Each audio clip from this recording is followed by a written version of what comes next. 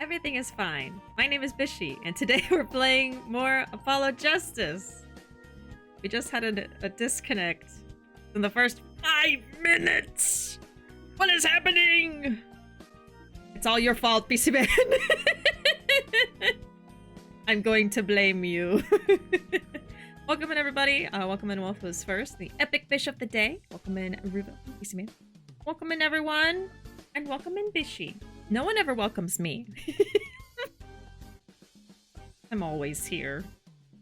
Yeah, welcome in. We're playing some more Ace Attorney. We are in the middle of case 3, and I think today is the second day of court, so we're actually in the courtroom.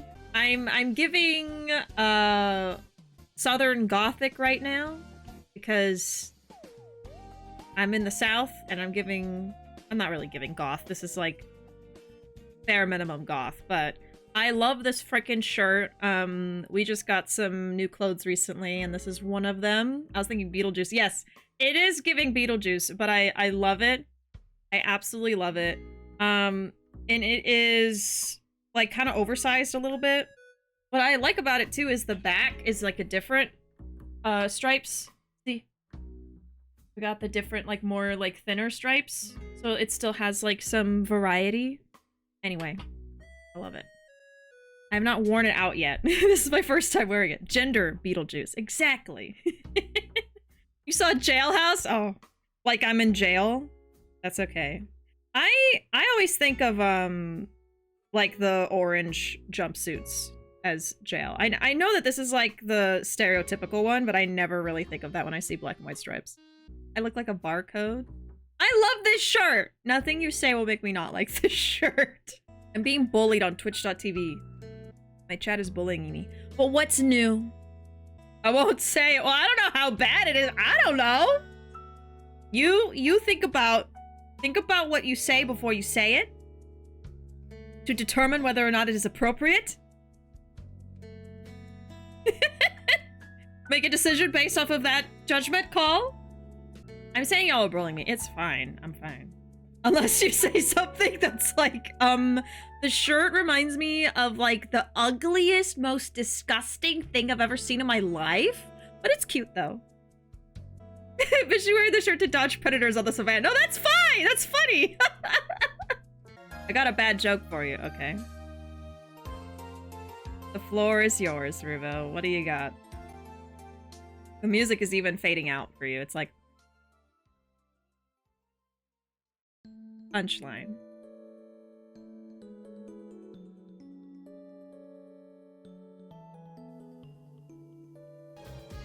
Let's play Ace Attorney. That is in fact bad. See, that was a bad joke. That one was bad. That's like what, like an anti-joke? What are they called? Hey, hey, hey! No, don't hey, hey me. Hay is for horses. I actually hate that one. I said it was bad. Yeah, and so I reacted bad to your bad joke. We're playing Ace Attorney tonight, y'all. You said it was bad, but you didn't tell us it was gonna be absolutely rancid. Just despicable. God, the sound effects are so loud. Yeah, so we're doing day 2 of the trial. We are still in Turnabout Serenade. That joke's been sitting out in the sun for a few weeks. Ew! Yeah. Yeah. So we left off on a to be continued. Oh, let's do a little summary. Let's see what we do last time. So I played this last week. So one of the big reveals from last week was, the siren, Lammy, said that she heard Darian talking to the victim at the time of the murder.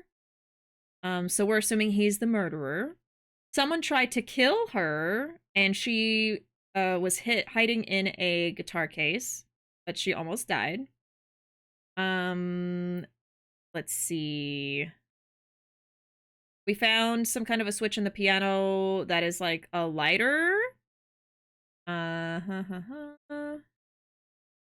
Let's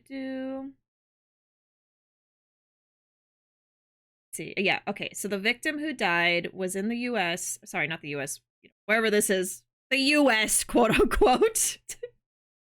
Looking into Virginian cocoon smuggling.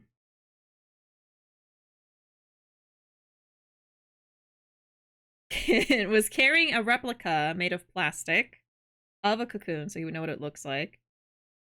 And we think that Piano Boy might have been a cocoon smuggler, for which, if you return to Virginia, you are sentenced to death for doing.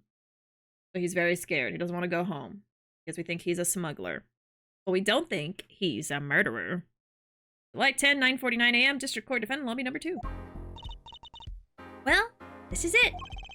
Today's the day it all goes down. Then there was yesterday.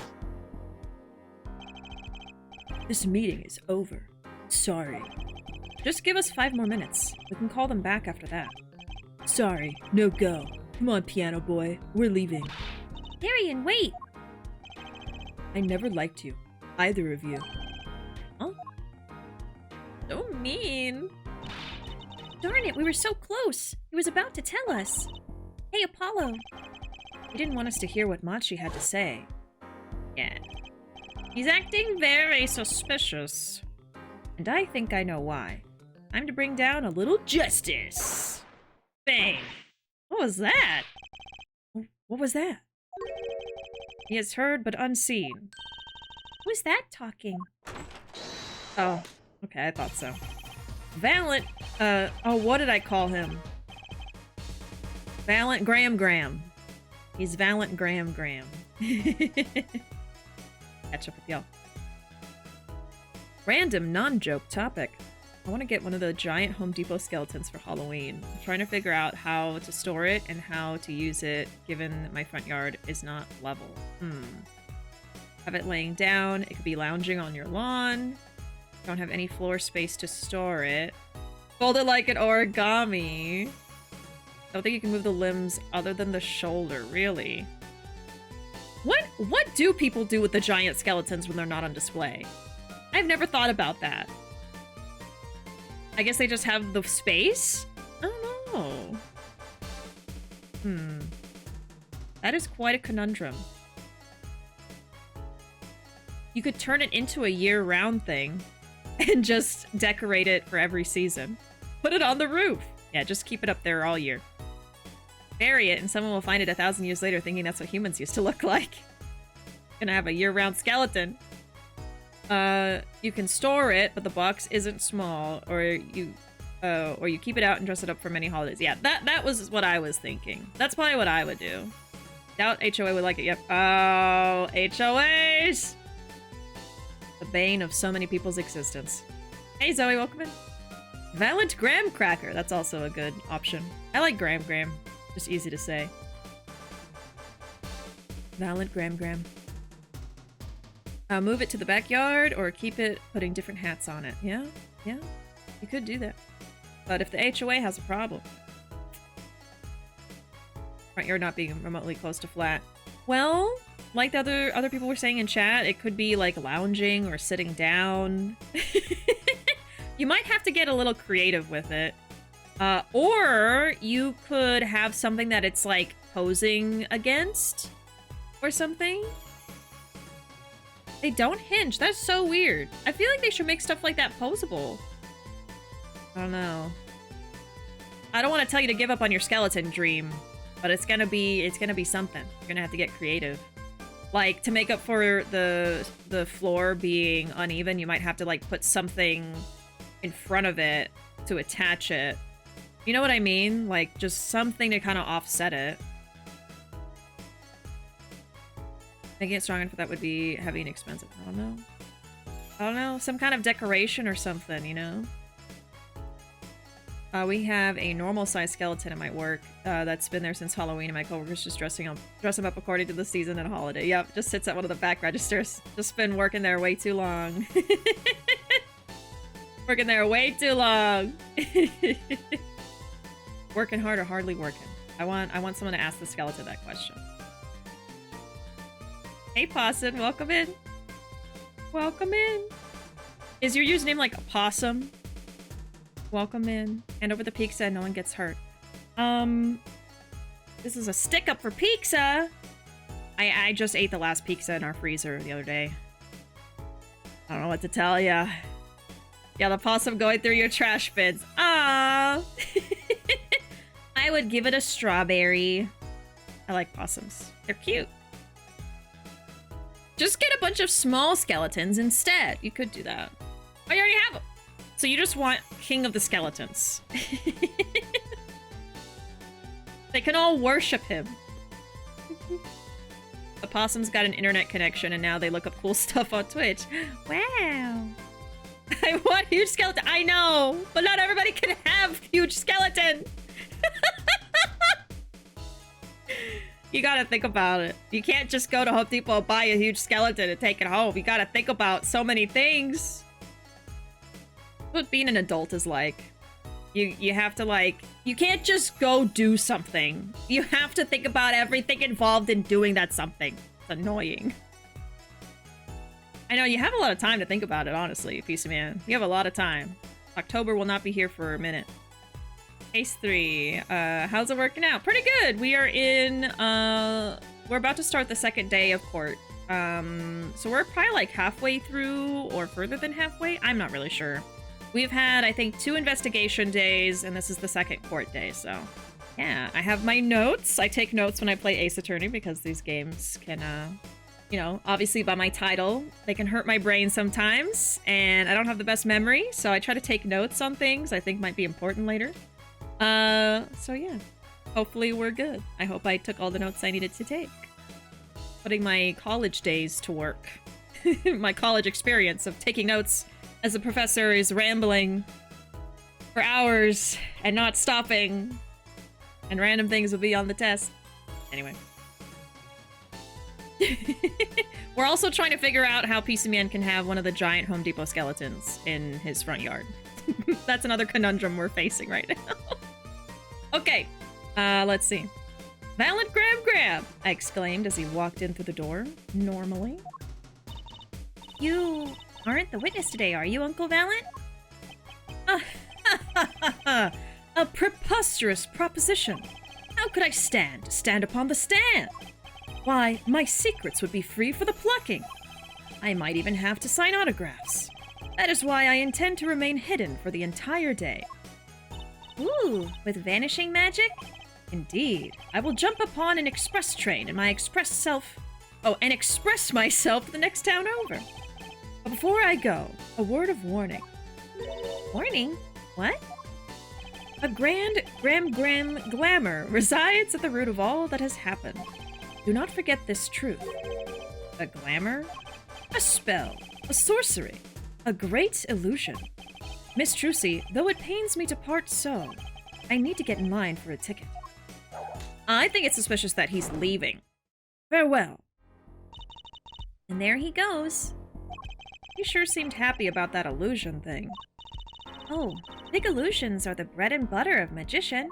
You can't pull off a show without one. A big illusion is always a spectacle to remember. Usually it involves cutting up things like people or elephants or the Eiffel Tower, anything really. So he was talking about what we saw at the concert. Lamouar's disappearing act, and Prosecutor Gavin's exploding guitar. I wonder what he meant by it being at the root of all that has happened. Well, it's about time. Shall we go? Excuse me, sir. Yes? The scheduled starting time for the trial has been changed. The trial will not be commencing until 10:30 a.m. Sorry for the inconvenience. Oh, we gotta start stream another hour from now, sorry. Huh? Something happened? This is a first. It was by the judge's request. Some urgent personal business. Great. I bet he stayed up too late last night watching courtroom dramas. Apparently, he's visiting the hospital again. Hospital? I believe it was mentioned that the Chief Justice's son is unwell. Apparently, his condition worsened considerably this morning. Chief Justice's son? Oh, that's right. Remember yesterday morning? The judge said he had to go visit him after the trial. There's an article about it in the newspaper. If you care to read about it yourself. Ooh. Article about the Chief Justice's son who is inflicted with incuritis. Incuritis? Where have I heard that before? I'll let you read that article for us, Apollo. Time to object or something. Time to inflict justice upon them. Let's look at it. Disease strikes closer to home than ever before. Incuritis syndrome, first case in country. So we have heard incuritis before.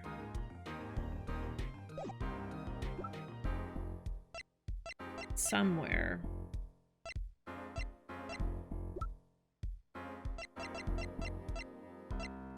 I think it was just talking about the sun. Oh god, I didn't write that down. Okay, well. Hopefully I remember. Quality naming there, yep. Incuritis. If you ace this attorney, what do you get? Apollo Justice. I have nothing creative to say. Just leave the TV guide page to me. Try not to lose the page with the funnies if you can. It is there in the evidence. Oh. Okay, hold on. I thought... Okay. Hold on, I'm gonna look again. Incuritis, incuritis. Well, it's not gonna be in the song lyrics. Ooh.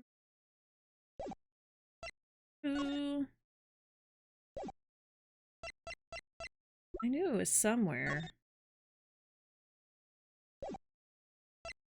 Oh,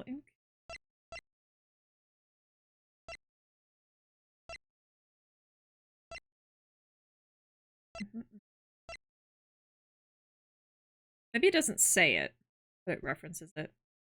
Maybe this... Maybe the article says something... Oh! The Cocoon! That's why I didn't remember it, because this was, like, something I discovered at the very end of the stream last time.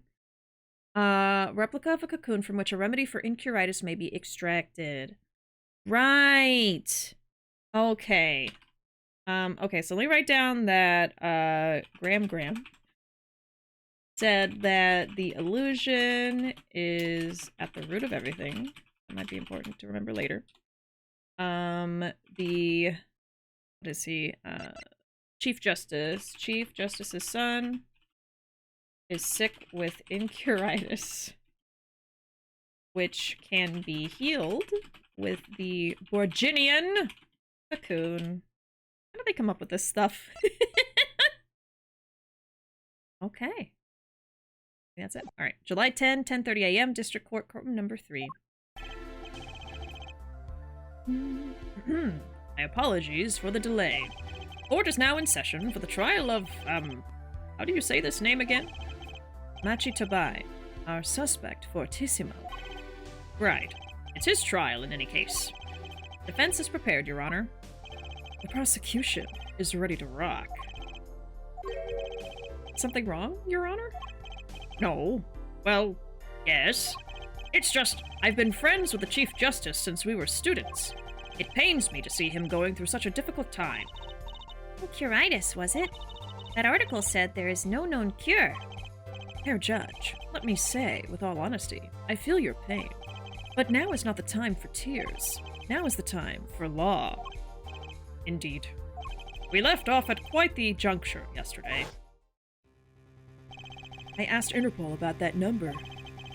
The agent registered under this number was Romain Latouche. Thanks for looking into that for us, Detective. Send? It's a great help. No problem at all, Your Honor. I'll be heading out.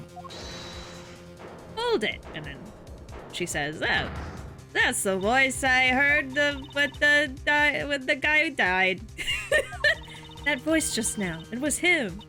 I am sure of it. It was him. The voice I heard talking to Mr. Lettuce when I heard the gunshots fired. It was him. It was Mr. Darien. No way. Whoa, no way. Quite a sensational ending. Who would have thought Darien would guest star in the season cliffhanger as a suspect? I asked the prosecution to look into this matter. Please tell the court your findings. Darien Crescent is a member of my band, the Gaviners. He is also a detective, making the current charges serious indeed. Yet, after investigation, I have found no cause to alter our case or file new charges. Oh. So you guys, just inspected yourselves and decided that it was all cool. Yup, that sounds totally fine. Just investigating yourselves. Yeah, that's not gonna have any bias whatsoever. And your reason is? Weren't you aware, Hair Forehead? He has an impeccable alibi. An alibi? Let us review the facts again, shall we? The concert held on the night of the shooting was in 3 sets. The Gaviners ripped up the stage during the first set. For the second set, our guest took center stage. The only performers appearing were myself, Lamawar, and Machi, along with a drummer and bassist for a total of 5. The shooting in the dressing room, however, took place during the third set. Lamawar and the defendant, Machi Tobai, had left the stage at that point, and the Gaviners were already rocking. This is when the 2 shots rang out at the scene of the crime. Shots heard by Detective Emma Skye, mind you. And Apollo. You heard them too, right? Sure did. Furthermore, Lamawar herself witnessed the moment of the crime. Well, perhaps I should say she heard the moment of the crime. When she claims to have heard Mr. Latouche and Detective Crescent talking. That's impossible. Detective Crescent was... Precisely. Detective Crescent was on stage, getting his groove on, no less. Voila. The perfect alibi. Does the defense have anything to add to this? It's true.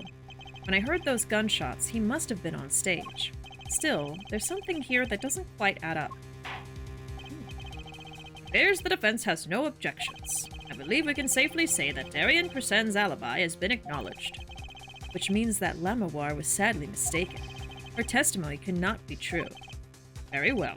Of course, if we disregard her testimony, then I see no evidence keeping us from declaring a verdict. If indeed there are no objections. Objections, you say? That's my specialty.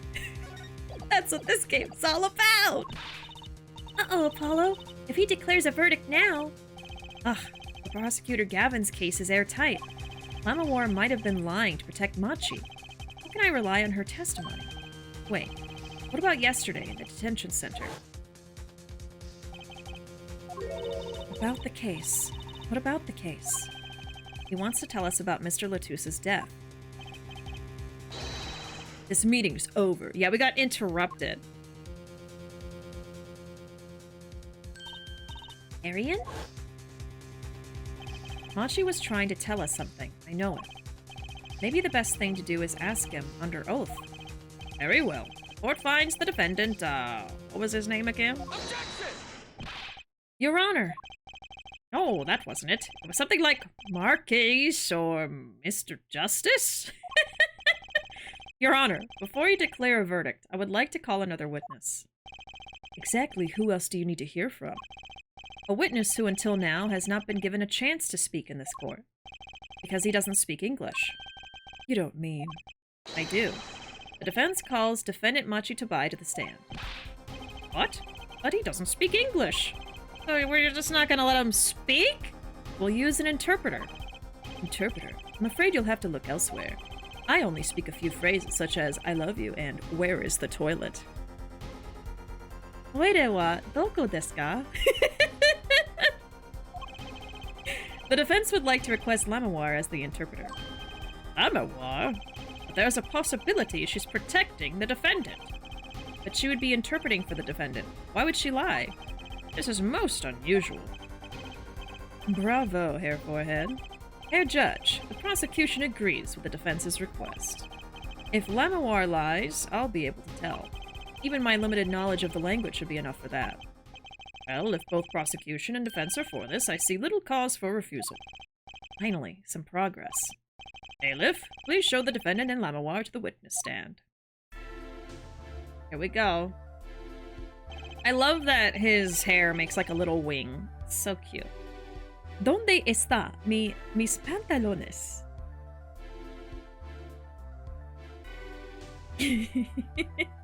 ¿Dónde está la biblioteca? One of my favorite parts of this trial are the endlessly repetitive flashbacks. Like, sure, we saw that 5 minutes ago, but we're gonna see it again. Yeah. I've been noticing noticing that, like, I've gotten to a point where I don't even, like, act out the voices anymore during the flashbacks too much, because I'm like, I just did that. We just saw this. I mean, that was from last week, but it happens a lot. If there's a cure, why is it called incuritis?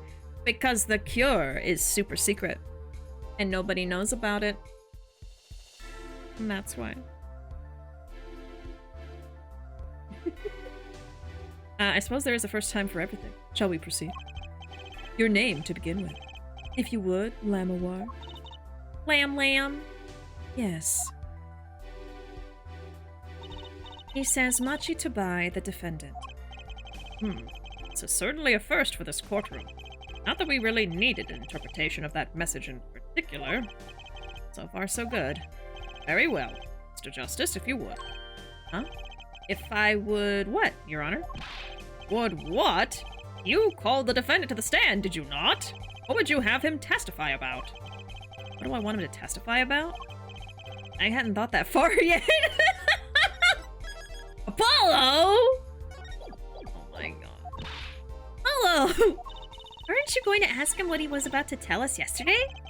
How can if I don't know what he was saying? Excuse me a moment, if I might speak. Yes, Lamawar? Just now, Machi said there is something about which he wishes to testify. Machi wants to testify about something? What could it be? What sort of testimony is he talking about? One moment, please. Ugh, suspense is killing me. What? What? What? Well, Lamawar? According to Machi, he has proof of his innocence. What? His fancy clothes. This is a surprise. Yahoo! Victory, Apollo! We did it! This is sounding too good to believe. I know what that usually means. Well, if that's true, then this is vital testimony. Machi. Please testify to the court. Very well. Alright. Proof of innocence. He says that word of Mr. Latus's death came as a great shock. But if the killing truly followed the lyrics of my song, I, that is he, would not have done it. He says that because the lyrics are in English, he does not understand them. We're pretty sure he understands English. Oh, why are they lying? This just makes them look suspicious. I see. He wouldn't have understood the English lyrics to the song. That would prevent him from following them so closely. I wondered what he meant by proof. Why, you would only have to ask Lamawar to know the meaning of that song. Lamawar, did you ever explain the lyrics of that song to him? I did tell him generally what the song was about, but never in so much detail, and he never asked. Has my oft-repeated warning already fled that forehead? Lamawar might be protecting the witness. Well, anyway, let us proceed with the cross-examination. Mr. Justice, if you would. Yes, Your Honor. Something's hidden in that testimony. I know it. I'll just have to trust my bracelet to tell me where. My magical bracelet! It worked yesterday. It'll work today. Okay. Let's see. So, the bracelet is going to be glowing because I can use it at any of these dialogues. But I'll just have to see who is lying. I don't think that Machi is going to be moving. I think it is probably going to be her. Now, her tell from before was actually her, like, swallowing, I think. And that's, like, how we knew that she was nervous. So let's just cross-examine everything, and then we'll see which one sounds suspicious. I mean, I'm thinking this is going to be the one that they're going to be lying on. Machi's going to be blinking 30 miles a minute as his tell. You just can't see it behind the sunglasses. Were Machi and Mr. Latus close? Yes. After we traveled around the world on tour together. Oh, Lamawar. This is Machi's cross-examination, not yours. But I knew the answer. This is a court of law. We'll play by the book. I understand. When Prosecutor Gavin's tough, he's really tough. Machi says he was very good friends with Mr. Latouche. Mr. Latouche was always a gentle man, never angry. We got along quite well. I never dreamed something like this would happen. If the killing truly followed the lyrics of my song. The guitar serenade, correct? Yes, the crime followed the lyrics of the song. The theft of the key ring, the burning guitar, and the bullet. This is why it could not have been me. I, that is he, could not have done it. By could not have done it, you mean... It is very simple. Machi could not have done all the things that happened that day, for all those things followed the song lyrics closely. He says that because the lyrics are in English, he does not understand them. It's one of those times where I feel like cross-examining really doesn't add anything. Like, these were all very simple statements, so, like, the cross-examine was just like, oh, really? And they're like, yeah. He says because the lyrics are in English, he doesn't understand. Wouldn't it be difficult for him to perform without knowing the meaning of the lyrics? He did know what the song was about, its mood, shall we say. This was enough to play by. I told him it was a song about a guitar in love. It's not actually the guitar that's in love, strictly speaking. Oh? Perhaps I misunderstood. No, not really. Yours is also a valid interpretation. Okay. No, it is my fault. I am too used to singing in Borginian. It is much easier than trying to understand these English lyrics. Hey, I knew he was innocent. I believe he is too, Trucy. I do. What's wrong, Apollo? You got a tummy ache or something? And he's being so brave about it. Something's hidden in that testimony. If it's the truth, I'll find it. Okay, so we're going to use the bracelet on the last one. I am sure that's going to be it. Save. Welcome in, Arkham. How you doing? How's your Thursday? Okay. Receive! Oh, I'm sorry. Oh! I can actually see through the glasses. Oh, he looked away. He looked away. His eyes are being shifty. He's like looking at her. So I can't even look up at her, huh? Oh, I can. But the tell is gonna be on Machi. I mean, we just saw it. So, it's not that she's lying, he is lying and she's interpreting the lie. I think that's gonna be it. Okay, let's hear again. So when does he do the shifty eyes? I didn't think I'd be able to see behind the sunglasses. There. Got it. Gotcha! Gotcha!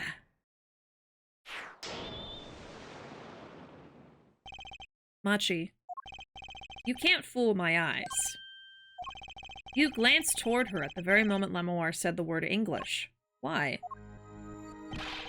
And don't bother interpreting that. He understands me. Machi, tell the truth. You can understand English, can't you? What are you saying? Of course he can't. Must he continue the charade? Mr. Justice, Machi says this. I know the word English. Huh? Before coming to this country, he heard me speaking English. He learned the name for this language. That is all. What? Give me a break. Is that such an unusual word to understand? Do you not know Espanol, for instance? Well, yeah, but... I am sorry, but he truly does not understand your language. Well, then explain this. How does he know the crime followed the lyrics? Have you always been such a suspicious-minded lad?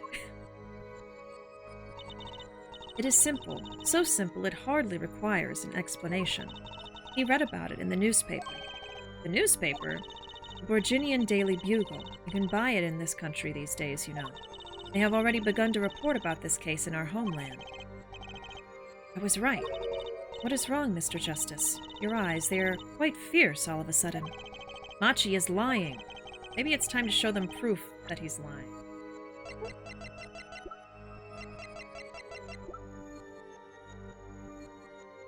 Okay, it very, very obviously says in the summary, it does not mention the lyrics of Lamawar's ballad. Okay. They made that one easy on me.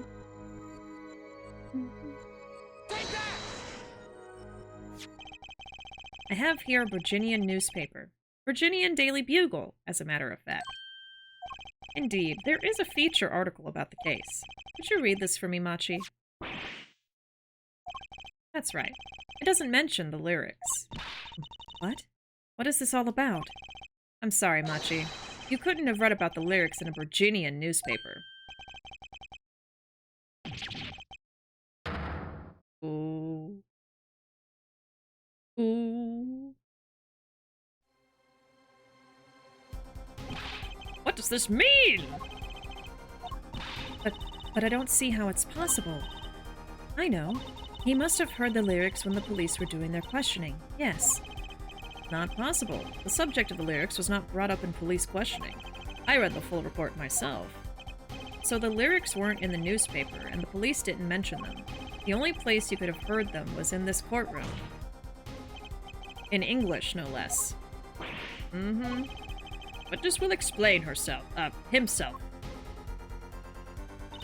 Machi says... He says... Yes? It is true. I read the newspaper. But this is not where I learned of the lyrics. I was mistaken. Now I remember. You remember? He says he heard of the lyrics from me. Well, what? Is this true, Lamawar? Yes. I'm afraid I had forgotten it myself. It looks like Herr Forehead's been jumping to conclusions again. It seems so, yes. Oh no! I was onto something, I know it. I can't let this chance slip away. Time is an issue today. Mr. Justice, are you finished with the cross-examination? What are you going to do, Apollo? If I'm going to keep on cross-examining, I'd better have an angle of attack.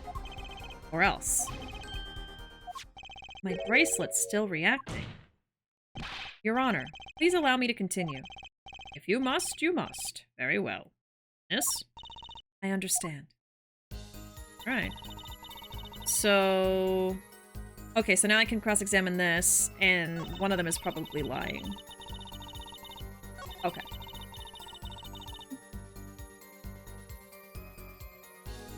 Ooh, you were playing a beta test. Cool. Well, the new heroes don't have much to do with the overall lore. I played the first Overwatch, and then there's Overwatch 2 now, and Overwatch 1 is, like, gone, right? I don't know a ton about Overwatch. The most I knew about it was the first one, and now that's not really a thing. But I do have a friend that plays it, or has played it in the past competitively, so I kind of just know some stuff from there. One tells lies and one tells truths. You must find out which is the real one. Okay, Overwatch 2 is like a free-to-play version, basically. Oh, okay. I feel like I remember learning that, and I forgot about it. So Overwatch 1 is still a thing? I thought I saw, like, they were not gonna continue support for it or something like that. I could be wrong. It was I who explained the crime followed the song. Let's press first. Exactly how much did you explain to Machi? And this is a question for me, yes? This interpretation thing is getting old fast.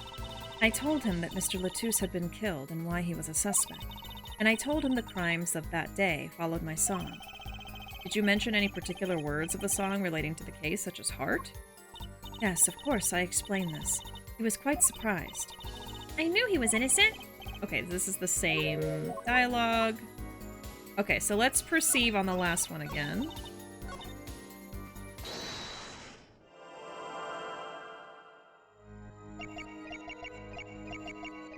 So she might be the one lying this time, but I'm gonna watch him first. The way he's just deadpan staring at me. Okay, so let's look at her. Now her tell, yep. Her tell is already showing. Gotcha!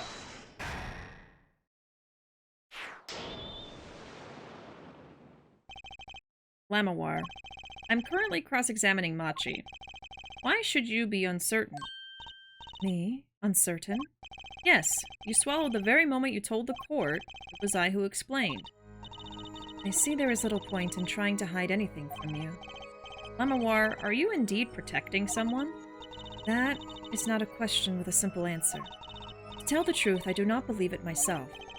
And allow me to answer for you. Lamawar, you're protecting... Oh. I mean, she's protecting the kid. Must be the kid. No, Overwatch 1 is gone. 2 is a sequel, but basically the same. But 5v5 instead of loot boxes get battle passes. Okay, so there's a lot of things that were changed. Okay.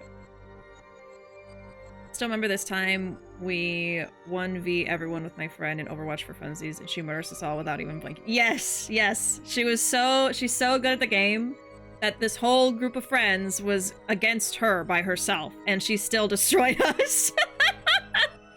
Pretty cool. Phoenix! She's trying to protect Phoenix, of course! Lamawar, you are protecting Machi. That's why you lied and told us that you had explained how the crime followed the song. I don't fault you for trying to help, but this is not the way. Machi, I believe you didn't do it. Really, I trust you.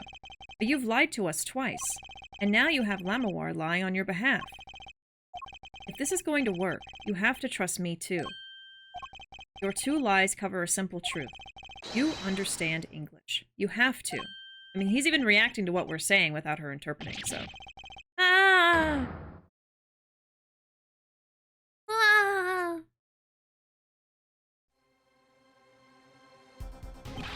He speaks English. He said, ah! Witness, is this true? Do you understand English? Yes, a little, only. He's just a boy! What? First he could see, now he can talk. And you did not know about this, Lamawar. No, I did not. It is quite a surprise. How many secrets is this witness hiding? Last. Machi, could you tell us what really happened? No shooting. I did no shooting. So, you weren't in the dressing room when I heard those 2 gunshots, correct? Oh? Apparently, the answer to that question isn't simple either. I was in dressing room, behind desk, manager, he on floor. Which would be after the shooting, right? Then there is voice. Voice? Or voices? Was it you and Emma, Apollo? So when Machi went into the dressing room, Mr. Latus had already been shot. And then we came to the door. Panel high up. I take off. I run away. So it was you who escaped through that air vent. As the prosecution has upheld all along, no less, the defendant has admitted to being at the scene. Might we take this as a confession? Objection! No, he's clearly denied that he did it. I know shooting. Manager on floor. Already on floor. Objection! The victim had already been shot, you say. I find that hard to believe. The defendant understood the song lyrics. He was at the scene of the crime. This can only mean one thing. He is the shooter. Does the defendant have anything to say to this? He's clammed up, Apollo. Let's ask Mr. Justice. Will you require any further testimony from the witness? Is that it? Is there nothing else I can get him to testify about? Wait. Oh, of course there is. What is this cocoon anyway? The cocoon, the silk, is a potent cure. A cure? Well, Machi, are you a smuggler?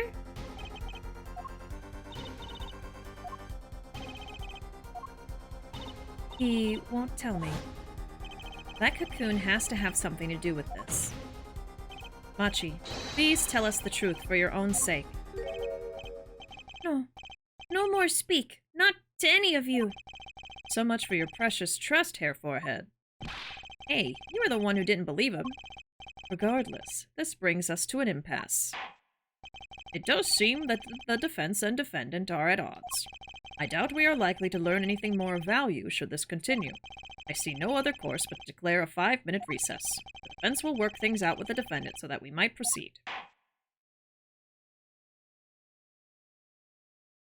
Okay. She's protecting Detective Gumshoe. Wonder what old Gumshoe is up to. I know. I miss Gumshoe. I miss Edgeworth, but we'll see. We'll see. I'm having fun. I like that Phoenix is still around. Am I right in saying that there's a kind of like a mixed feelings in the fans of Ace Attorney about Apollo?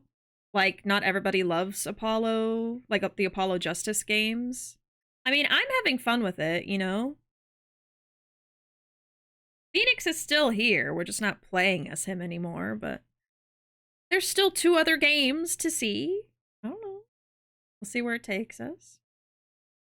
Retirement. Oh my god, Gumshoe retired? He could barely afford ramen, so I don't know how he could retire. He's off eating his weenies. This game specifically was poorly received, if I remember. Okay. What is Phoenix even doing during all of this? Apparently playing piano and beating people at poker. I think he's still doing that. I don't know. It's weird because, like, in the first case, or the first couple of cases, the last case, he was in the hospital because he got in the hit and run. And then in this case, he's just, I don't know, he's just doing something else. I'm not really sure. I thought he was still at the hospital. Drinking the grape juice, of course. Let me catch up here. Recently watched the Argyle movie. Not good, but kind of fun. And one thing I remember about it is the sheer amount of plot twists in the story. It kind of reminded me of this. Oh, or Yakuza 4, yeah. Yakuza 4, the movie. Yeah, it gets to a certain point where if there's so many twists that it's, like, repetitive, it gets a little weird. It gets a little, like, it can be a little annoying of, like, really, another twist? Instead of, like, wow, another twist! I feel like 2 to 3 twists is good, and any more than that, you're getting a little too far. Even 3 is a lot. Okay, July 10, 11:23 a.m., District Court Defendant Lobby number 2. You get a twist, and you get a twist. Speaking of twists, I'm gonna go take a break earlier than usual. We're only about an hour in, but I'm gonna take a quick break. I should be back in just like a couple of minutes. And when I return, we'll continue and do more Ace Attorney and see how far we get today in the court case. But we're also playing this tomorrow, so we have plenty of time to do stuff. But yeah, I'll be right back. Feel free to grab a drink or a snack if you need it. BRB.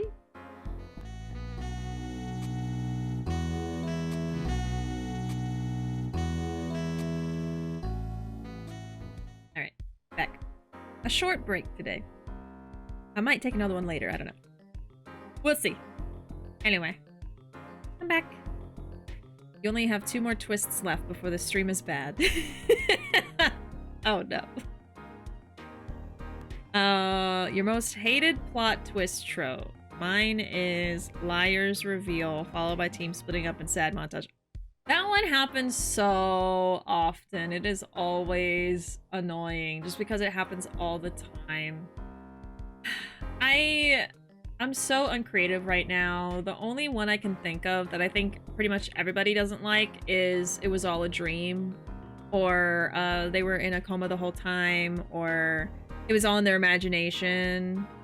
Yeah, renditions of It Was a Blank All Along, which the story is bad ending. Right. That to me is like the most overplayed thing, which is funny because like at some point it was the first one, right? Some story in history was the first one to be like, it was all a dream. And then everyone was probably like, wow, whoa, I didn't see that coming. That's so cool.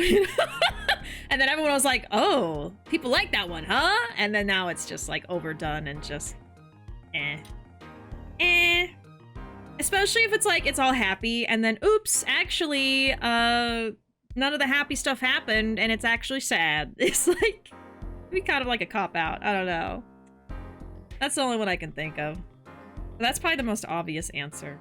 What are some other plot twist tropes? Like, just list some out, because I can't. I mean, I guess a plot twist would be like, a good guy was actually bad. Or a bad guy was actually good.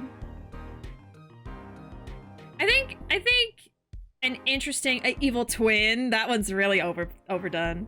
I feel like an interesting twist is when the hero is actually the villain, or vice versa, right? Like, not just good guy is bad or vice versa, but actually like the villain, like the super bad guy of the story is actually the good guy, and the person you were rooting for the whole time is actually bad. That kind of thing. I think that can be interesting, but it has been done a few times. Most hated trope would probably be the one where I'll be just as bad as the villain if I kill them. It's the Joker. He killed 10 million people, right? Like, come on.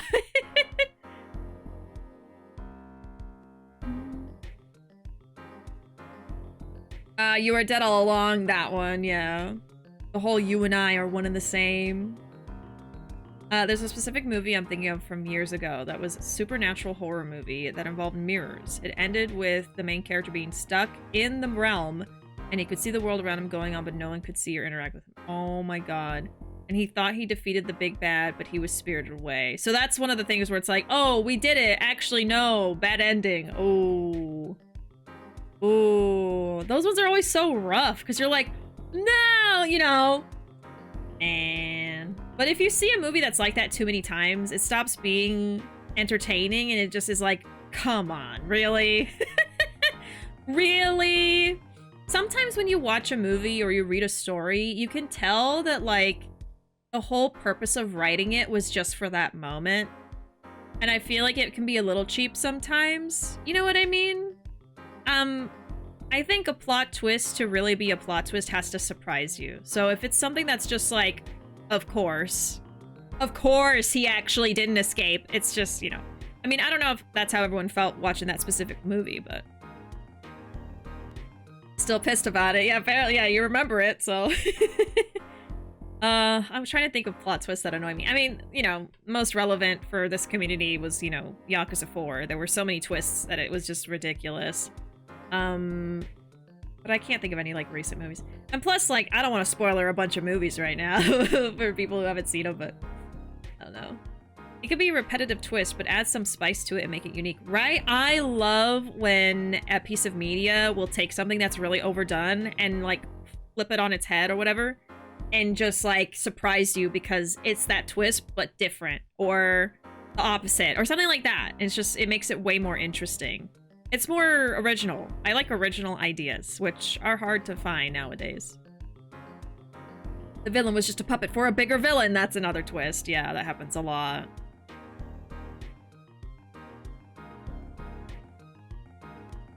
It wasn't that one, but that's also one I wanted to watch. Oh. We just spoiled the ending now.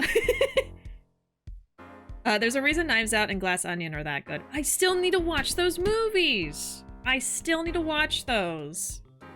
God, I'm so bad. And I feel like one of them was on Netflix. It might still be on there. But I also wanted to watch them in order. And I think it was the second one only. So it's like, yeah, we still gotta watch those. I want to watch Knives Out and Glass Onion. I want to watch -1. I want to watch The Boy and the Heron. I just need to make a list. Like, I have lists, but they're just all over the place. Like, I have some on paper, I have some on my computer, some on my phone, and they're just all over the place. I know they're so good. I know. You know, I know. I know that, Wolf.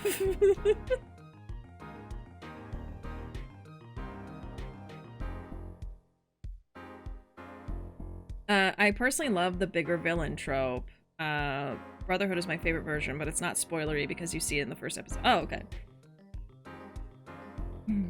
Arr. Oh, you don't have to watch them in order. They're like mystery books. Mysteries on their own. Okay, I just assumed even if they were different mysteries that there would be some continuity there, so I kind of wanted to watch them in order, but maybe I'll just watch one of them if they're on Netflix. We'll make that the next movie night. Hopefully. I say that, and then every time we open up Netflix, I'm like, oh, this thumbnail looks interesting. Let's click on this random thing I've never heard of before. It's just... Okay. Anyway. Machi. Apollo Eustace. That's justice. Better learn how to say it if you ever want to get some justice. Believe. I know shooting. Machi claims Mr. Latouche was already down on the ground when he entered the room. Maybe it was a trap and he walked right into it? Suddenly, I hear revolver. Close, very close. Then I hear voice. You heard gunshots? Yes, it's true. I hear revolver, but only sound. You're saying you went to the dressing room and found Mr. Latouche already dead, and then you heard shots? If that's true... So, you were at the scene of the crime when you heard those shots? Oh! We're having a plot twist of our own in this game. So he's saying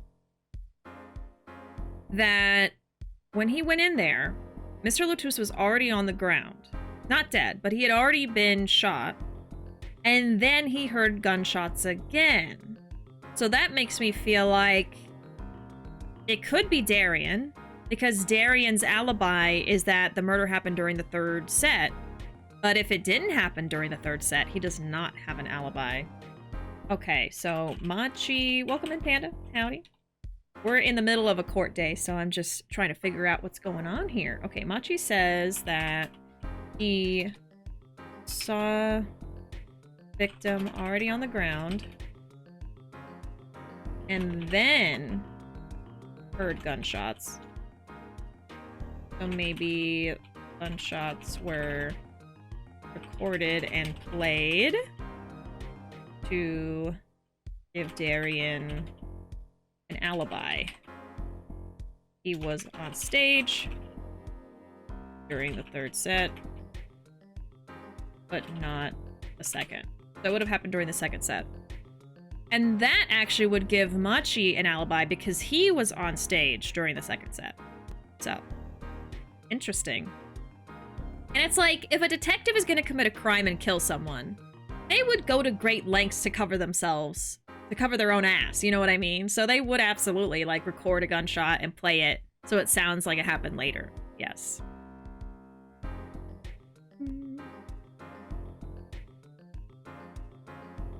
Plot twist, Panda arrived. We were talking about plot twists and like overdone tropes and stuff like that. So we're just talking about like movies, and then also I'm playing Ace Attorney.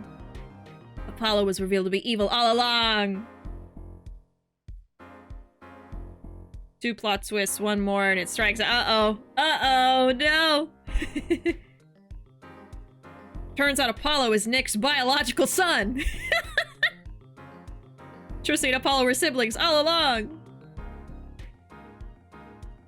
I didn't even notice that you spelled it boyological. I didn't notice that at all.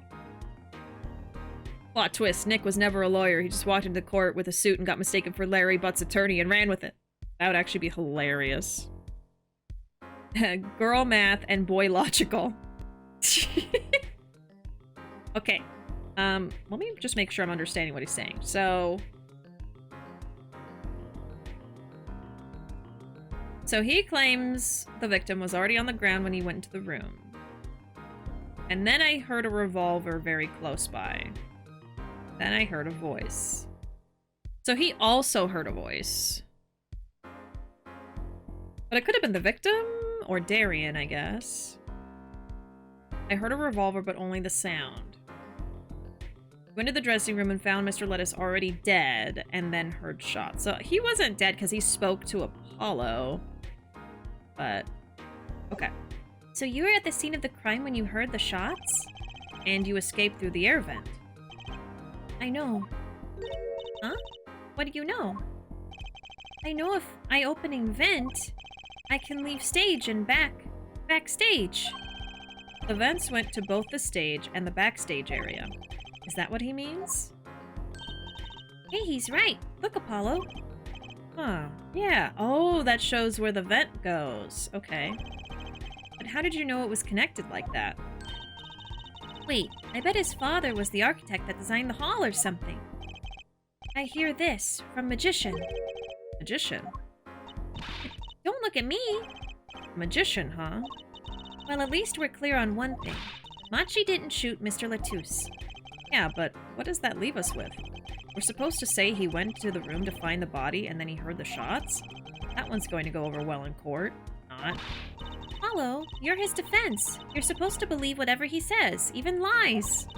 That's what Daddy always told me. I'll just pretend you misheard him every time. So, what do we do? You're sure you won't testify, Machi? No talking. No. Well, it was worth a shot. That Cocoon. I can't go home. Can't go home. I can't go home to Virginia. I do not want to go home. The penalty for taking a Cocoon from Virginia is death. That's right. It's punishable by death. Of course. He's scared. Oh well. Guess we'll just have to try a different approach. That's the spirit, Apollo. So what's your plan? If Machi won't testify about it, we'll have to get someone else to testify. Someone else? I think we're out of time. Let's get back in there. Right. We're not caught up with Dungeon Meshi yet. No spoilers! No spoilers! We're behind on this week and last week. July 10, 11:28 a.m., District Court, Courtroom number 3.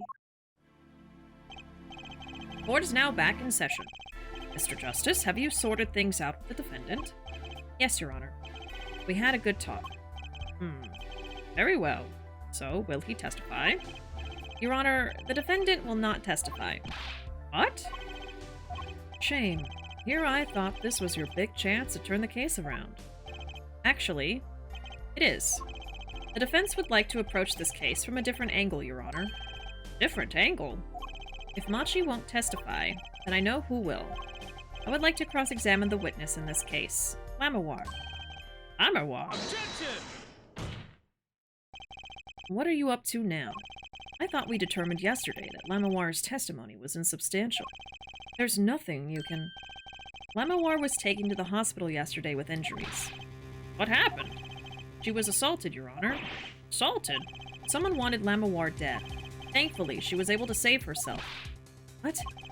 I've heard no such report. Prosecutor Gavin. Why would anyone be out to kill Lamawar? Can you think of a reason? Well, think of how she is known in our country. A singer from overseas who doesn't speak English, yes? Yet someone tried to keep her mouth shut. Who could that have been? You don't think... yeah. I do. It was the same person who shot Mr. Latouche. The killer was afraid of her, afraid of what she might say. The defense believes that something was hidden in her testimony yesterday. Something that the killer doesn't want getting out. So, am I to understand that this is what you're saying? Namely, that there is a nugget of truth in Lamawar's testimony. A nugget we have yet to uncover. Chicken nugget. Exactly. Lamawar was attacked. This has serious implications. Very well. There were some vague points in her testimony during yesterday's trial. Perhaps we did not inquire as deeply as we might have into some. The court will hear Lamawar's testimony once more. Lamawar, I must apologize. We must ask you to stand again and speak. You need not apologize. I know that Machi is innocent, and I will do all that I can until the court realizes this. Let's review your testimony from yesterday. You told us you heard 2 gunshots and the shooter's voice at the window, and that the voice belonged to Darian Crescend, yes? That is correct. At which point I proved she could not be correct. She couldn't have heard any of those things. The small window at the scene was closed and was found to be quite soundproof. You have nothing to say to that, Mr. Justice. I don't know exactly what yet, but I do know there's something there. There is, it seems, much you do not know. And yet it is my duty to hear him out. Perhaps the witness would be so kind as to testify once more to the court. Of course, Your Honor. All right. What I heard. Non-binary science, yes.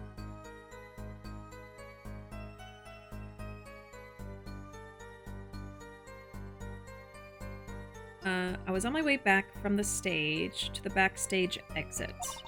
That's when I heard them, Mr. Latouche and the detective. I don't know why, but the word detective is so difficult for me to say quickly. Mr. Latouche and the detective. I heard the faint sound of a gunshot and stopped. Then I heard another gunshot. There was the smell of gunpowder. I knew I must tell someone, but I was in a hurry, so I kept moving past the small window. Just say D.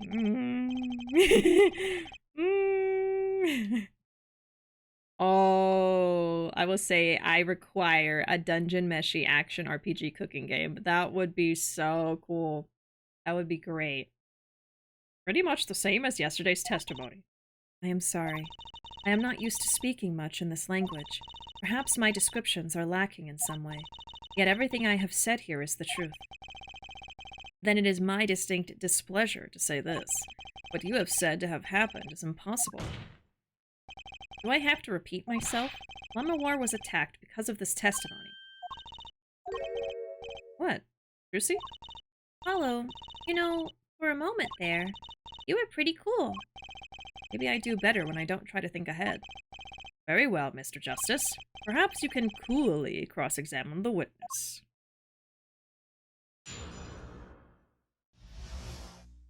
What I heard.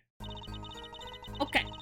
I was on my way back from the stage to the backstage exit. So this is the same as before? Is there a point in cross-examining? I heard Mr. Latouche and the detective. This is different, technically. Heard the sound of a gunshot and stopped, then heard another. It was the smell of gunpowder. I knew I must tell someone, but I was in a hurry, so I kept moving past the small window. Let's cross. Is something wrong? I know I said hold it, but she's saying the same thing she said before. Mr. Justice? Sorry, it's nothing. Please continue with your testimony. Now I know what they mean about the reckless youth these days. The one in red over there is a shining example, Herr Judge. You're the last person who should be pointing fingers, Mr. Rockstar. Okay. Darian Crescent? I did not know his name at the time, but yes, it was him, the one who took the stand yesterday. How many times do I need to remind you that's impossible? There is no way you could have heard him. Because the window at the scene was closed? Is that why? Of course. Hello. If we keep asking the same questions as yesterday, we won't get anywhere. She's right. Maybe there's a different angle I can try. Oh.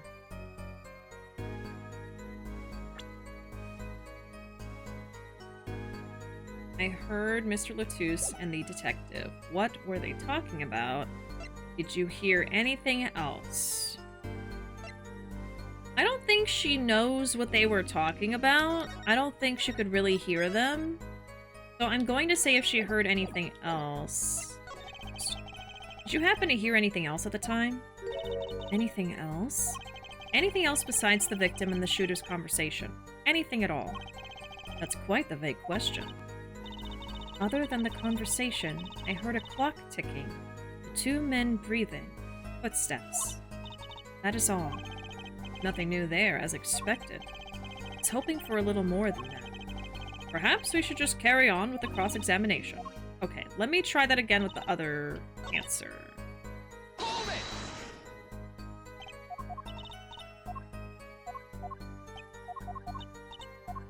So maybe she can say? What were they talking about? Lamawar, do you by any chance remember what they were saying to each other? If so, please tell us. I have given it much reflection, but I was afraid of this. She doesn't remember. I only heard one phrase clearly. Oh, whole phrase? You remember something that was said? Why didn't you say anything yesterday? Though my memory is clear, I was afraid to speak. You see, I do not understand what was said. This could be it. Who I've been waiting for. Well, what did he say? It was the other man speaking, not Mr. Latouche. The shooter, then. Darian Crescent. Well, what did he say? It's over. Press the switch. Now. Oh. Switch? And the shooter said this to the victim, Mr. Latouche? I thought it quite strange myself afterward.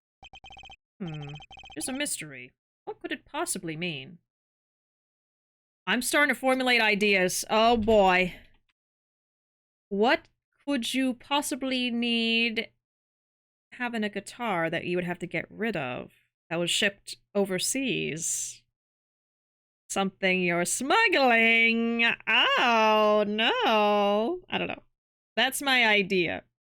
Let's see. So Guitar. No, not guitar. Shoot. He said it's over, press the switch. So the shooter told the victim to press the switch, which would light up the guitar with fire, of course. Okay, I'll just write that down. I don't want to jump to conclusions in my notes. Okay, what could it possibly mean? Mr. Justice, care to shed some light on this?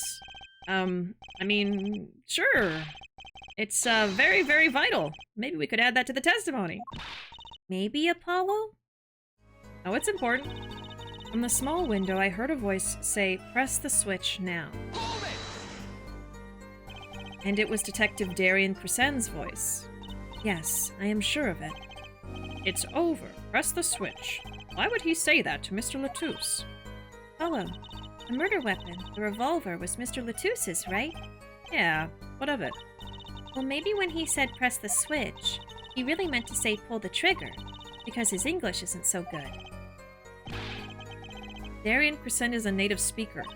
Oh, right. Sorry. I kind of forgot who was what. Press the switch. It's not something a killer usually says to their victim, is it? Was there no one else in the room? I do not know. All I heard was Mr. Latouche and the detective. Well, apparently the kid went in the room. Maybe he wasn't talking to the victim.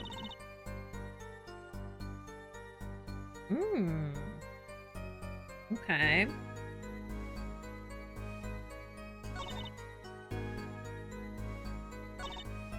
I have not cross-examined everything, so maybe I'll do that and then figure out what to do. I heard the faint sound of a gunshot, then heard another. Yeah, the plot is thickening. There were 2 gunshots. Yes, I heard 2, one after the other. That fits with the bullet holes of the scene.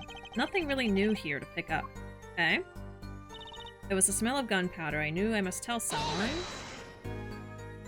Why didn't you tell someone immediately?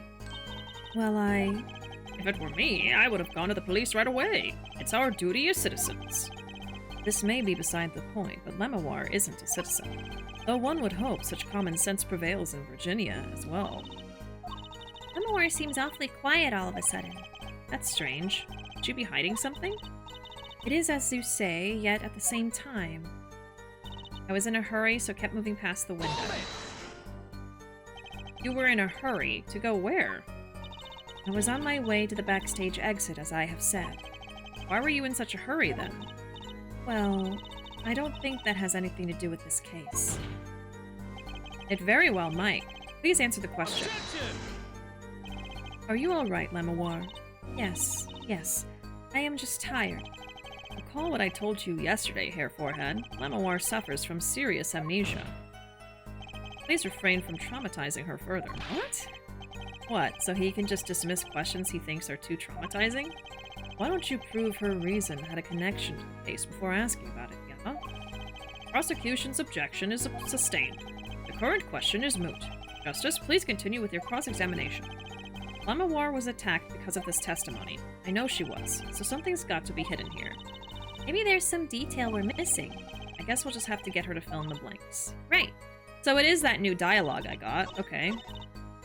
This. So we have to react to this with evidence. Oops. Okay. Let me figure this out.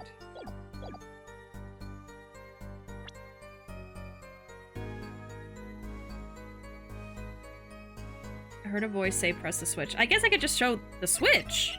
Be like, this is what they were talking about. Or would it be this? No, it's gonna be this one.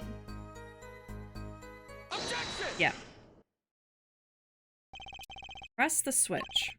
There's only one key that can unlock the mystery of those words. Oh? Yet there was nothing at the scene that could be called a switch, save the lights.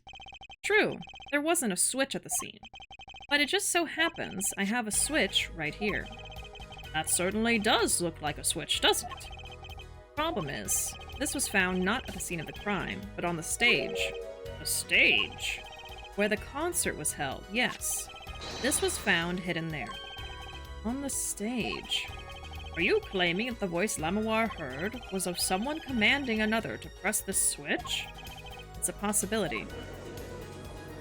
Objection! Oh, Hair Forehead, I'd call that an impossibility. Why? It's hardly necessary for me to remind the court of the layout of the concert forum. The stage is quite far from Lamawar's dressing room. Not to mention that the Gaviners were in the middle of a concert on said stage. We aren't known for being a quiet band. You could shout all you wanted and not be heard. The detective's voice was loud, but certainly not a shout. So too have Hair Forehead's cries of possibility fallen far short of being heard. Sorry. But he wouldn't have needed to shout. Excuse me. You heard what I said, or do you need me to shout it out for you? It would have been quite simple to be heard on the stage from that dressing room. Oh wait, you like evidence, don't you? How about this? Well, using this, it would be easy to get a message to someone on stage from the dressing room. That's gonna be the earpiece. Prosecutor Gavin, perhaps you're familiar with this? Why, that's... What? What is it? Is that some kind of newfangled phone they invented while I wasn't looking? This is a type of transmitter, a communications device. Communications? Device? What are those? From what I've heard that night, everyone on stage was wearing one of these. Isn't that right, Prosecutor Gavin? Yes, actually. They're for talking between band members. We all had one on. So you admit that if you were wearing one of these, talking from the backstage to the stage would be simple. Objection! True, but wait. Those send out an electronic signal. To avoid interference with the audio system, the range is quite limited. Lamawar said it was about 30 feet, right? Look at this cross-section diagram of the concert forum. They would have reached it. Ah, exactly. The walk from the stage to the backstage seems far, but the direct distance is less than 30 feet. That can't be! So, when Lamawar heard the shooter's voice, he could have been talking to someone on stage. Oh, I see. Huh. You're claiming this is the switch in question? Why did it have to be on the stage at the time? It could be placed in a pocket and carried anywhere. Someone could have hid it on the stage after the fact. Hey, he's got a point. How do we know where it was when she heard the voice? When the shooter said press the switch? Well, I guess we don't. An unfortunate situation. I'm afraid that until we know where this switch was, there's little point in debating it. Ugh, damn it! I was sure this was the way to go with this. What is this switch, anyway? We don't even know that basic fact. Wait a second. I do know what this switch is. And if you follow that train of logic to its incredible conclusion, it ends up in proof that completely changes this case. What's up, Apollo? Apollo? We know about this switch, right? We know what it is. Yeah? Well, think of when it was used that day. Think of what happened. Well, Mr. Justice, you have no further information to share concerning this switch. Your Honor. Yes, Mr. Justice? I've been remiss in not telling the court this before. I know what the switch is. Well, it seems the defense is set upon linking this switch to the case. Let's see your evidence of the link. Well, I think it's going to be the igniter or the guitar. Let's see. What evidence do you have to explain what the switch is? It's going to be the igniter. Prosecutor Gavin, you remember this? Ah, that's that. That what? Is it another one of those newfangled phones? This is an igniter. What phone looks like this? Igniter? You mean it's like a lighter? Yes, actually. You aren't saying this switch is a remote. I am. This is a remote trigger for an igniter. What? Look, I'll show you. Yo, yo, yo, yo, yo! Mr. Justice, you will cease and desist from burning down this courtroom. Sorry, it was a bit more fire than I expected. My whiskers had caught on fire. Prosecutor Gavin, let me repeat myself. This switch is a remote igniter trigger. Doesn't that suggest something to you? You're talking about what happened to me, aren't you? Exactly. That night at the concert, there was one unusual burst of flame. When your guitar caught fire in the middle of your performance. Wasn't that part of the stage show, though? Prosecutor Gavin was entirely unaware such a thing had been planned, and the guitar that burned was a valuable keepsake. That's right. He got it in Virginia from Lamawar. He said the sound was amazing. Or it burned, of course. Now it just kind of smokes. The better the guitar, the brighter it burns. Hair forehead. Yes? Don't tell me you're trying to tie these two things together. Those being the shooter's voice, heard by Lamawar, and the guitar suddenly catching on fire. I am. It's really simple when you think about it. Mr. Latouche and the shooter were at the crime scene. The shooter was wearing a headset. He ordered someone on stage to press the switch. The switch was pressed, and the guitar caught fire. Well, that does seem to make sense. Okay, so he's saying... So someone on stage pressed the switch. Okay. So the shooter was not telling the victim to press the switch. Let's change that. Told someone on stage to press the switch. Shooter was in the room with the victim. Person on stage pressed the switch to set the guitar on fire. Okay.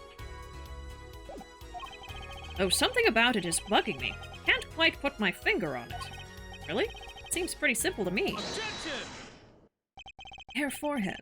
Don't destroy what little respect I have for you. I was expecting something a little more sensible. I guess I was wrong. What's this all about, Prosecutor Gavin? Your simple story simply makes no sense. Think. That night, my guitar caught fire, yes. The cause may have been this indeed. However, the guitar caught fire during the second set. That's right, of course. Well, now that's going to be important. The guitar caught fire during Lamawar's performance? What'd she say? During Lamawar's song. Indeed. Yet the shooting happened during the third set. I don't think that's true. The two are utterly unrelated. Yes, that must have been what was bugging me. The whole premise for this is faulty. See, the story makes no sense. Objection! Are you sure about that? What exactly do you mean, Mr. Justice? Maybe it's not the premise for my explanation of the switch that's at fault. Maybe it's our premise for the entire case so far. What premise is this, specifically? I'm glad you asked. I'm saying that maybe the killing didn't take place in the third act. Objection! What's this? But Detective Emma Skye heard shots and found the body. All of this happened in the third act. Objection! Gunshots rang out, and according to his testimony, Machi was in that dressing room at the time. Where are you going with this, Mr. Justice? Stay with me, Your Honor. He also told us this in his testimony, namely that the victim had already been shot. We all heard gunshots, but no one saw the shooting. This is insane. Just before the shooting took place, the shooter was heard on his headset, telling someone to press the switch. The next moment, Prosecutor Gavin's guitar burst into flame. We know that a remote-triggered igniter was inside the guitar. From all these facts, we can draw only one conclusion. The crime did not take place during the third act, but during the ballad performance, the second act. What? Order! Order! But that goes against the evidence. What does, Your Honor? This crime was carried out according to the lyrics of the song, yes? He's right. Look. The bullet is supposed to come after the fire. You're thinking about it the wrong way. Huh? Look, why would the shooter craft the events of the day to follow the lyrics anyway? It's an awful lot of trouble to go through, with little merit for the person doing it. I'm sure whoever it was had some reason. Yes, they did. A reason that made it advantageous to follow the lyrics. You're saying the order was reversed on purpose. First, Prosecutor Gavin? If the criminal followed the lyrics strictly, then yes, the shooting would have had to come after the guitar burst into flame. Yet Hair Forehead has raised another possibility. He's claiming that the bullet came not after, but just before the fire. Couldn't have put it better myself. We were only meant to think shooting came after the guitar burst into flame. That was the criminal's objective. The crime followed the lyrics to a point, but that was the ruse. Why else would the killer risk discovery by moving the body? That was the final touch to make us think he'd followed the lyrics the whole way. Order! Order! That would explain this most unusual situation. It does. The killer changed the order of events to create himself an alibi. In other words, the killer was someone who had an alibi for the third set, but not the second. There you have it! Damn, twist 3, Apollo's out! Too many twists, the game is bad. Like every case, there's like 2 or 3 twists. I was hoping it wouldn't come to this, but sadly it has. Let me tell you why your little fairy tale makes no sense at all. Oh, it sounds good. I'll give you that. You've given us a reason why the killer bothered following the lyrics of my song. But I question your logic, for it's flawed from the very beginning. Flawed? Yes. A contradiction, Hair Forehead, one I've pointed out several times, no less. At the time of the crime, the small window at the scene was closed. How could Lamawar have heard a voice through it? Oh. I know that you would like to divert our attention from this critical fact, but you're basing your entire line of reasoning on a false premise. Right. Lamawar's testimony is my entire case. That voice she heard, the shooter's voice. What if she couldn't hear it, Apollo? Look, what do we have? A man saying press the switch. And near the crime scene, we have a switch, which acts as a remote trigger for an igniter. And last but not least, Prosecutor Gavin's flaming guitar. It can't all be coincidence, but how do I make it work? I see a more direct line of questioning is required. When the crime scene was investigated immediately after the crime, that window was closed. Care to tell us how Lamawar heard the voice? A key point to be sure. Mr. Justice, can you explain this to the court? I can after I say it. Just in case. Okay, Justice. You've got one thing to prove and one thing only. Lamawar heard a voice. And she heard it during the second set. Okay, hold on. This is just for me to keep track of what he's trying to tell me right now, so... Lammy heard a voice during the second set. Think. How was Lamawar able to hear the voice? Divine hearing. Of course. The window was open. She was somewhere else.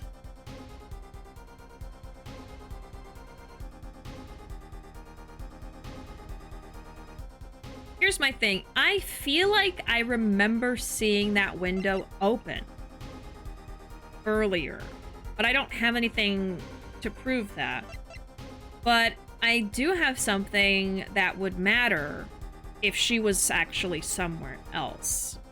Because the place that we found that earpiece was in the hallway outside. I feel like she would have...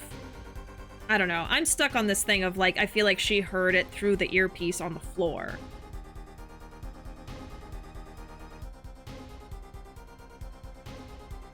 And that would explain why she heard the person say that. Press the switch. No. I don't know. Let me save again. I'm gonna go with she was in a different place. It's obviously work of the divine. Yeah, that's the only one that makes sense. I'm gonna go with this one, but I do think this could have been a possibility, and I'm not sure. Let's say this one first. When we investigated the scene, the window was closed. The shooter had no reason to close it had it been open either, meaning it was impossible to hear the voice through the window. Ah, it's good to hear you making sense again. For a moment, I was afraid you might be a Virginian too. Well, as I was saying, Lamawar could not hear the voice through the window, so there can be only one explanation. She heard the voice from another location entirely. Okay, this was the right answer. What's this? You do amuse me so. And here I thought you and Good Sense were back on speaking terms. Now I'm afraid you and Good Sense speak 2 entirely different languages. Shall I interpret for you, Hair Forehead? Yeah, keep yapping! Keep Keep yapping, Clavier. Lamawar clearly stated she heard the voice through that small window. And there's only one small window at the scene. Well, maybe there's a different small window? Are you sure? Think about it. Isn't there another small window at the scene? Okay, hold on. If that's where he's going with this, I gotta think about it. I mean, this doesn't really show me anything. I'm just gonna keep going and see if I can figure it out. There is? I know that look. He wants us to ask him. Very well. You claim Lamawar heard the voice from another location. Mr. Justice, show us where this location was. Lamawar heard the voice from here. Oh. Well, we can go all the way over here, huh?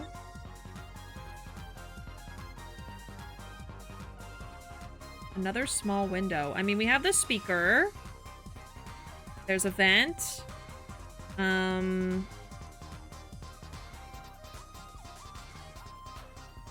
bullet holes?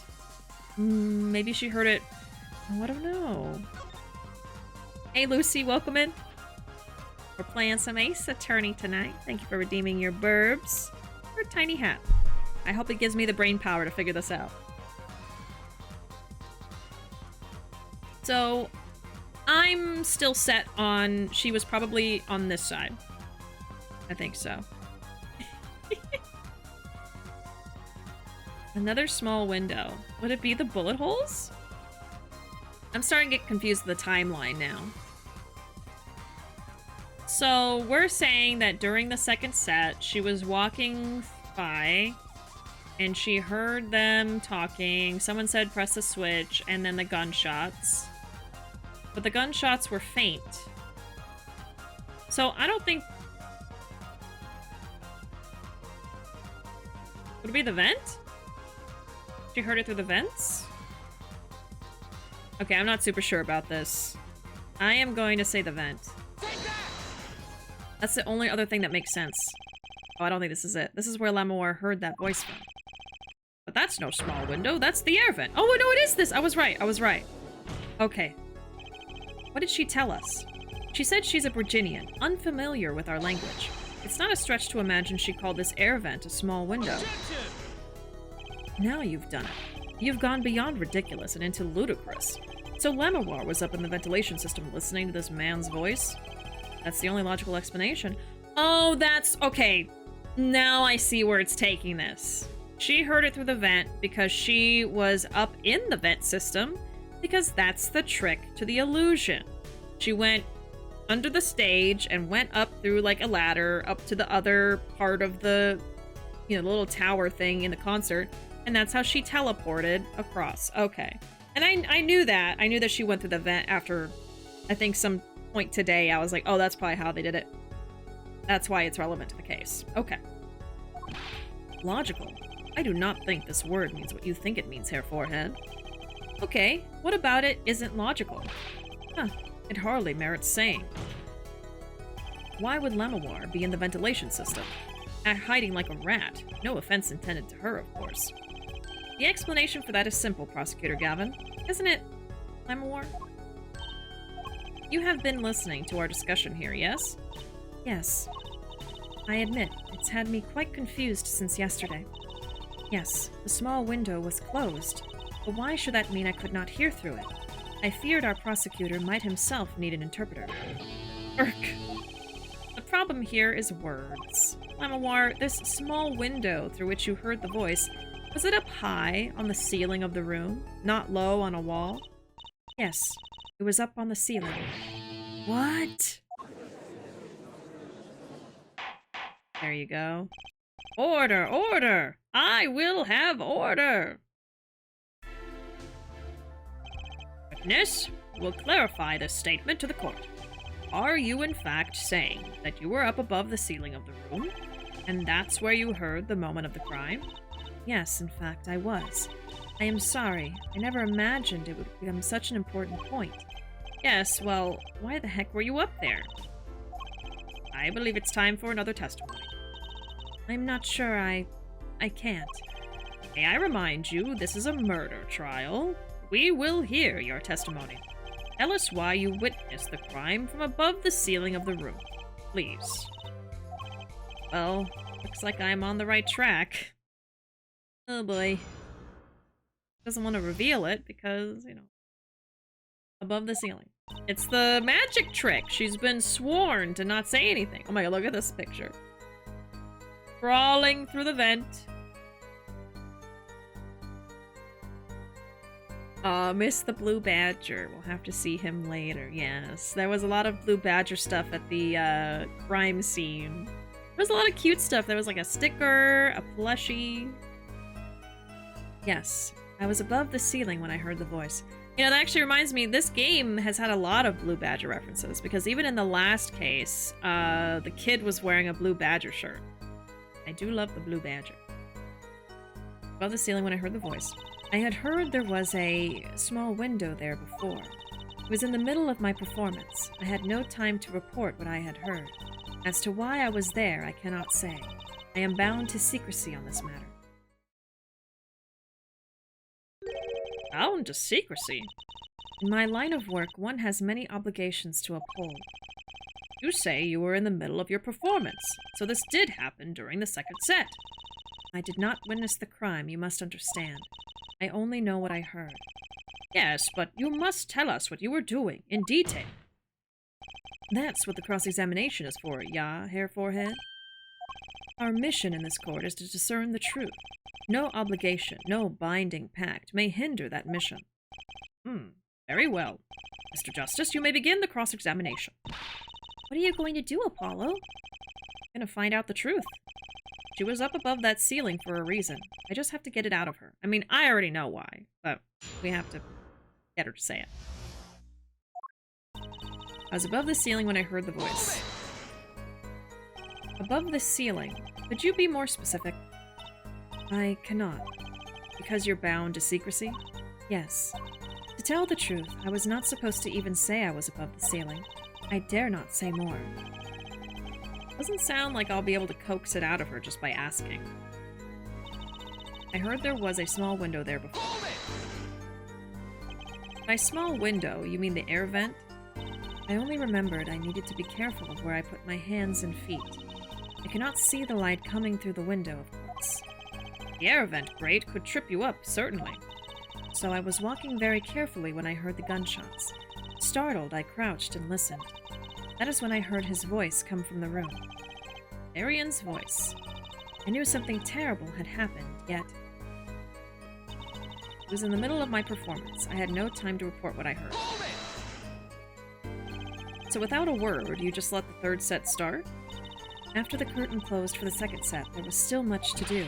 You could have prevented this whole misunderstanding if you had only told us sooner. Yes, perhaps I could have. I see little point in badgering the witness. What's done is done. The mind works differently when one is in the middle of a performance. Yeah, like I get streamer brain, for instance. Why, I've lost my voice in the middle of a show and kept on singing, completely unaware. Singing without a voice. Only all contradictions were so obvious. If only I could get Lamawar to talk. Pressuring her like this doesn't seem to be getting me anywhere. I'll probably just have to show evidence. Why I was there, I can't say. You heard the gunshots during the second set, during your performance. You're quite sure? Yes. Why would I lie about the time? Why didn't you tell us this yesterday? No one asked me. I thought you all knew. Oh my god. I told you Machi was not the killer. I told you this many times. Yes, you did. But you never told us why. I am sorry. I was not able to speak of it. Unable or unwilling?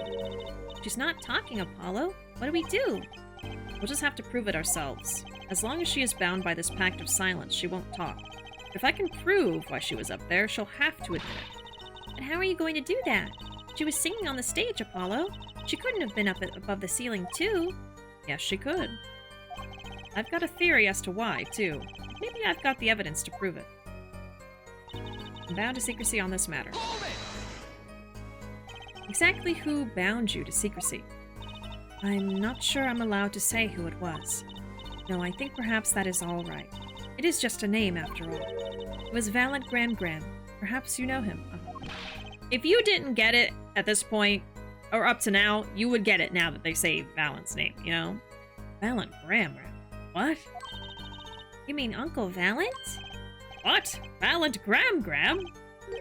Who's Valent Graham? The Grand Magician, the one responsible for the illusion performed during our concert.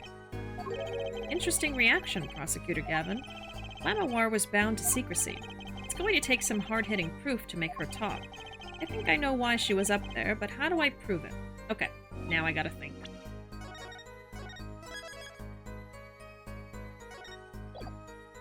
Trucy, you're a magician. Give her a pass. She gets permission to reveal a trick once. The magic pass, yes.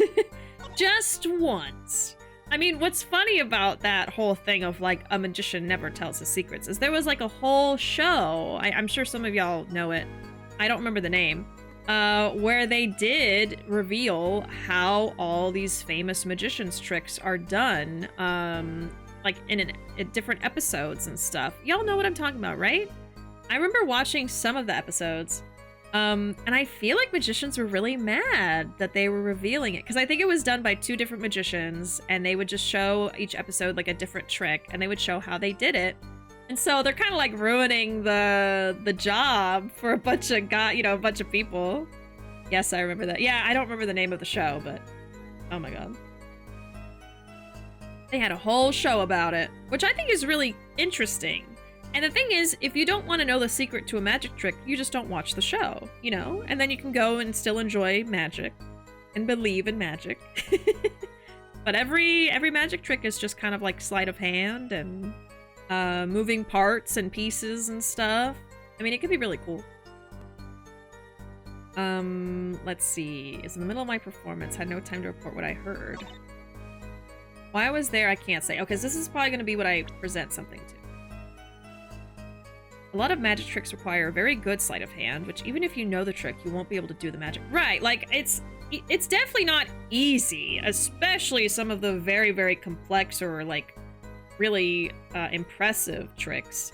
You might know how it's done, but it still takes finesse and skill to do it, you know? So there's a reason that magicians do what they do, is, like, they practice it over and over and have the tools and stuff. Still impressive, yeah. Remember that show? Yeah. What's everyone's favorite magic trick if you have one? Or did anyone have like a phase where you tried to like be a magician?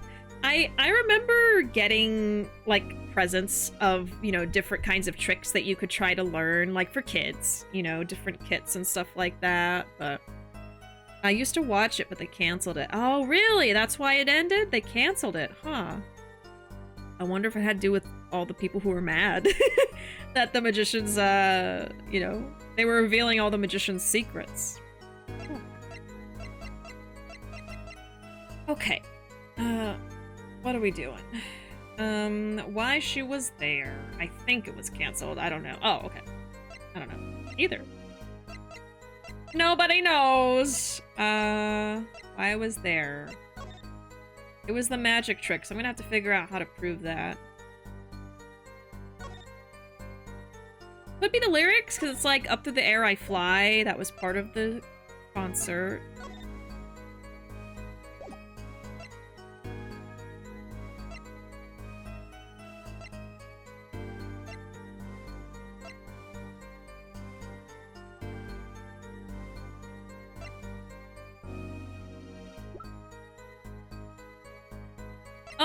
Oh, the videotape.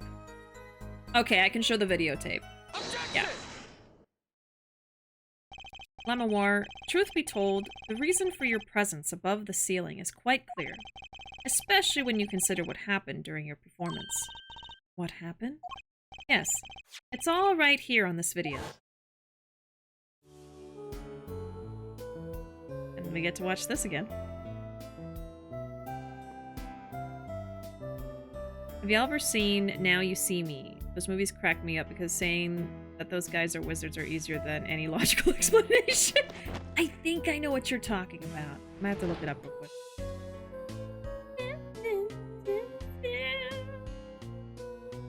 I don't even need to watch this. I've seen this like 10 times already in this case. Whoa! Now, I don't know how they got her outfit to pop up like that. That's magic. Maybe it was on a string.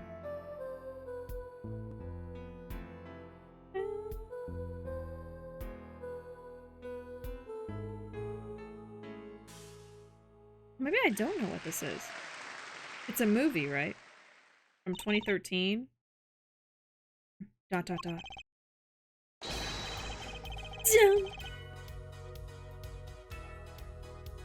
Like a heist movie?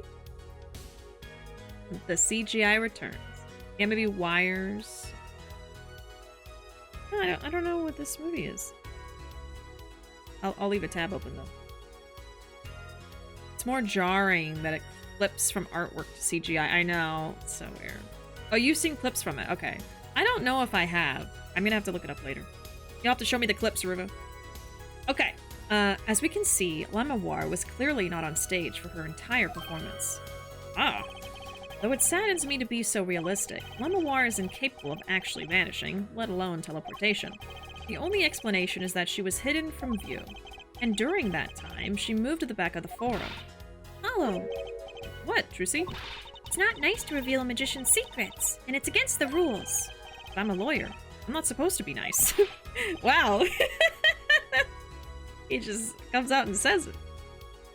Okay, so that movie, Now You See Me, they're like magicians that use their skills to pull a heist, but some of the stuff they do is like physically impossible. Oh, okay. That actually sounds really funny. They're just wizards to me. I might have to watch that. I'm gonna keep the tab open. Maybe at least watch some clips or something. This is all very fascinating. But how is it even possible?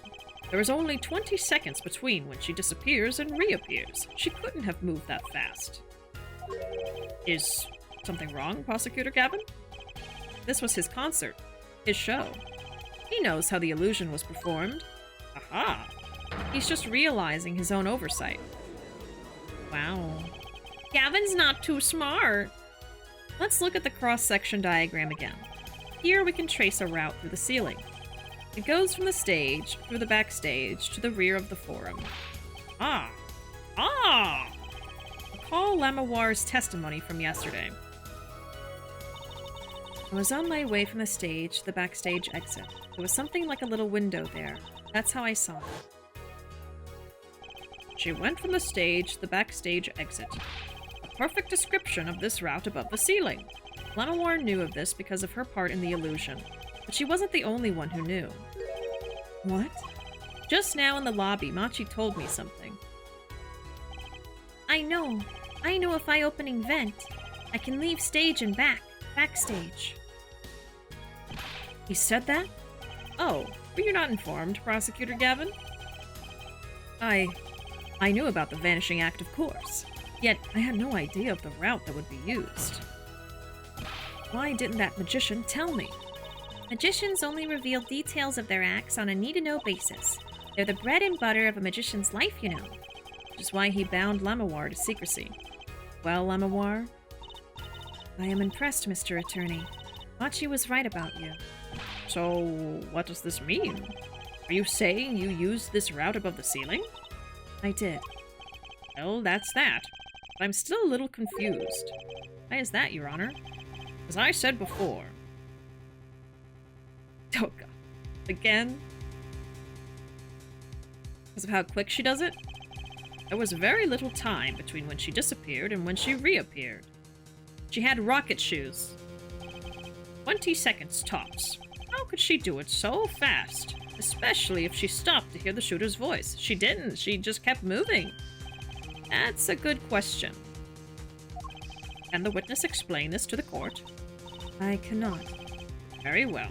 Mr. Justice? Yes? It's all up to you. Do your thing. What thing, Your Honor? You need to explain how Lamawar was able to teleport like she did, or I'm throwing your case out with the bathwater. Ugh. Why do I get picked on? It's Lamawar who isn't going along with the program here. As I have stated before, I am not at liberty to speak of the illusion that night in detail. Then you'll just have to tell us what you can. We'll hear your testimony on this. Mr. Justice, it will be your job to wring the truth out of her. Yes, if you would, please. Right. I feel like a student before finals. Good luck, Apollo. She had one of the scooter boards from elementary school. Shing! I always remember running over my fingers with those. It was horrible. They were super fun, don't get me wrong. But when you ran over your hands, oh my god, terrible. Don't reveal my secrets or I'll make your hands disappear. Don't underestimate a girl on the run. She ran real fast. I'm trying to remember what's a magic trick that I've seen that I really liked. I mean, I'll say I don't think I've ever been to like a magician show, like where you would pay tickets and like go to an auditorium and watch it.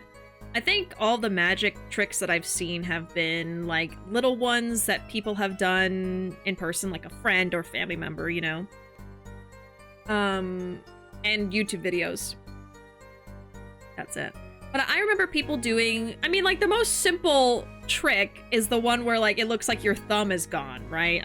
I don't even know how to do it. I think I knew at one point. Oh my god. I'm trying to remember how to do it without actually looking it up. It's like... Oh, how do they do it? I'm like just trying to put my hands in different formations to see if I can figure it out. It's something where you like pull it apart and then, oh, you know, it's... There's a trick I love to play on kids where I make a pen to... Yeah, I feel like someone's done that to me where it's like a pencil and they make it look like they're... the one I remember is they made it go in like their ear and come out the other side. And I was like, oh no, wouldn't that hurt? And I believed it. You know, I was like 5. I remember that. Someone has done, again when I was little, has done the one where it's like the quarter and they make it appear in your pocket or in your hand somehow. And you're like, whoa, how'd that get there? It's all sleight of hand and just like very particular like hand movements and stuff. But if you asked me to do any of them, I couldn't. I don't know how to do them. I'd have to look it up and practice it. But I do think magic is kind of cool. I know like it's usually like a dorky thing, but I mean, especially when it's on a stage at like a big event center, you know, like that kind of stuff is really cool. Like when they have not contestants, they have like audience members come up. I will say a lot of the times when they call up an audience member, it's someone that's like been placed there, because so they know how the trick goes and they play along with it. But you know, it's part of the fun, is just like the entertainment value, right? One thing that I am not sure about, have y'all ever seen even just like a YouTube video of like you know, like a magician or something doing like hypnotizing? Apparently that is real. Like they can hypnotize people, but I don't really believe it. It's like, it's hard for me to believe that you can actually make someone like sound like a chicken or do something silly on stage where they don't actually want to do it. You know what I mean? I don't know. It's like the power of suggestion or something. I don't know about that. That's always been one where I'm like, maybe they're playing along with it, or I don't know. And that could be one of those times where they have the planted audience members, right? But I don't know. I've seen videos of people talking about it where like, I am a normal person and I went on stage and I got hypnotized, but I don't know what to think of it. I have been hypnotized. Oh, okay. The trick is that you would have to want to be. All right. All right. So if you go up there and you're like you raised your hand, but you're like, I'm going to prove this is fake. And then you go up there and you're like, I'm not going to get hypnotized. You might be fine. I actually, you know, in a more serious topic too, I think it can be used in like therapy as well. So I don't know. But when it's like on a big stage, I get a little iffy about it. So I don't know. It's interesting to think about. She used a go-kart, yeah. She was like Mario Karting through the vents. Oh, a pen and a coin. Yeah, those are the two like quintessential magic tricks, especially for like kids and stuff. I've seen a guy on TikTok where he sets up his video as showing you how he's doing a trick, but in turn he is doing another trick. Oh wow, that's clever. I think that's fun. I don't know. Magic is interesting. I'm always thinking, oh, how did they do that though? Because I know that it's a trick. It's not like magic. It's fun. Okay. I followed the route exactly as I was instructed. There is an emergency exit in the backstage where a stagehand waited. From there, one can enter the forum on the opposite side from the stage. The plan was for me to move there in 2 minutes. I was on my way when I heard the voice. Huh. Or is it magic? Or is it fake? It's always what you leave wondering. Was it real? Okay, so she's saying, follow the route. There's an emergency exit where a stagehand waited. One can enter the forum on the opposite side. Plan was for me to move there in 2 minutes. So it's still taking 2 minutes. I was on my way. Mystery deepens, huh? 2 minutes, you say? The mystery deepens. Suppose it was too much to hope the judge would come up with something. As does my curiosity. Take it away, Mr. Justice. Right, Your Honor. All I have to do is find the contradiction between what Lamawar is saying and what we can see plainly in the video. Well, I guess it's the 2 minutes, right? Because in the video, it only takes 20 seconds, so how is she moving it with 2 minutes? I figured it out already. I am a magician after all. Well, tell me. Not a chance. I can't reveal another magician's secrets. Come on. Hey, you're supposed to be on my side here. Unless it was like a mannequin on stage or something. I don't know.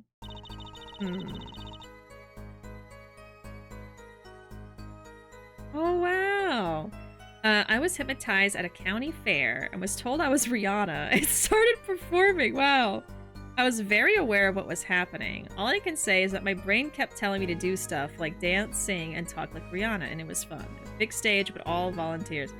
Interesting. So it is like the power of suggestion, and it's not really against your will. It's more like silly and fun, and so you kind of like go with it, but your brain is really wanting you to do it. Huh. That is interesting. I feel like I'd be too nervous and scared to do it. So good on you for like being brave and going up there volunteering and stuff. That does sound fun. I followed the route exactly as instructed. How did you proceed along this route? How? Why, I walked. But you arrived behind the forum much too fast to have been walking. Tell the truth, Lamawar. You rode some kind of vehicle. What? A vehicle? What vehicle? Yeah, go-kart. What a novel idea. I like it. Hey, that's not a bad guess. Wrong, but not bad.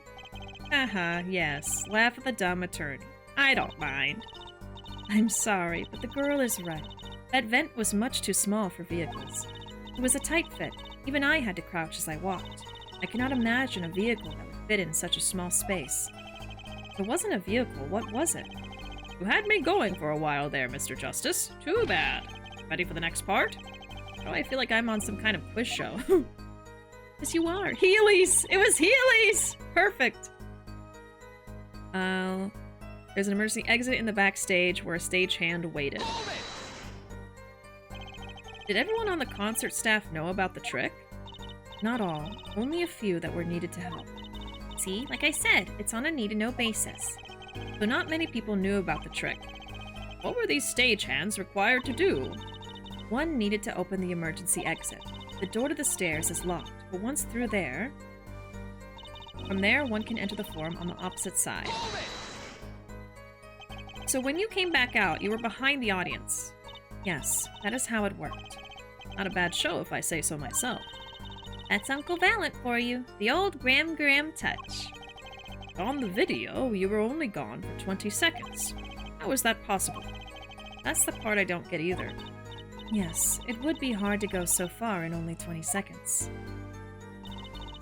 Time for me to move there in 2 minutes. 2 minutes? Yes, it can be done in 1 minute if you are running. Running? In that cramped, dark tunnel above the ceiling? Mr. Attorney, have you forgotten? Dark or lit, it makes no difference to me. That's true, but... So you're saying that on the night of the concert, you made the trip in 2 minutes? Yes, though I nearly didn't make it in time. You see, I stopped halfway. Lamawar disappears on the video for 20 seconds. But she says she made the trip in 2 minutes. How? If you want my professional opinion, I'll bet the answer's right there in that video. Yeah, maybe it's a mannequin. Well, Mr. Justice, perhaps you have some evidence for us. Something that can explain the discrepancy between the video and her testimony. Evidence explaining the discrepancy? Oh. Time bending! It is real magic. The trance is like a meditative state and very relaxing. I believe in the power of hypnotism as a way to help someone in therapy, but it can wear off. Yeah, and see, that's where I'm more open to it, is like in terms of therapy, because when it comes to stuff like that and helping people with, you know, issues that they have and things like that, I want to give it more of a benefit of the doubt, for instance. It's just when it's like an entertainment value that I would be like, oh, I don't know about that, but we have someone in chat that had that experience, so you're changing my opinion of it. She has a JoJo stand that manipulates time. Oh, man.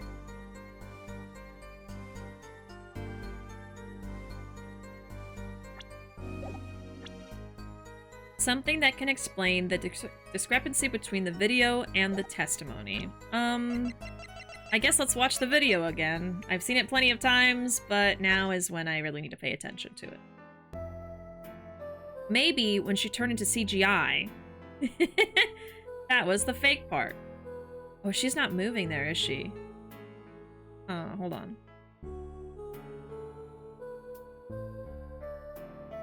Oh, I can go by section? Okay, no, that's real. That's her.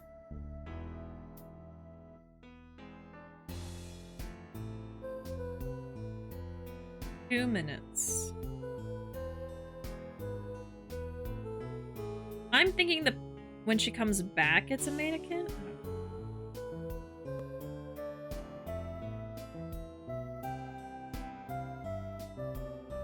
I think I already see the fire starting in his guitar, but maybe not. Okay, so then he takes this off. And she's gone. And then his guitar starts on fire.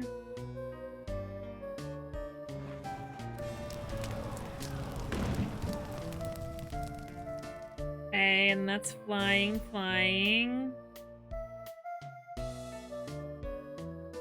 And then she just appears over there. It's 20 seconds, yeah. Huh.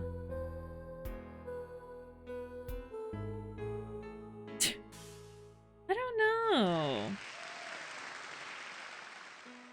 Oh, no, I'm good.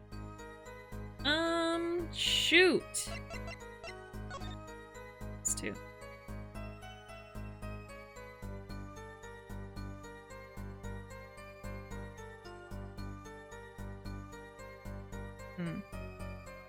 I don't think this song is even 2 minutes, right? I don't think the whole video is 2 minutes, so it's like...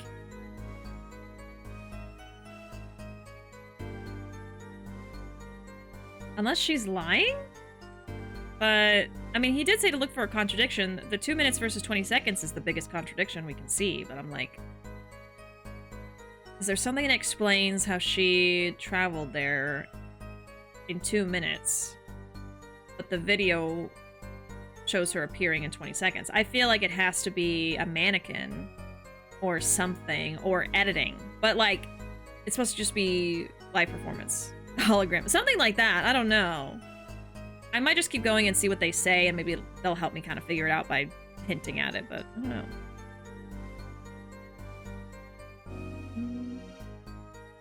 Oh, you did it twice. Wow. Groundbreaking CGI for its time. Oh, yeah. I mean, for, like, the 3DS game, it's just fine, you know?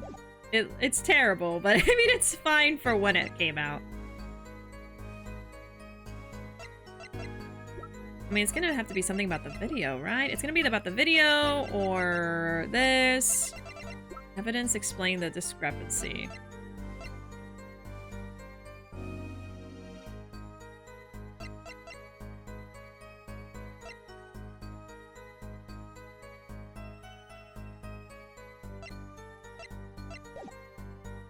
There's no evidence, or there's evidence.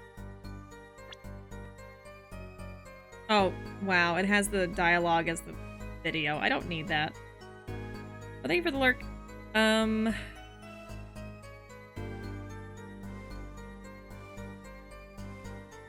about the answers in the video? So maybe when he asks me for evidence, I'll just show him the video and then they'll be like, yeah, it's this part. She's gone in the video for 20 seconds, but says she made the trip in 2 minutes. Sure, let's try it. I think I already saved. Save again. Just in case. Okay. Present evidence. There's one piece of evidence that explains the discrepancy between video and testimony. I already feel like this is not the right answer.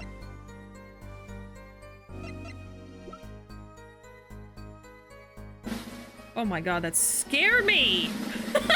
You scared the crap out of me. I was like...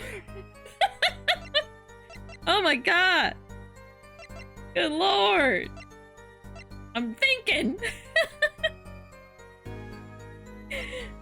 Oh my god! I'll probably just show the video, right? Let me just show the video. Ah! So this is it! Magical key to unlocking this illusion's dark secret. Tell us how it works, quickly! I can't bear the suspense! I was kind of hoping someone else would jump in at this point. That's what I was thinking. Well, you see...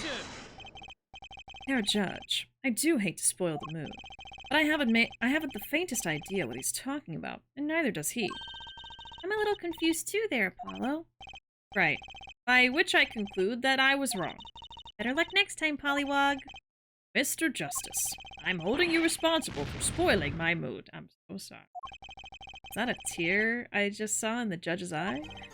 Alright, nothing to do but rethink this through. The key's in the video somewhere, I'm sure of it. So I'm meant to look in the video, see something, and then show it. Well, is it her brooch?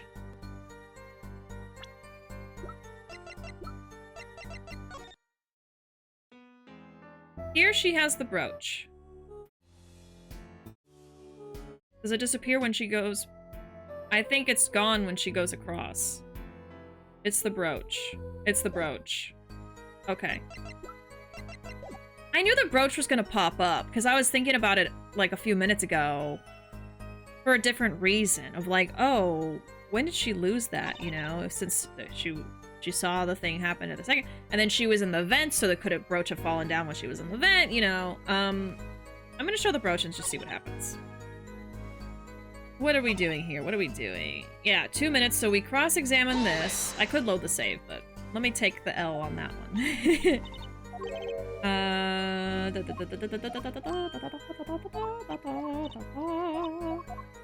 Okay, here we go. Present evidence. It's the brooch. There we go. Lemoir. Do you happen to remember this brooch? Oh, sorry, not brooch. Brooch. Brooch? No, it is brooch. I'm sorry. It's spelled brooch, said brooch. Ah, the brooch. We saw that yesterday, did we not? It was found at the scene, Your Honor. And you're bringing this up now, why? I thought we had already determined when that was dropped. So did I, but we hadn't. Take another look at the video.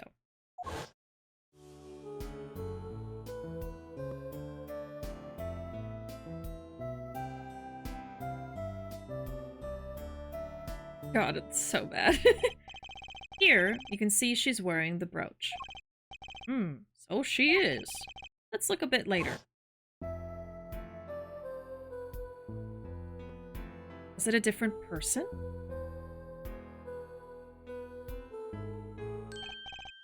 What? The brooch! It's gone! What? Yes. The brooch disappeared in the short space of 20 seconds. And it takes a full minute to run from the stage to the backstage. Which means there can be only one explanation. The Lemoir we see before the Vanishing Act and the Lemoir we see after are two different people. Okay. I thought mannequin. Not quite. It was another person. I didn't know if they would go that far. Okay. What? The brooch was found on the floor at the crime scene, and not just on the floor. but on the floor directly beneath the air vent. See, here's my thing. That's not beneath the air vent. And that's what I was thinking earlier. I was like, oh, maybe she dropped the brooch while she was going through the underground thing. But it's not under the vent. It's like off to the side. I know the chair is in the way, so they couldn't have put it over on the right, but I just feel like this is kind of like a discrepancy here. If this is the reality of the situation, is like, the brooch is over there. Sorry, you guys can't see it. Hold on. The brooch is over here on the left side of the room, and then the vent is off to the more towards the center. I don't know. It's a little... I can believe it like dropped and then bounced or something, I guess. I wouldn't say it's directly beneath it.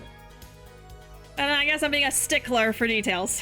Lemawar, tell me, did you drop the brooch on your way from the stage to the backstage? At the very moment you witnessed the crime? Yes, I think I did. Order! Prosecutor Gavin! From your expression, I gather you had no idea this was the case, Air Judge. I, of course, knew about it. What? Don't get me wrong, I wasn't hiding it. It just never occurred to me. But the switch and the shooting took place at the same time. So, I was right? There was a switch? There was. Just before the stage's tower rose, Lemawar was replaced. Ah, just before the tower rose. I had a feeling that's when they switched. While we're on the subject, just who was this replacement Lemawar? Why, the man behind the illusion, Valiant Gram Gram. What? It was Gram Gram? That's quite the illusion, but I still don't get one thing. Yes? Gotta watch this again. The switch happened before the tower rose, correct? So you weren't on the stage. That's right. But this, fake Lemawar is still singing. And she's pretty good. That's true. Come on, Apollo. That's an easy one. They were just playing a recording. She was lip-syncing! Gaviners aren't some kind of air guitar band, Fraulein. Oh? You mean I'm wrong? When we play a show live, we play live. No recordings. Perhaps you can explain, Lemawar? Very well. Yes, do tell, and add it to your testimony. I had to keep singing, even while I moved. Oh, wow. Okay, so she was going around backstage and everything, and she was singing as she was going along. That would really explain why she couldn't do anything about the gunshots. But then it's like, wouldn't you have heard the gunshots through her mic? You know? She gave Gram Gram vocal lessons. Wow, he's so good. They really wanted to show off this video. I mean, I'm sure a good chunk of their budget went towards it, even if it's not that great. They worked hard on the pasta hair and orange clavier. I don't know, why is he orange? Like, I don't think the video would look as bad if he just wasn't orange, like... Okay, I had to keep singing while I moved. You were singing? Yes. Mr. Gavin expressed a dislike for recordings, so I used this. Wait, so you were singing the whole time? Even when you were crawling above the ceiling toward the backstage? Why should it matter where I sing, when everywhere I go is the same darkness? But if you were singing while you were walking... That's right. Wouldn't the shooter and victim have heard? She was singing right over their heads after all. That's right. Are you sure? You'd have to be pretty hard of hearing to miss someone singing in the ceiling. Once again, we come back to the scene of the crime. What state? I know what he means. That old speaker, Apollo. Speaker? So it would have drowned her out. That speaker was blaring at the time of the murder. Ah, that's for monitoring the stage from this room. Monitoring? It pipes in a real-time feed from the stage microphones. Useful for knowing when your set is coming up. Satisfied? That dressing room was fitted with a large speaker playing a direct feed from the stage. At my request, actually. So Lemawar singing in the ceiling sounded just like Lemawar singing over the speaker. Ingenious! Her voice was hidden by her voice. Lemawar? I have just remembered something. Do tell. When I heard the noise, the gunshots, yes? It startled me, so I stopped singing. What? I forgot the words I was supposed to sing. Song stopped? Thankfully, it was the very beginning of the second verse, so not many would notice. Forehead. That mixing board I lent you. Where is it? The mixing, huh? That machine, Apollo. The one that breaks music into tracks. Oh, this. I'd completely forgotten about it. I didn't. Let's take a listen.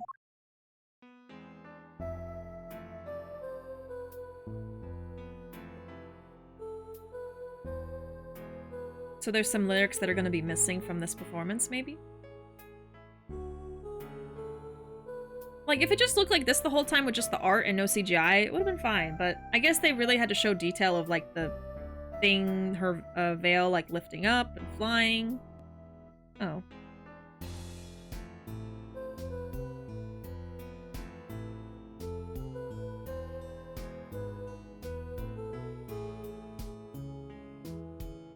The song does stop there. Does? I must have missed it. I kind of stopped paying attention. Look at the lyric sheet at the top of the second verse. So she doesn't say when you stole away the keys part, or maybe my heart. See where it says pleasure, pleasure.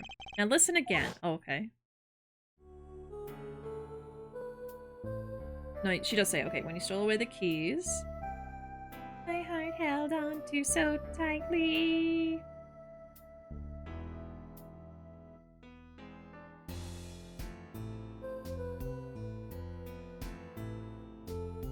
Oh, she's supposed to say it twice. So she missed one of the words. This is evidence indeed. I believe we are guilty of making a terrible mistake. The crime didn't happen during the third set. It happened during the second, during Lamoire's ballad. That is true, and no one on stage during the second set could have been the shooter, which means that Darian Crescend could have done it. He wasn't on stage for the second set. Well, Prosecutor Gavin? Fascinating. I don't believe I've ever seen a trial turned around quite so thoroughly. Yet one problem remains. Oh boy! What's that, Prosecutor Gavin? What now? Herr Forehead's theory does have a certain kind of logic to it. Yet it is entirely based upon Lamoire's testimony. Yes? Is there a problem with this? Well, it's quite simple, though it pains me to say it. What if she is lying to protect the defendant? But you have no proof. All I'm saying is that the truth is as yet unclear, until we hear directly from the man himself. And you don't mean... Yes. Though he is a friend and band member, Darian Crescend must take the stand. I see no other way. And what about you? What about you? Couldn't you be protecting your friend, Darian? You know, Lamoire's not the only one that could have some bias here. But alright. As someone with a new perspective on the case, as a suspect, to be frank. Alright, finally. The rat's coming out of his hole. I'm ready to catch him. Darian Crescend, get ready for justice. This is as good a time as any to pause for a brief recess. Prosecution will summon the witness. Have him here and ready by the time we begin. I'm the last man who needs to be reminded of what his duties are. Very well. Court is adjourned for a 15-minute recess. Oh, to be continued. We'll keep going. I'm playing more tomorrow, too, so... If we end in the middle of something, it's okay, because I'll be back pretty soon. 24 hours later, you know? So let's keep going. Could you play tic-tac-toe on Apollo's head? Why would you say this? Why are you dragging him like this? Bullying. July 10, 1:40 p.m. District Court, Defendant Lobby number 2. Apollo, I can't believe it. It really happened during the second act? And right in the middle of Lamoire's performance? The reason why she was in that air vent, and that switch, and the flaming guitar. When you link it all together, that's what you end up with. I knew you had what it took. Oh, Phoenix! He's here! Oh, Daddy! Mr. Wright, you believed in me? Not really. Huh? I just thought that would make a cooler entrance than say hiya. Why do I even bother hoping? Where have you been lately, Daddy? You haven't been coming to the office at all. Yeah, we all want to know! Sorry about that, Trucy. I'm on a secret mission. Secret? You mean like you're undercover? Like Mr. Latouche, only shorter and not as well dressed. Oh no. What if you're shot too, Daddy? Would I do a thing like that to you? Anyway, I'm off for a while again. Huh? You're leaving? Oh, one thing before I go. What? The smirk. Good luck. Right. Is that all you came to say? I think you have things pretty much under control. You'll get Machi to buy off the hook, no doubt. Yeah, but you're after that detective, aren't you? Darien Crescend. Won't be easy proving he did it. Especially not under the current court system. Current court system? What did Prosecutor Gavin say during the trial? Your case is based on one fragile assumption. Namely, that our Diva Divine is telling the truth. What about all the proof? The brooch, and the switch? Piece of jewelry, and a lyrical blunder. There are plenty of other ways to explain these things. The flaming guitar, too. All because you lack definitive proof of their connection to the case. But if the sultry songstress is lying, your case melts like butter in a frying pan, leaving behind the faintly singed scent of failure. So what do I do? Like I said, good luck. Be aware that it will be impossible to prove his guilt by conventional methods. ugh. Oh, that reminds me. I have something to give you from our detective friend. Detective Sky. Emma? Let's see. This bag of snacks here was meant for me. Ah, here it is. What are those, Daddy? They don't look like very good snacking material. They were found at the scene. Analysis of the fragments revealed traces of gunpowder. Gunpowder? Probably a firecracker or something similar, like the ones kids are into these days. These fragments were found under the sofa at the scene of the crime, actually. Under the sofa? Hey, Apollo. That's where you found that little device thingy. Right. This. Well, finally, some evidence that makes sense. What if it's forged? Oh no, if it's from Phoenix! Found at the crime scene bearing gunpowder residue. Possibly a firecracker? That's all from me, I suppose. See you after the verdict. Maybe. Right. Every man has an igniter inside him. Excuse me? Find Darien Crescend's igniter and set it off. He like leaves like with a cape. And he walked out the door just like a magician, normally. Oh, hey Katesy, welcome in. How you doing? I finally made it back. My schedule's been crazy. Oh, well, I'm glad you could make it. Oh, shoot. I pressed a button. Glad you could make it. How's your life been? How's your week been? Posture check. My posture's not too terrible. I could sit up better, I guess.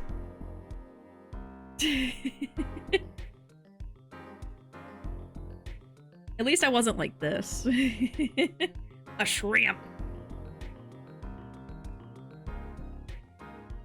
Oh, life's alright. Week's less than mid. Long story. Oh, I'm sorry to hear that. I hope that, I hope you have a good Friday tomorrow. I hope your weekend is better than this week has been. How are you? I'm doing pretty good. We are, working on Ace Attorney right now. We're in, the second day of court. Having some fun. We were talking about, what were we talking about? We were talking about movies. We were talking about magic tricks and hypnotism. Because there's a lot of magicians in this case. We were talking about like plot twists in movies and stuff. I'm also taking next week off from streaming to get some like life stuff done, like my taxes. But lots of other stuff too, not just that. So I just felt like I needed a whole week to kind of catch up on things I've been putting off for a while. And then I'll be back to streaming after that, so.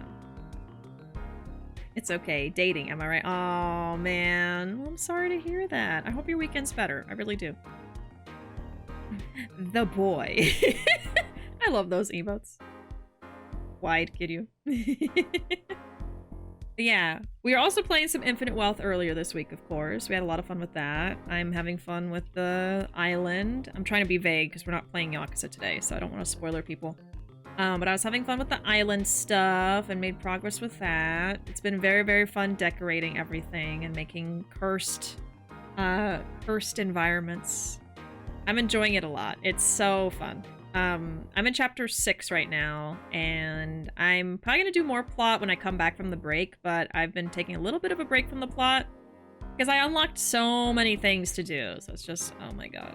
There's so much to do. It's almost overwhelming, but I'll do some more story next time. This game looks good, but I don't know how into visual novel-y games I am. Yeah, I mean, it's a lot of reading, but I will say this game, I didn't even clock it as a visual novel at first. It is one. But when I first started playing it or first heard about Ace Attorney, I never thought of it as visual novel just because, like, I feel like the puzzles of everything kind of, like, is the game. But it is a visual novel. It's a visual novel with basically logic puzzles, and so far this series, Apollo Justice, has been relatively easy, although my title suggests otherwise. I do get stuck in this one still. But the original Ace Attorney trilogy, the puzzles were pretty difficult. Not in a bad way, but just like pretty challenging. So they are really interesting. I think the characters are also really endearing. You get attached to them. Like I love Phoenix and I love Edgeworth. I'm still learning about Apollo and Trucy. Those are like kind of the two main characters in this game. It kind of like does a soft reset of the series and you have a new protagonist.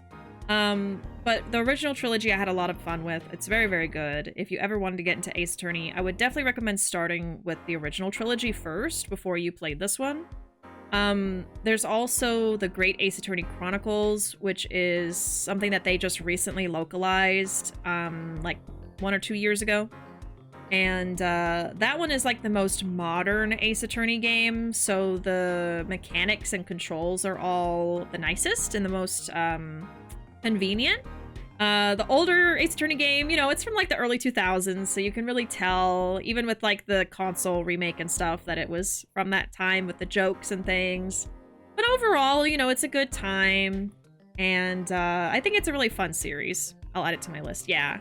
I feel like even if you're not usually a visual novel person, Ace Attorney kind of is different.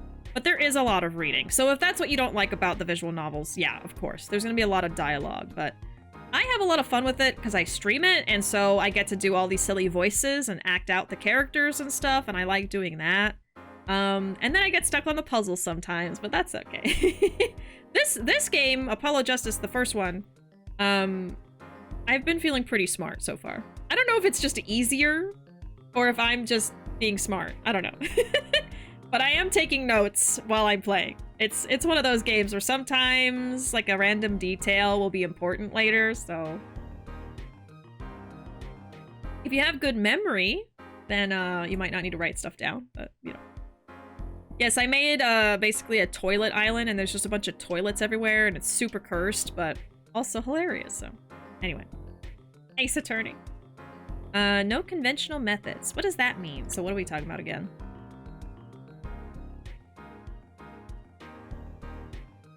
So we're talking about the evidence here. I feel like he forged this evidence. I don't know. No conventional methods? What does that mean? I guess we just have to take his advice and hope it makes sense when the time comes. I guess. We're almost at the finish line. Hang in there, Trucy. Alright. I feel like this might be the last part, so I might finish the case today, and then we could start the new one tomorrow. Let's see. July 10, 1:55 p.m., District Court, Courtroom number 3.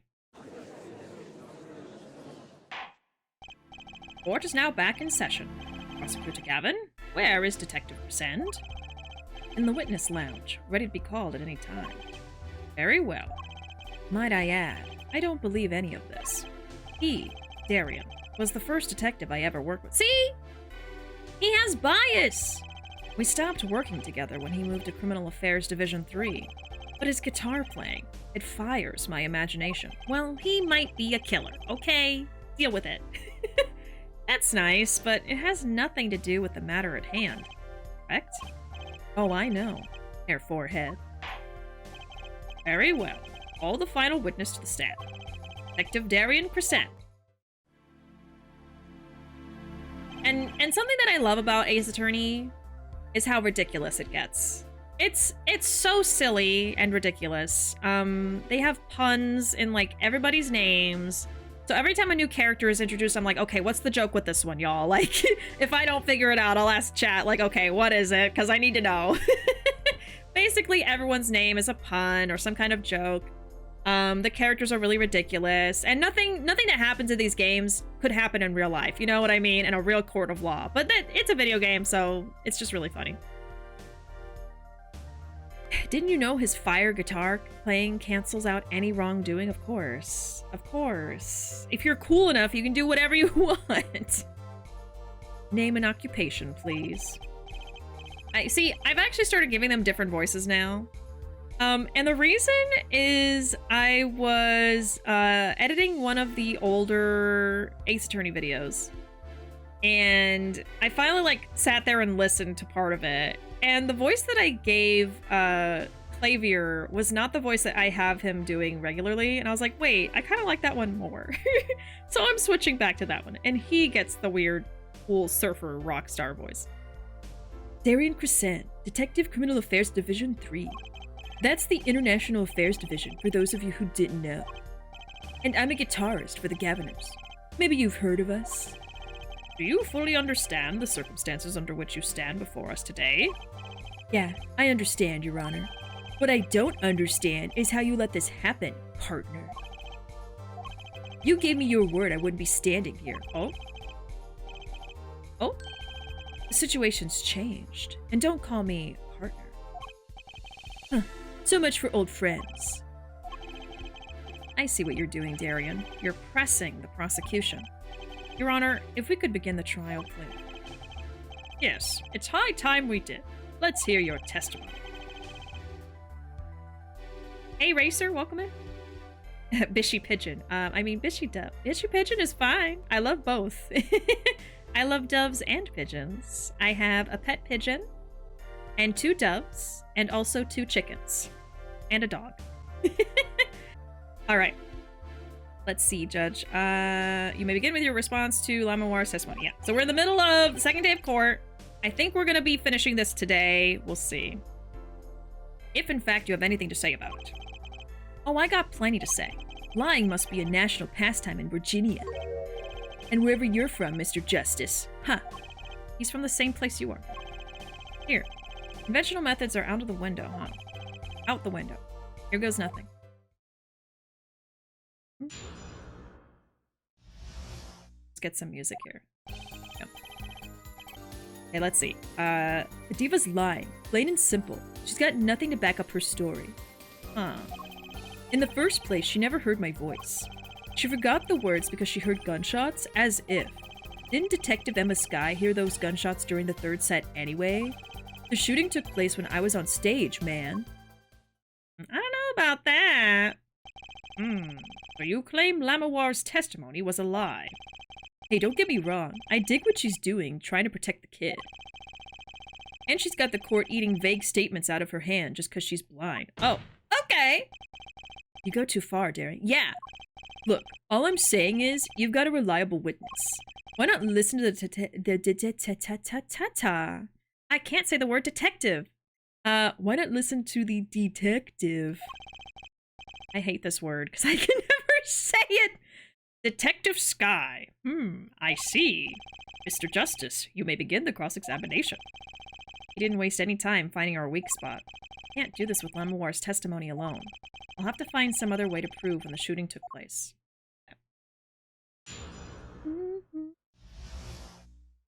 Yep. Detatas are preferred, yes. Detatas. I don't know why, but detective, I just always stumble on that word, especially when I'm trying to read it out quickly. Oh my god. You've single-handedly, Wolf, you've single-handedly created the worst sentence for me personally. You have tailored a sentence to be the absolute worst thing that I could ever attempt to say. How could you do this? That is so evil. And now I have to try it. Would a detective deck decks if a detective could deck decks? Of course, that time I got it. But when I'm actually trying to read it normally, it's not going to work. Okay. Great. I've defeated that sentence. Okay. Ace Attorney.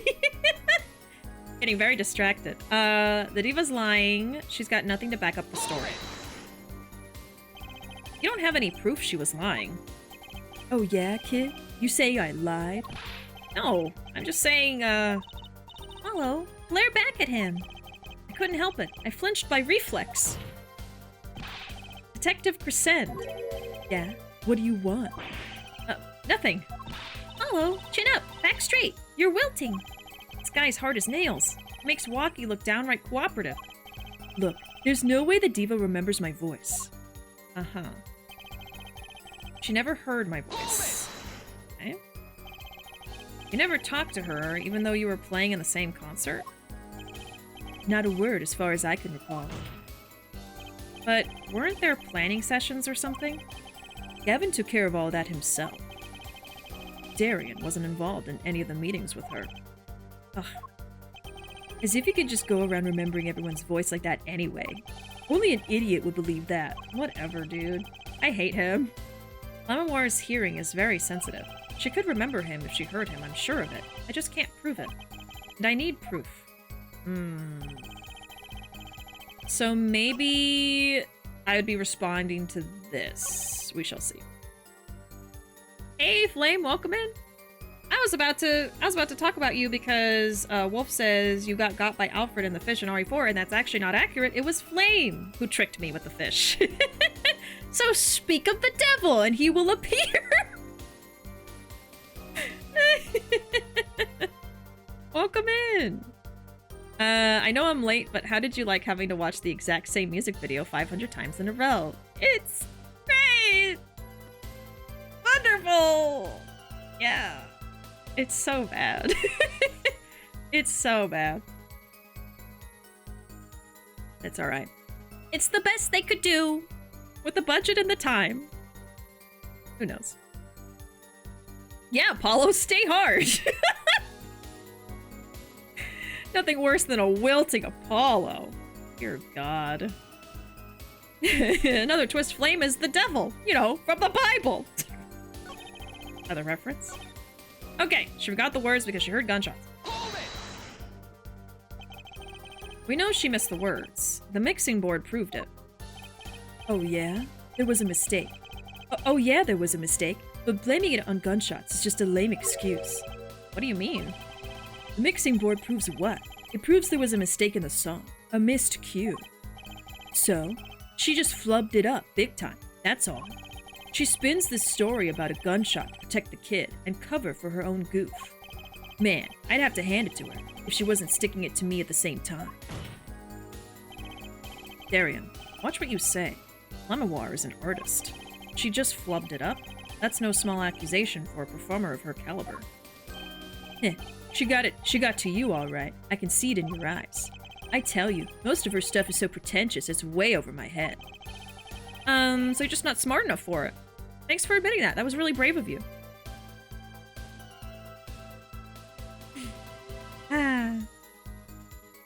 I choose to imagine Lamawar's voice sounds just like the MIDI file. Speaks in DS chiptune. Beautiful. That's why everyone loves it so much. So unique. This is my least favorite case because of the music video. Dang. Oh, what tune is the song you put there, friend? I don't know the tune. This case is infamous because of that, I bet. I love this case because of the video and the flashbacks. There's so many, it cracks me up. You are immune to being annoyed because you can just laugh at it. Waltzing Matilda? I don't know that one, otherwise I would do it for you. Anytime you make a song, I try to do it. I don't know that one. I'm sorry.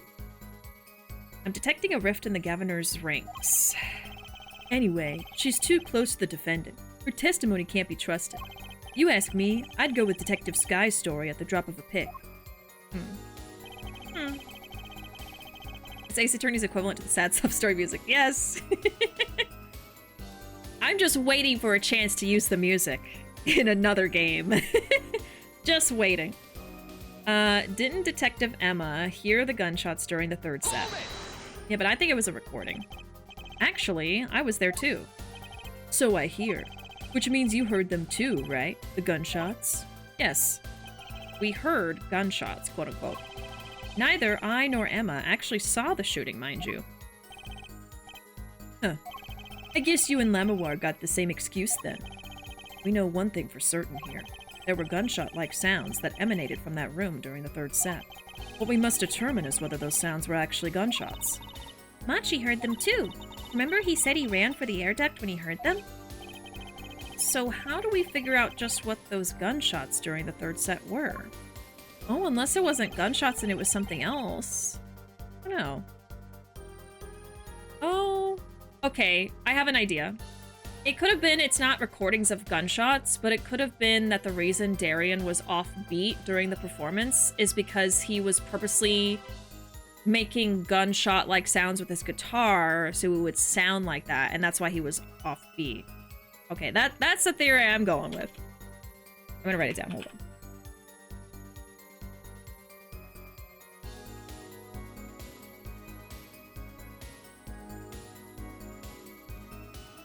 It's so funny to me that you all cannot hear my keyboard because it's so loud now because it's mechanical. Unless I'm speaking. I just have a really good mic. I don't know. It only picks up my voice.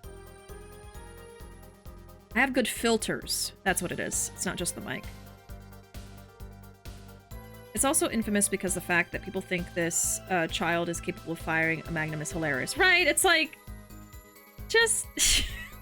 I don't know, like... I am like 99.9% sure that the killer is Darian. But it's also so unbelievably obvious that it almost feels like a red herring, whereas a lot of the times the Ace Attorney cases kind of surprise me.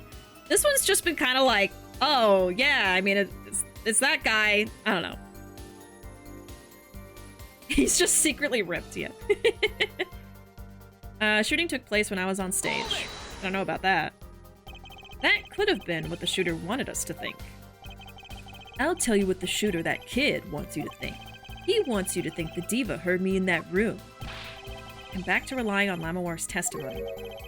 As much as I'm enjoying the Darian and Forehead show, there is no need for such tempers. Don't make us into some comedy duo. This mean the Gavin and Darian show's cancelled? Neither of your claims can be proven or disproved. We could argue for days like this and get nowhere. Prosecutor Gavin is quite right. This court will hear no further discussion on this topic without new facts. New facts, huh? He's pretty eager to paint Lamawar as a liar, isn't he? Yeah, because her testimony is basically our entire case. This is tough. What do we do? I've got a few ideas. I just need to find another way to prove it didn't happen when he says it did. Okay.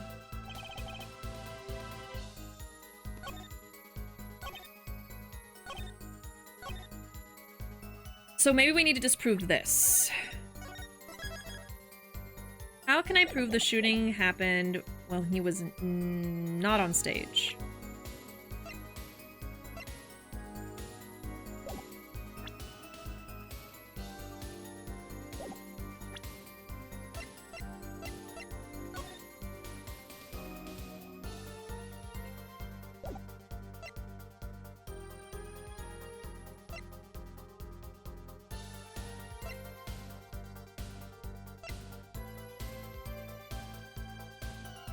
Maybe I can jump ahead to the mixing board, but I feel like that's... I don't know. Friend confessed. You can end the stream now. We found the killer! And they were in chat all along. Okay. So I can say the mixing board, but I feel like I'm jumping ahead. Okay, estimated time of death was 9 to 9:30. Now the thing is, he was shot... I believe he was shot during the second set, but he didn't die until later when Apollo went in there. So maybe the timing's a little confusing. Yeah, the time elapsed between the shooting and death are currently under review. So that's not something that we've talked about yet. Maybe I could show this? The killer was the friend we made along the way. Uh-oh.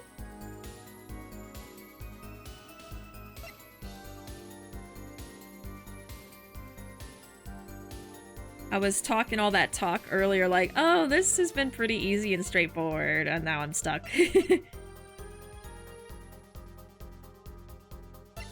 Unless this is not what I'm supposed to respond to.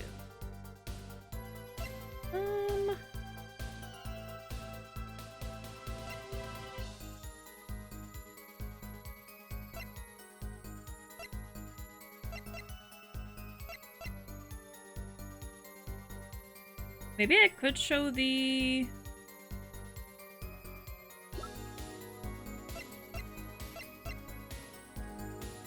I don't think it's time for the burnt fragments. Romaine Lettuce. I still can't get over that. It's... And I didn't even get it. Well, when it said his name was Romaine, I think that's when I started questioning the name. But when it was just Lettuce, like, you don't think anything of it, but... It's ridiculous. Some of these names... I just saved, so I'm just gonna go out on a limb and say the mixing board. Objection! Really? Remember this, Detective Crescent? Oh wow, it was the mixing board! The mixing board? What about it? It seems there was clear proof left behind. Right here, in Lemoire's song. Oh, and the song. Her song? What exactly is this, device thingy? A new variety of gramophone, perhaps? Was there something in there that I didn't even, like, realize? Oh my god, yeah. I just guessed and I got it right, but I think I was actually supposed to look at this.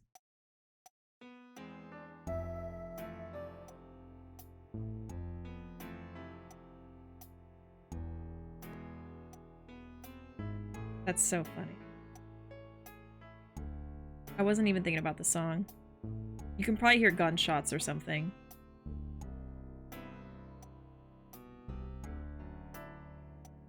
He no longer remains on this earth. Brother, this guy stinks! God. Oh my god. Now you really do stink.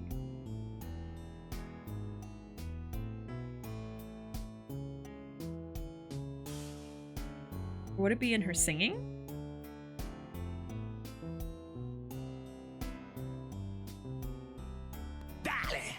Oh my god. Are these the gunshots we've been waiting to hear?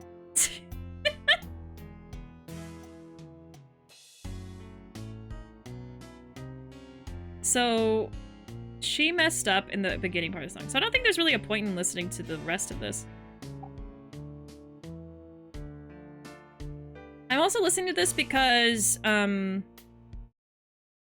it might ask me where is the evidence in the music, right? So I need to find it now before they put me on the spot. So I am trying to figure this out.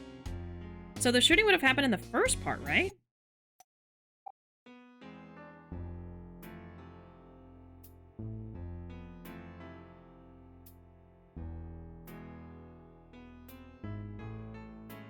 I think it would have already happened.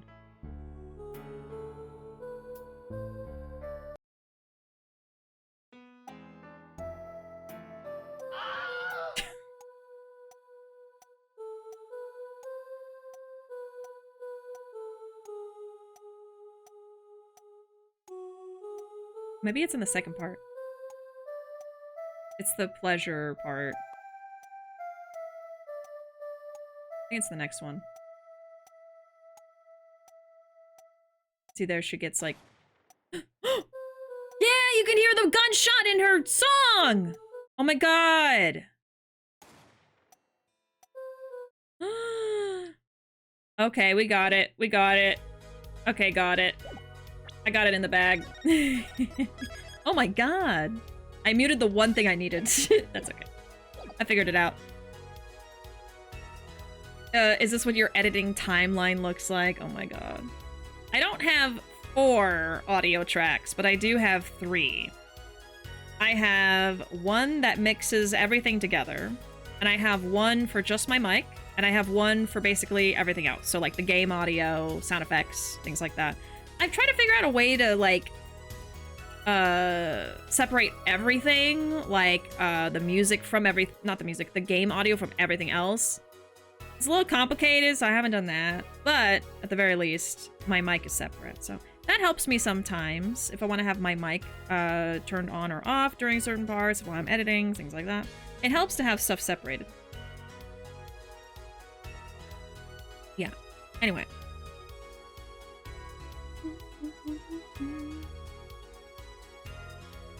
Messed up the second verse, yeah. I forgot. But I figured it out. The teeniest, tiniest pop. It was very quiet. A new variety of gramophone, perhaps. Come on, we just use this. And don't get me started on gramophone. This device was used to record the performance part by part. Part? You move the sliders to adjust the volume. Each instrument is adjustable separately. Lemmoir's voice included. Oh, what does this prove? According to Lemmoir's testimony, at the moment of the shooting, she forgot the words to the song. Ah, you intend to examine the recording at that moment, yeah? We might even hear those gunshots, uh-huh. Exactly. Huh, ridiculous. Oh, he's sweating, though. How are you supposed to hear gunshots back in that dressing room out on stage? Have you forgotten, Darian? We were all wearing these headsets. Oh. We're all deeply involved in our performance, but Lemmoir's headset would have picked up what she heard all the same. And let's get to analyzing that recording. Right now! Lemmoir stopped singing when she heard the shots fired.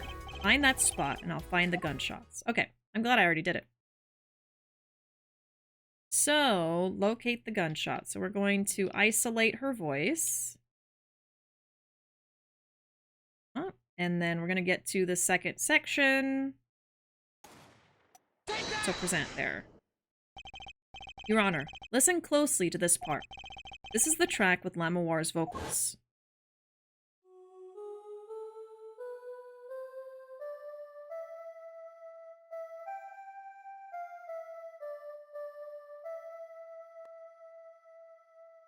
Mm-hmm. It showed me this like 50 times. Okay. I did hear something faintly there, yes. Why, it sounded like a gunshot. What? This has to be some kind of mistake, boing. Stop! You violated the law. When will it stop? Never! Hold on, I got a sound effect for this. That's his hair. Again and again. When will it stop? Encore! No, no! What? This has to be some kind of mistake. Or the sound was coming over the headset along with her voice. Kevin, you're crazy, man. Crazy. An upstanding prosecutor like you even listening to this weak evidence? Man, you can barely hear that. How do you know it's a gun? Perhaps it is you who is hard of hearing, Darian. It sounds like a gunshot to me. Admit it, you lost, Detective Crescend. Okay, so what about the gunshots Detective Sky heard? You heard him too, didn't you? Don't even think about telling me you were mistaken. Are you thinking of telling him that, Mr. Justice? No, Your Honor. Detective Sky and I clearly heard what sounded like gunshots, but they weren't. What? And I have evidence that proves it. Then I think you'd best show it to the court. Let's see this evidence. Okay, hold on. Hold your horses! Let me figure this out. Before you put me on the spot again. I'm gonna say it's this again. Let's see. Options? No. How can I change the song? I want to go back to the other song. Maybe I just need to keep going. If you would, Mr. Justice. Oh. The evidence showing what we really heard is this. I think it's gonna be the mixing board again. Let me see if it could be anything else. I'm not gonna want to say this because we're saying it wasn't a gun.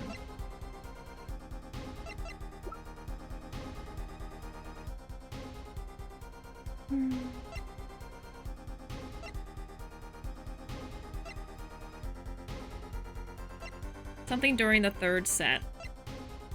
It's gonna be the soundboard. Oh, it's time for the firecracker. Okay, here we go. Here we go. Sorry. It was not him making a sound with his guitar. It was this. Okay. I had that part wrong. Some things were found at the crime scene after yesterday's trial. What things? The first was this small device. That's the remote-triggered igniter. Correct. And one more thing. What are those?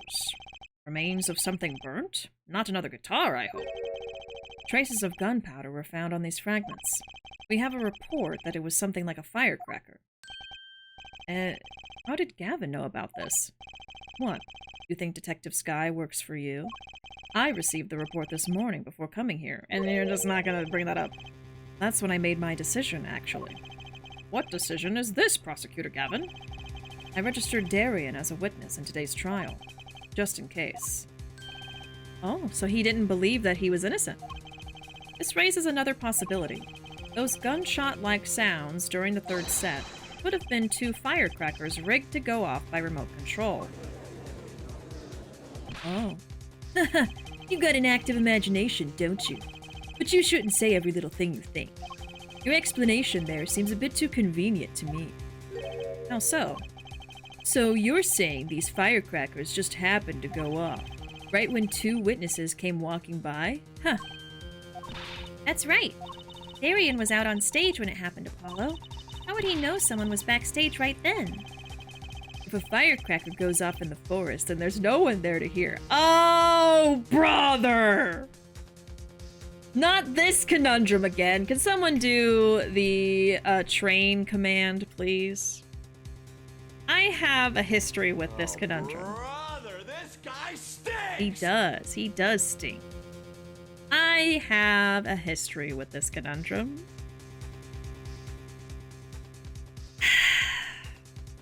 And now, every time I hear about it, I'm going to think about how I messed it up on stream. And said train instead of tree. I wasn't there for that clip at all. I don't know what you're talking about. Clipped by PC Man 312. Full legal name. Clav just goes with the flow. I was worried he was going to try to protect him, but he just cares about getting to the truth. An imposter. PC Man 213. Perhaps. If a firecracker goes off in the forest and there's no one there to hear. You get my drift. Why go through the trouble, man? How do I explain this? He may not look it, but Darian is a gifted detective.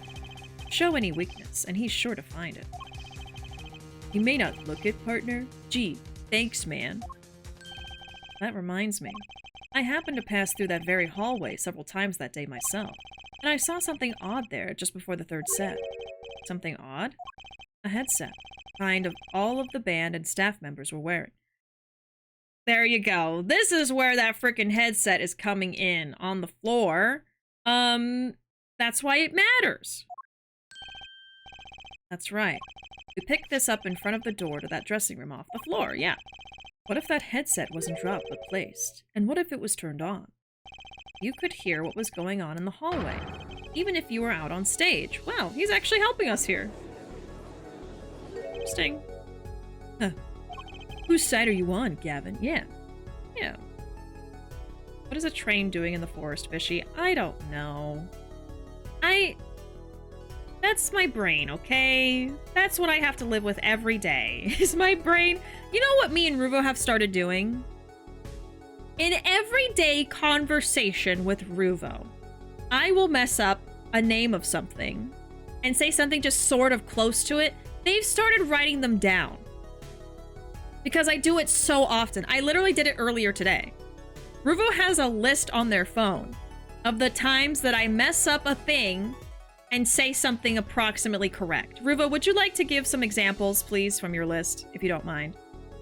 But let's just take a little break from the game for a second to just kind of go over this a little bit, okay? It's partially streamer brain messing me up, but it's also just me. It's just me. I just do this. I try to think of something like, say, the name of the show Yu-Gi-Oh, right?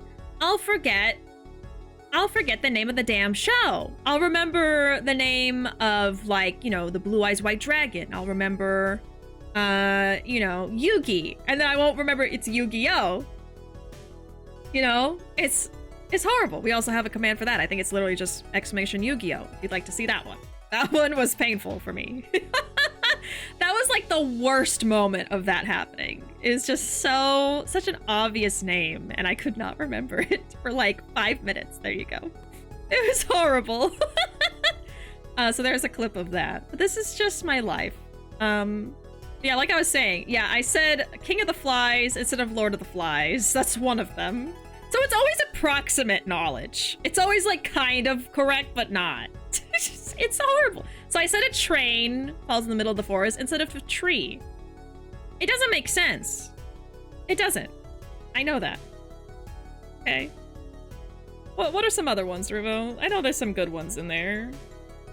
The Rube Goldberg machine I always mess up on. I feel like it's become such a thing that now I remember it's Rube Goldberg and not Gold Rube Berg or something.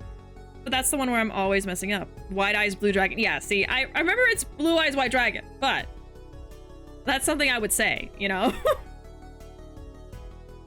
King and Lord are very different positions, but okay. Okay. Hey, Fox, welcome in. Thank you for the lurk. You just have that written down. Booba the Gold is Machine Rube. Okay. You said that. Why would you say that one? Why would you say this one? I forgot about that one. Why would you say that? Ruuuvo! Oh my god! And I have to read it out because people who are watching this on YouTube are not gonna know what I'm yelling about. Another one I did was I said chopping my balls instead of busting my chops.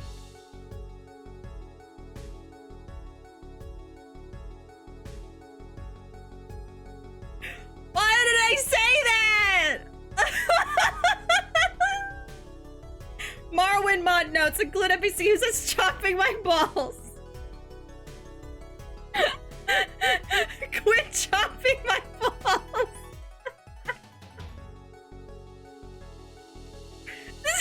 This is just what I say. This is the things I say. Sorry. Oh my god. That was like the worst one. Why would you say this? Oh my god. Ruuuvo has like blackmail on me. This is a life in the day of Bishi. Wow. Hey, quit chopping my balls. I'm walking it. Oh my god. Terrible. Terrible. I don't even want to ask you to say anymore because I don't trust you now, Ruuuvo. You've betrayed my trust in the worst way possible. I thought it would be fun. It was, but at my expense. They're all pointing and laughing at me. You enabled this. How could you do this? I thought you cared about me. That was the worst one. Yeah, you chose the worst one. You know how that sounds? Oh, well, that was the worst one, so it's a fine. I could say more. You already said the worst one. Yeah, it was like the busting my balls things. I said chopping my balls instead of busting my chops. It's just...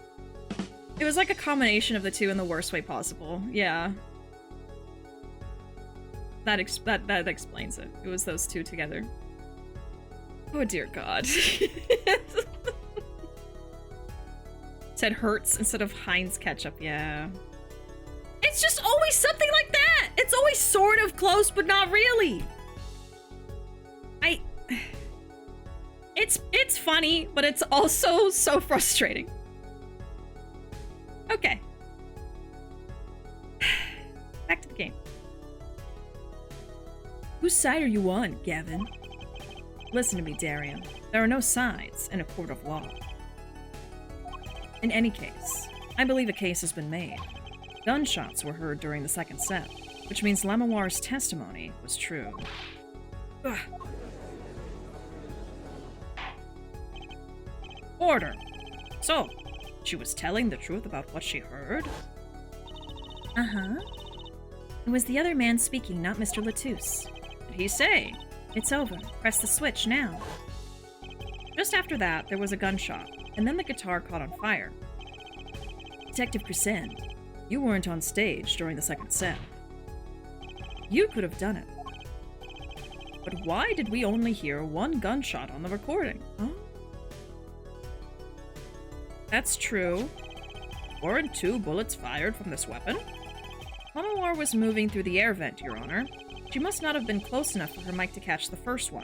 But then as she passed over the dressing room, the gun fired again, and Mr. Latouche's life was taken. Well, Detective Crescent? Once again, I am reminded of something. Our performance that day. Your performance? Oh, he's gonna talk about how he messed up. Seeing the mixing board jogged my memory. You were there too, Hair Forehead. Yeah, we're gonna talk about how he messed up during his set.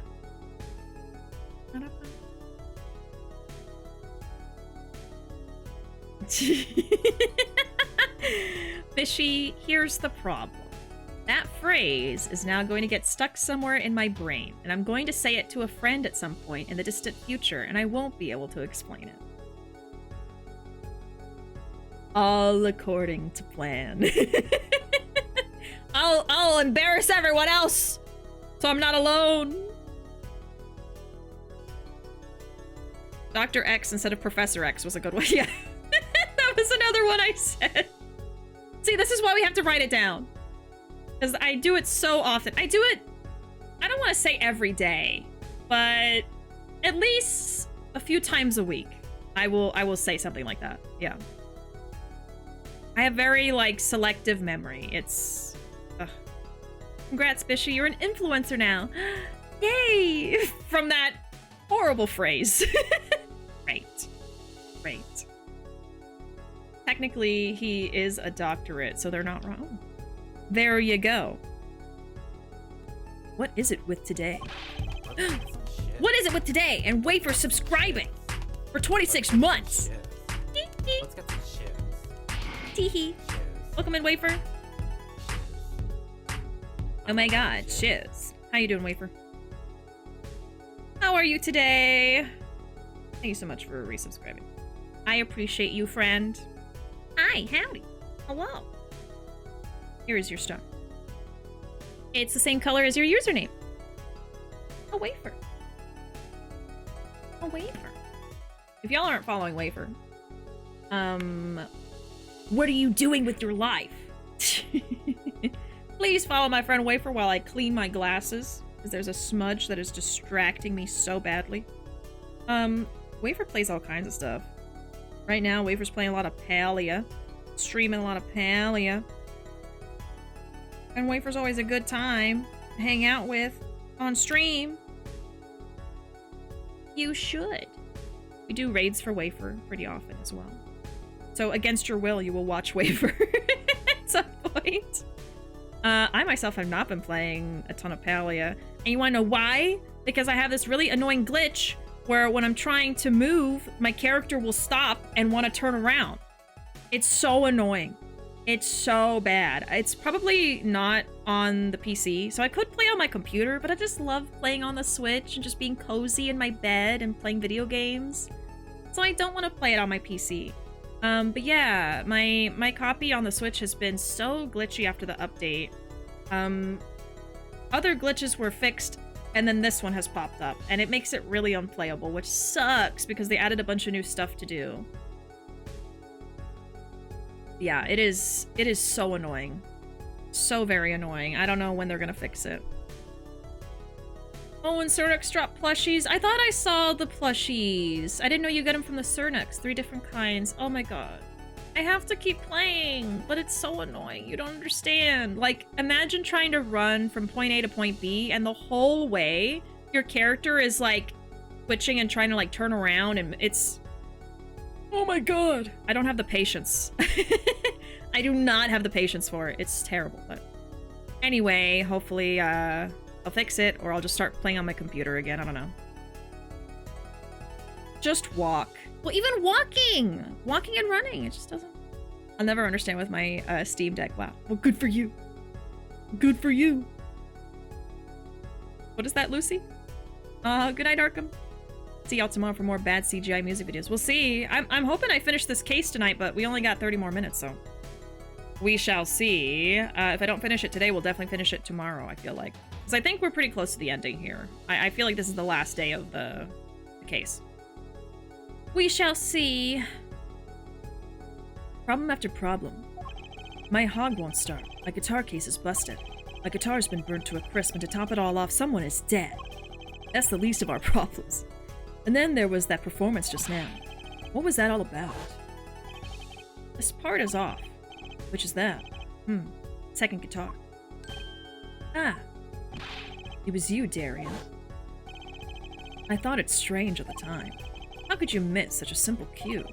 I know you. I know how you play. You're better than that. Yeah, well, You're what? And Prosecutor Gavin, what are you getting at?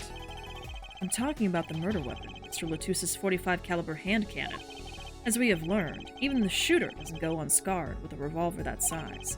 The kickback is enough to dislocate your shoulder if you're an amateur. Oh, that's what we're getting at. I did not think about that. Huh. Wait, like I remembered that, but like I didn't think it was relevant right now. You mean his playing was affected because he hurt himself shooting the revolver? Huh, you're forgetting something.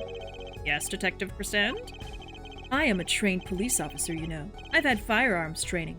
Plenty of it. I'm no amateur. The standard sidearm issued to police officers is a .38 caliber weapon. A much tamer beast. Also, the murder weapon belonged to the victim, Mr. Lotus, which suggests there was a struggle between killer and victim. So the killer might not have been holding the revolver correctly when he fired. Is that what you mean? Thought had occurred to me, yes. Dun! Dun! Dun!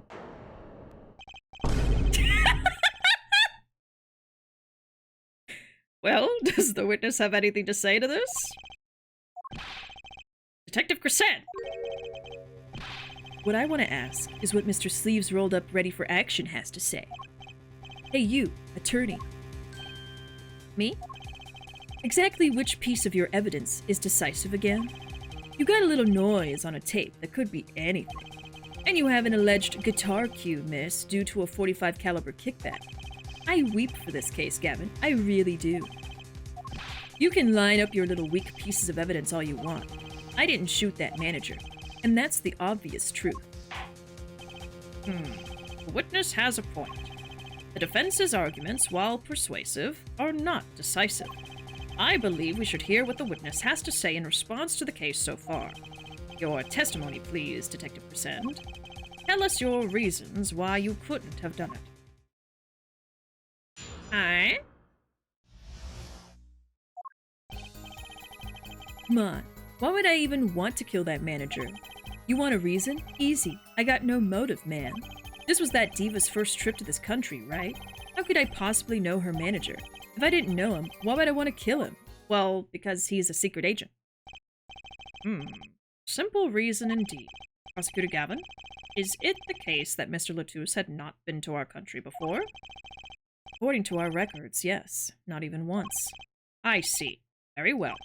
Mr. Justice, you may begin the cross-examination. Great. Now I need to find a motive.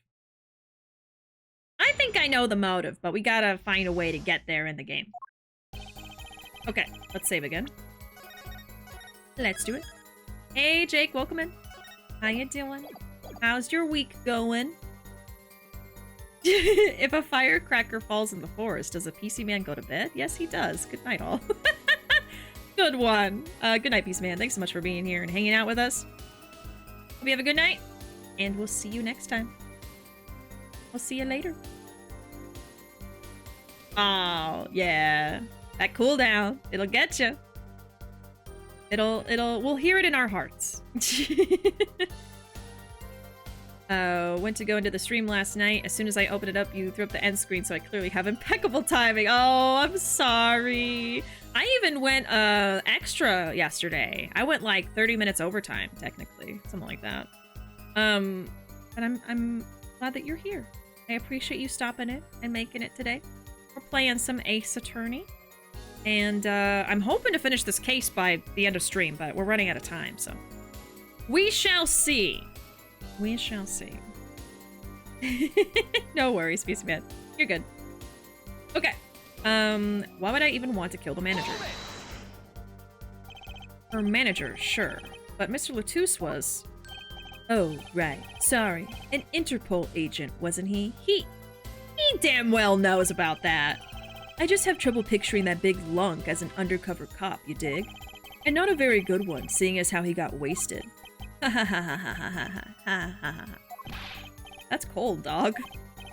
Not that it matters either way.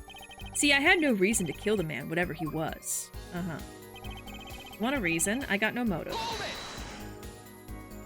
But that's the same for Machi. No motive was proven for him. Come on, he traveled around the world with that old fart. He had plenty of time to come up with a motive of his own. Ugh. More than I sure did. I mean, think about it.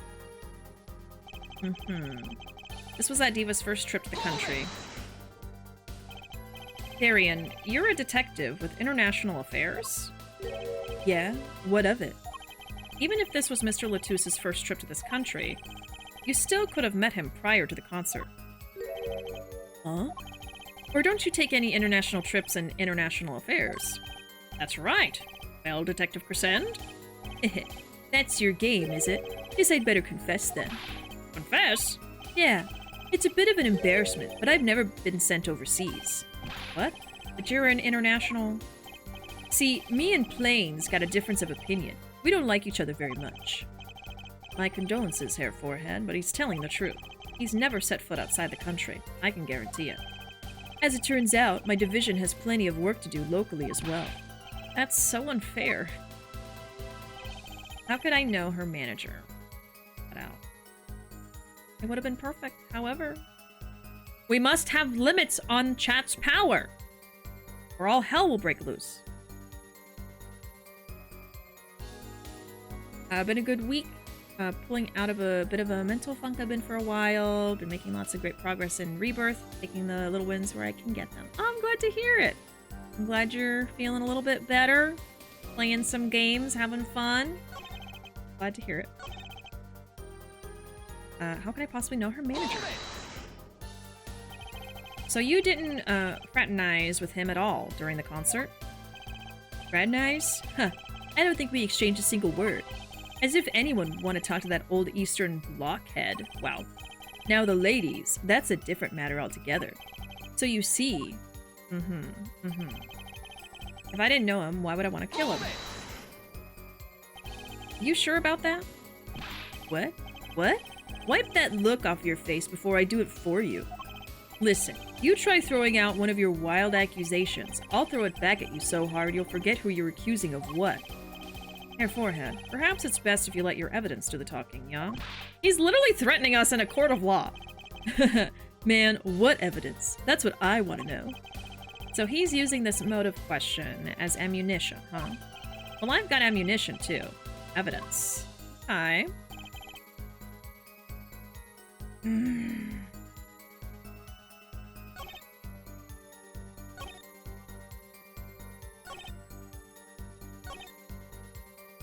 Let's look at the evidence. I don't know which dialogue I need to react to quite yet.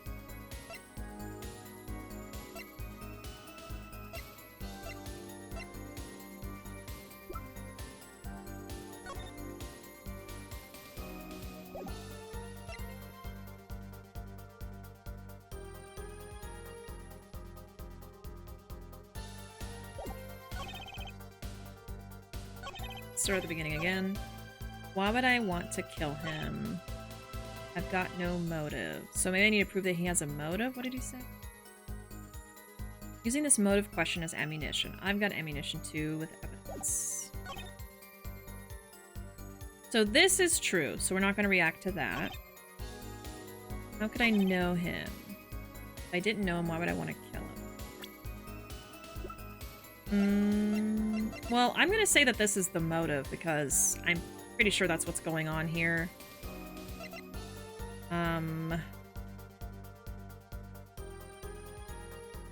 You know, yeah, actually, the Chief Justice could be the key to everything. If he has incuritis and this cures it. Because I was trying to think, like, is he just, like, some random criminal and he wants to smuggle in this cocoon? Because I'm pretty much at the conclusion that he's in on the smuggling, and that's why he killed him. But maybe he was trying to get it to cure the sun. So maybe I'll say the cocoon. It's either this or this can be the motive. Maybe the cocoon. If I say that. I don't know what else it could really be. I think that's gonna be the most obvious thing. But I don't know what to react to. Why would I want to kill him? Maybe it'll be that. I've got no motive. Maybe this one. I didn't know him. Why would I want to kill him? Probably the motive one. Oh. I'll try it and see. I think I'm on the right track. I just don't quite know the answer. We'll try that in a second. I'm on chapter 9 in Rebirth. 90 plus hours in. Oh my god. Rebirth has been wonderful. Won't say anything about it, but looking forward to whenever you do get around to it. Yeah, that's another one of the games that I want to stream, and it's like, do I just put Ace Attorney on hold for a minute to play some of these other games? I don't know.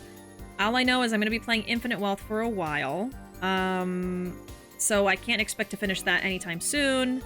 But, you know, Ace Attorney, my plan is to finish this first game in the trilogy of Apollo Justice, and then move on to something else and come back to it later and play the game 2 and game 3 at another time. Still, I'm going to stream them, but just later. I'm also still in the middle of Chronicles, and I have put that on hold for so long, and I feel bad that I'm still having it on hold. I really do want to finish it.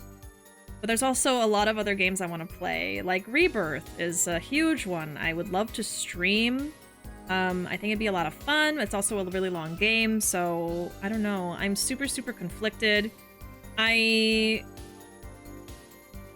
could do a poll. We did do the Best of Bishi, which had a poll for like most anticipated games for me to stream. Like that kind of helps me know what you guys want me to play. But with all the games out now, I think I would want to redo it and just kind of get like another consensus on everybody's opinions of what I should play. I want to play all the games. It's just the order that I play them that I can't decide. You know what I mean? We should honestly use this for Ace Attorney Chronicles comeback. Never gonna finish this game. I know, like I do want to finish it. I'm in the second game, but I'm really early on. So if I do bring it back, it would take me a while to finish it because I'm basically at the beginning. I think I'm only in case 1 or 2. Case 2. It's case 2, which I think it probably has 5. I don't remember. I remembered something I wanted to say. I've been making my way through the Alan Wake 2 VODs on YouTube as they've been going up, and it's been a blast, especially since I wasn't able to be here live to watch. Oh, I'm glad you're enjoying them. I'm so glad. Yeah, I've been trying to put those out. I know I played it a bit ago, and I feel bad it took me so long to upload them, but I'm trying to put them out. The last one should be up tomorrow, actually. So you get insider knowledge. The next part's tomorrow, so you'll get to see the ending tomorrow. I appreciate you watching it. It was a good playthrough. I really enjoyed it. If anything else Alan Wake related comes out, I absolutely will want to stream it and play it. Because it was a very good time. I loved it. It was probably one of my favorite horror games now. It was very good. 10 out of 10. Maybe 9 out of 10. I don't remember what I would rate it right after I played it, but it was great fun. Yeah, there's a lot of games I want to play. I want to get back to Persona 3. I want to get Rebirth and play that. I would love to stream the Peach game. That can be like a bonus stream kind of game, though. It's pretty short. I've thought about Mario RPG, but it's probably not going to happen just because there's too many other games to play. Obviously, I want to finish Chronicles. Obviously, I want to finish this series. Ace Attorney stuff. I think that's it. And I'm working on Infinite Wealth, of course. Loved your reaction to playing through that bit, especially. If you know, you know. I think I know what you're talking about. I remember I got a comment from someone that said, this is the best reaction to that I've seen so far. And I was like, Oh. So, it was, I was just so surprised. I was legitimately so surprised. I didn't see that coming, and I was just like, you know, I won't say anything else, you know. Don't want to spoil people, but oh my god. It was a great time. A great time. I follow Sam Lake now. I love how involved he is with the community as well. He retweets stuff from people all the time. I think he even liked something that I posted. Like, I think when I finished the game and I talked about it, I think he liked my tweet. Like, he looks for people talking about the game. I was like, oh, Sam Lake liked my tweet. You know, something like that. Okay, the Game Awards spoiled it instead. Oh, that's true. I guess they just assumed everyone had already played it. I don't know. Ooh. It was his birthday. I thought it was yesterday. Okay, I was wrong. Yeah, it was his birthday. Happy birthday, Sam Lake. I'm speaking up into the heavens. He's alive. He's somewhere. I think he's in Japan right now. I'll follow him on Twitter. I follow him. Okay. Let's try to finish this. We're running out of time. Happy birthday, Max Payne. Okay. I'm gonna do this. Objection! I got it right. Yes. I knew it. Your Honor, take a look at this. What is that? Some kind of gay bug egg? What's that? Looks like candy. It's not. Don't lick it, please. Detective Crescent. Ever seen this? Looks like a piece of candy. Piece of candy. What it is evidence. Don't lick it before you try it! Specifically, this is a replica of a cocoon. It was found among the victim's belongings. A cocoon? Never seen one that color. You can't just ad-lib so casually when I'm not looking. Why would they say a gay bug egg? You have to know that's me.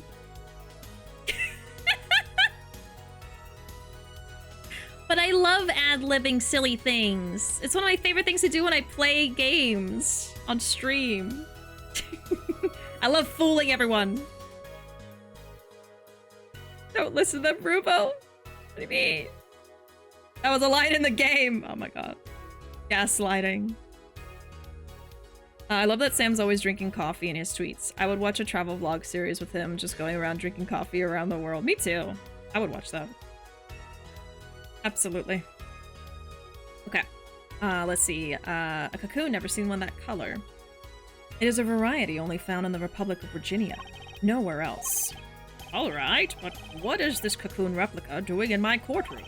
Surely this has nothing to do with a motive for killing Mr. Latouche, does it?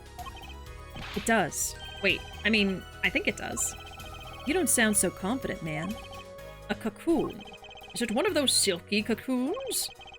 The kind that you can make silk out of? Not this one.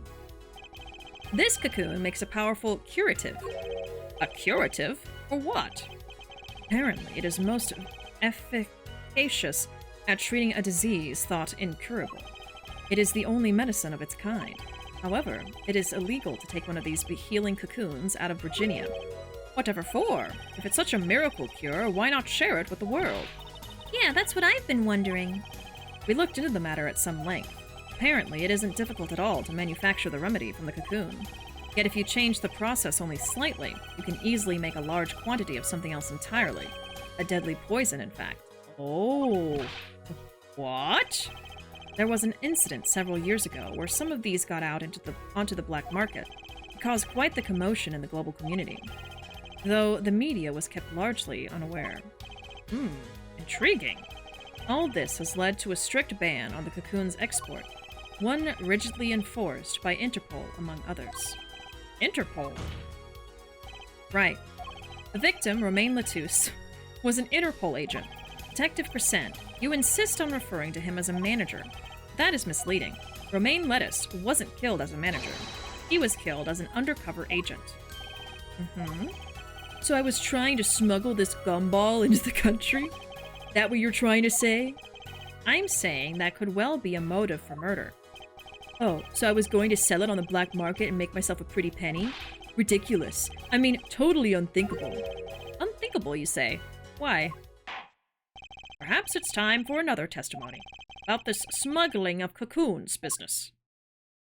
Yeah, when it started revealing that they were gonna have like a cocoon thing and a smuggle ring for the cocoon, and it heals incuritis, I'm like, where do they think of this stuff? Why a bug egg? Oh, well, I mean, it's not a bug egg, but it's fine.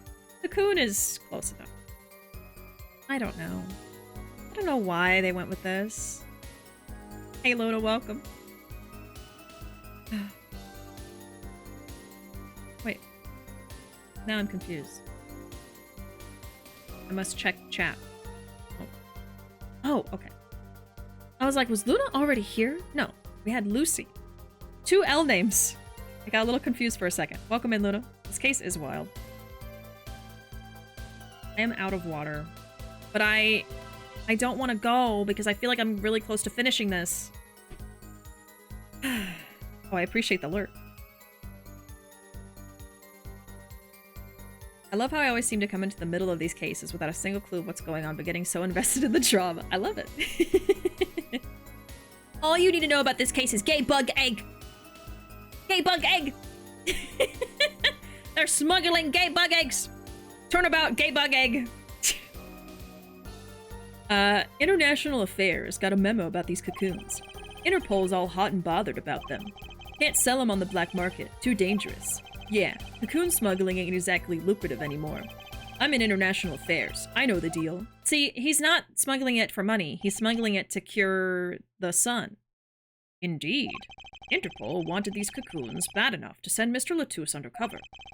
You kids think up the craziest things, but no way am I going to risk life and limb just to get my hands on some dirty cocoon money. Not the most noble of statements, but duly noted. According to reports, these cocoons top Interpol's list. Selling them to an underground organization would be risky. Very well, you may begin the cross-examination. This is the only motive I've got. He was up to something, and I'm going to find out what. I've already figured it out. I just have to prove it. Hot and bothered about gay bug egg. International Affairs got a memo about the cocoons. That memo. That's how you knew about the cocoons. Oh, nice one, nice one. I'm running scared now. You had to know about the cocoons to plan this. Just how well known are these cocoons? I'm embarrassed to admit it, but I'd never heard of them. Well, Lenoir knew about them, though not their use. My reports indicate that there are ongoing efforts to control information about the cocoons. Most people only know they're illegal to export, that's all. Then I've nothing to be embarrassed about after all. You could say people like me who know about them are a minority, yeah. But that includes everyone in International Affairs, man. And everyone in Interpol, too, for that matter. Yeah. Okay. Interpol's all hot and bothered about him. Breaking news! Does Bug Egg is gay? Read article to find out! So, there are other Interpol agents like Mr. Latouche. All over the world, likely. Deep undercover, most of them. That's why these cocoons are too hot for the black market. You don't want Interpol sniffing through your wares. Most came to the conclusion that can't sell them on the black market, too dangerous. Dangerous? Yeah, Interpol finds you, they arrest you on the spot. Or another marketeer might think you're part of a sting and take you out himself. Times have changed. Cocoon smuggling ain't exactly lucrative. But wouldn't scarcity drive up prices? Yeah, and attention. Every gangster and his brother would want a piece of that action. They'd turn your forehead into Swiss cheese before you could say objection. Jesus. Maybe we could get them to cut his hair, too. Who's on trial here again? Man, you so obviously know nothing about the market. And that's a bad thing. Don't even try to mess with me about this stuff. Okay. I'm so cool and edgy. I'm in International Affairs. I know the deal. Which is why you would know how to find a loophole in the system. Hey, you can say what you want about me, but back off of International Affairs. There ain't no loopholes, okay? What do you think we are, Boy Scouts? Wasn't what I was trying to, Down, Darian. It's as you say. There are no loopholes, at least in the case of these cocoons. International Affairs, Interpol, and Borginian Customs are all watching. See, we know what we're doing. Not like some yipping little doggies that lap up every word that Diva says. I oughta... Out of what? You want some of this? Oh my god! Chill, both of you. Let's do this cool, yeah? Screw cool. I want this guy's head on a stick! The replica has to be the key to this motive. Key to his motive. There's gotta be a way to find out what he was up to. Yeah. I got it already. I got it, but I don't know what to say.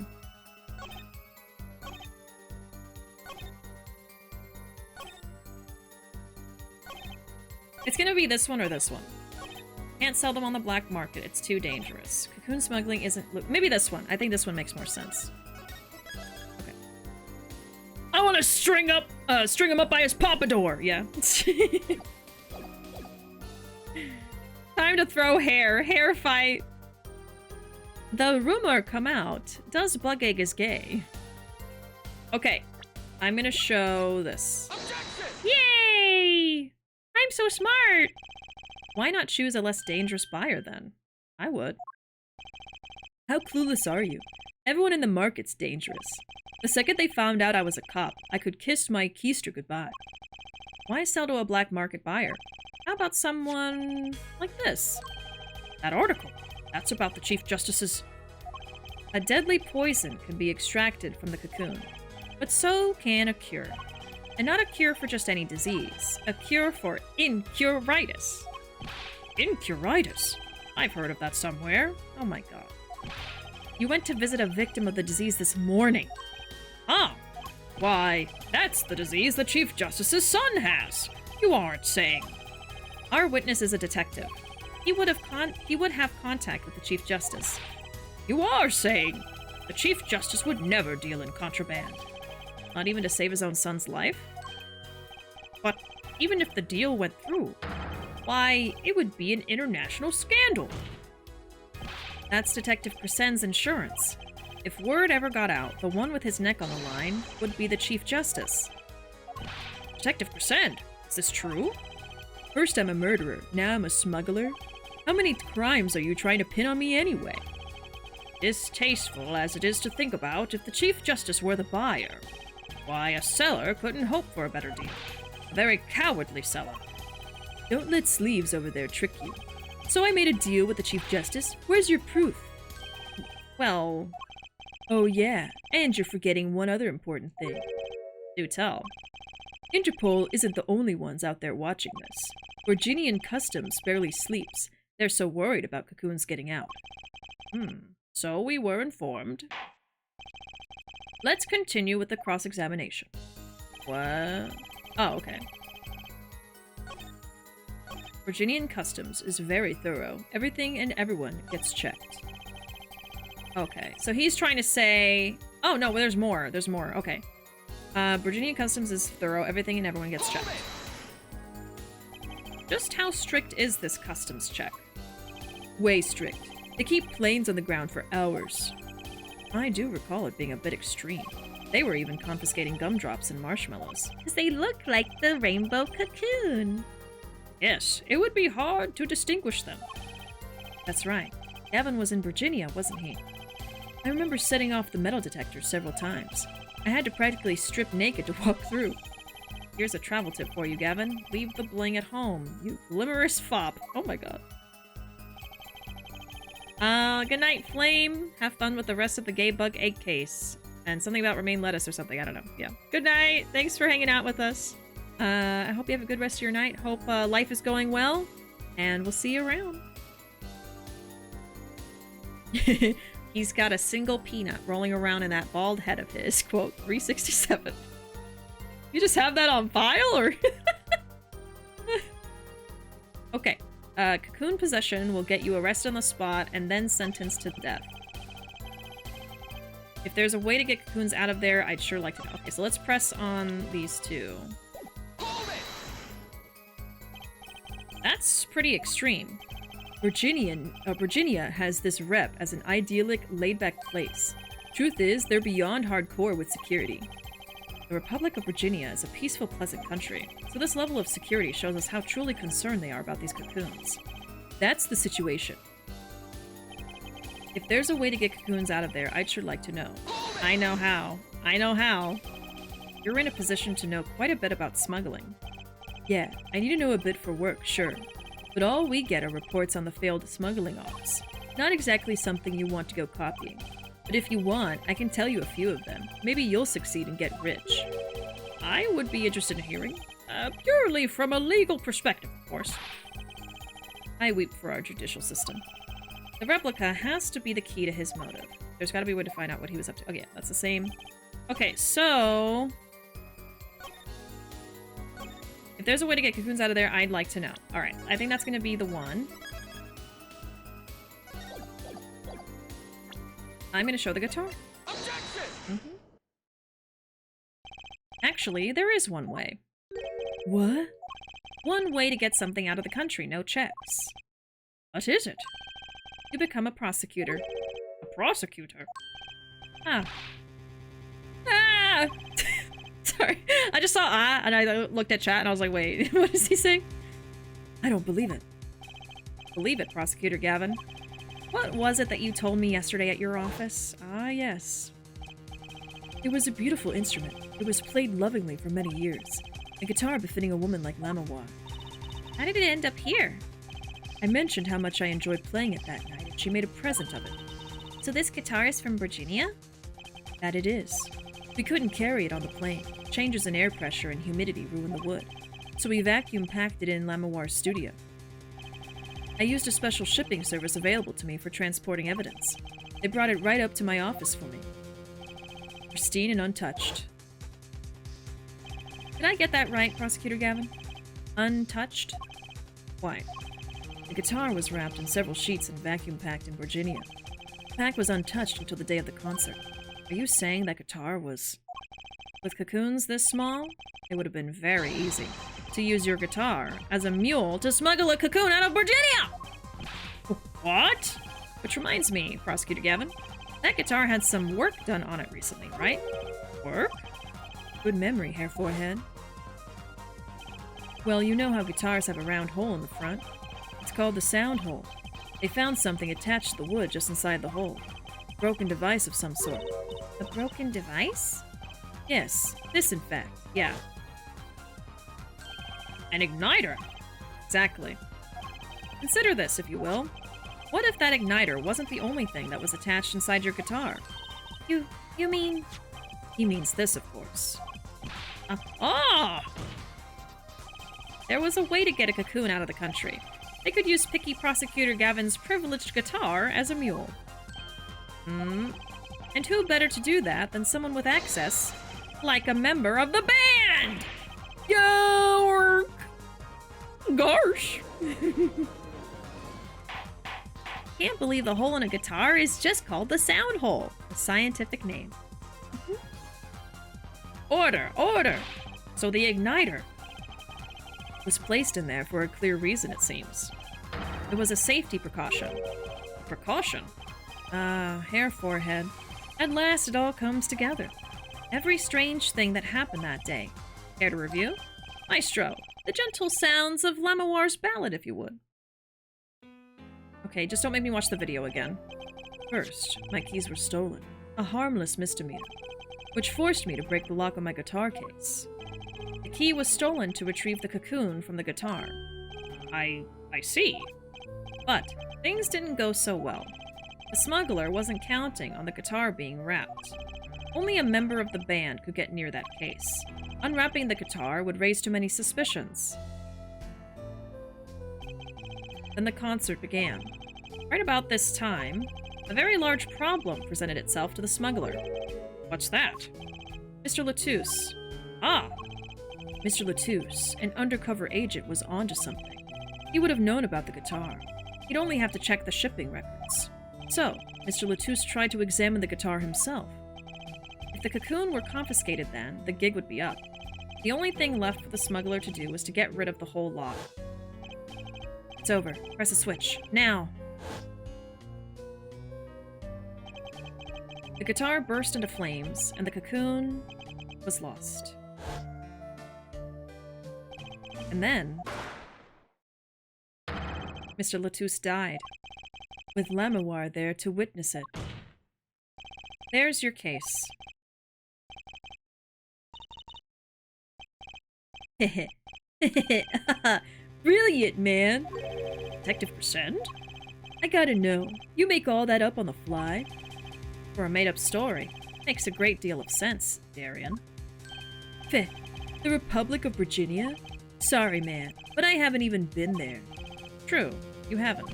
Huh, let's see you make up a story for that, kid. How'd I hide the cocoon in the first place, huh? It's not so hard to imagine. You had help. A Virginian accomplice. That's all. Yeah, I knew that too. That you had an accomplice was clear from the start. The voice Lamawar heard proves it. Yeah, he was telling someone else to do something. And you know, I even remember when we were learning about the Switch and how far it reaches and looking at this. The circle only encompasses the piano. And who is playing the piano? The little kid. You made this transmission from backstage, while your co-conspirator was on stage. But who was it? Is it the coup de grace? And for once I know what I'm doing. There's only one person who could have helped him. Let's hear what Mr. Justice has to say then. But be warned, with a great accusation comes great responsibility. Make up your answer on the fly, as it were, and you'll be harshly penalized. Are you ready, Mr. Justice? Who was the smuggler's accomplice? I don't even have to think about it! There is only one person who meets all the requirements of the accomplice, and that person is the defendant, Machi Tobai. But Mr. Justice, he's your client! A defense attorney accusing his client? That's a new one. Well, he won't be found guilty of murder. I assure you, no one is more unhappy about this than I. But I am here to defend him in the murder of Mr. Latouche, and I stand by my statement earlier that he is innocent of that particular crime. Indeed, the defendant is Virginian. He does meet the basic requirements to be the accomplice. But what if it was, in fact, Lamawar? It couldn't have been. Well, you seem sure of yourself. The reason is electronic signals, Your Honor. Electronic signals? Recall that this remote only works to a range of 30 feet. What did I just say? Beyond that, it's useless. Yes, that's true. Think back to the testimony. When the shooter made his transmission, Lamawar was in the air vent. He was in the vents! Right above the dressing room where the shooter stood. Let's look at the stage diagram. This is the area that the remote could reach from the air vent. It's exactly what I was saying. Well, looking at this, it seems that Lamawar still could have done the deed. No. When the shooter made that transmission, the stage was slightly different than shown here. It was in the middle of the guitar serenade. Yeah, she was up there. Well, she was going underground. Prosecutor Gavin and the Lamawar stand-in were in the air. They were on a tower, which happens to be 15 feet tall. In other words, the remote couldn't have worked from Lamawar's position in the air vent. Ah! Well, Detective Present, what do you say to that? Your Honor. Yes, Detective? Could we see the video where Gavin's guitar burns? Just one more time. Oh, well, I don't see why not. What? Don't tell me he has a way out of this. Oh, dear God. I thought we were done. I gotta watch this damn video again!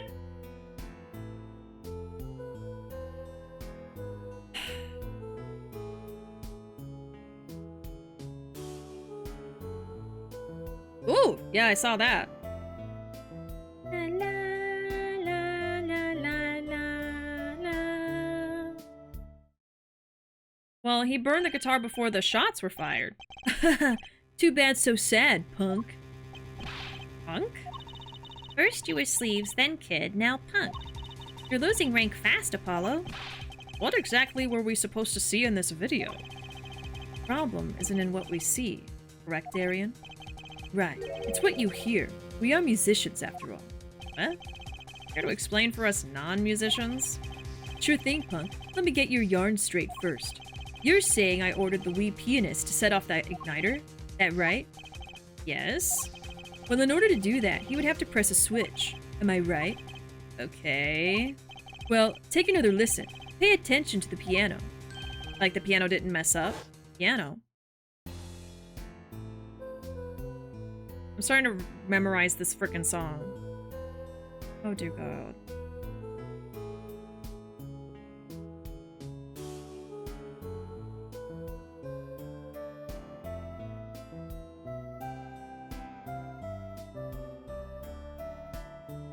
Okay. What seems to be the problem there? The piano sounded just fine. That's the problem. Man, you still don't get it? Oh. Yeah. How's he supposed to hit that switch if he's playing? He has feet. He could click it with his toe. I don't know. You've got Miss Diva, the guitar, the bass, the piano, and the drums. The only one with her hands free was the diva. I'm aware. But according to you, she couldn't have been the accomplice, could she? Your accomplice would have had a hard time helping out if they couldn't even press a switch. Oh! Man! Again? It's literally gonna be showing this to me like 50 times.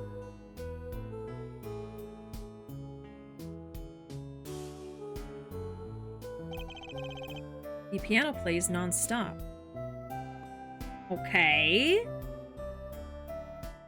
I mean, couldn't he have also hit it with the keys from internally in the piano? He couldn't have pressed the switch. Well, Mr. Justice, the piano does seem to be playing when the guitar catches fire. Well, it's okay. We all make mistakes sometimes. Apollo, were you wrong? Can't be wrong. Everything makes perfect sense. How could it all just... strange? What's strange? No, it's just... something's odd about the performance there. Odd? Mr. Justice, if Machitabai didn't press that switch, What voice is this? If Machitabai didn't press that switch, then he could not be the accomplice you claim he is. But everything points to it. Every fact says he's the accomplice. you got the facts wrong, man. Here are some facts for you. Gavin's guitar is on fire, but the pianist didn't press the switch. In other words, your story is full of holes. Okay, hold on. Let me go listen to the performance if it'll let me. Yeah, we're on it now, I think. Yeah, so this is her voice.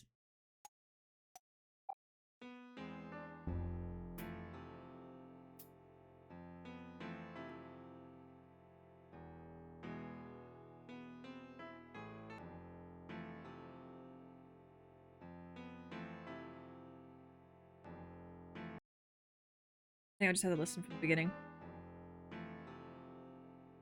Wait for putting a booty in my chat. Hey Vanna, welcome in. You know, I would love to take a sip of water. I would love to take a sip.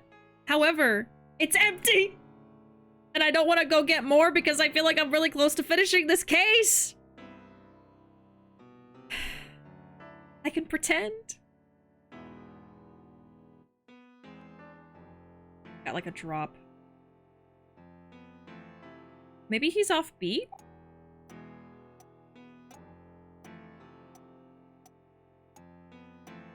It would have been like right there.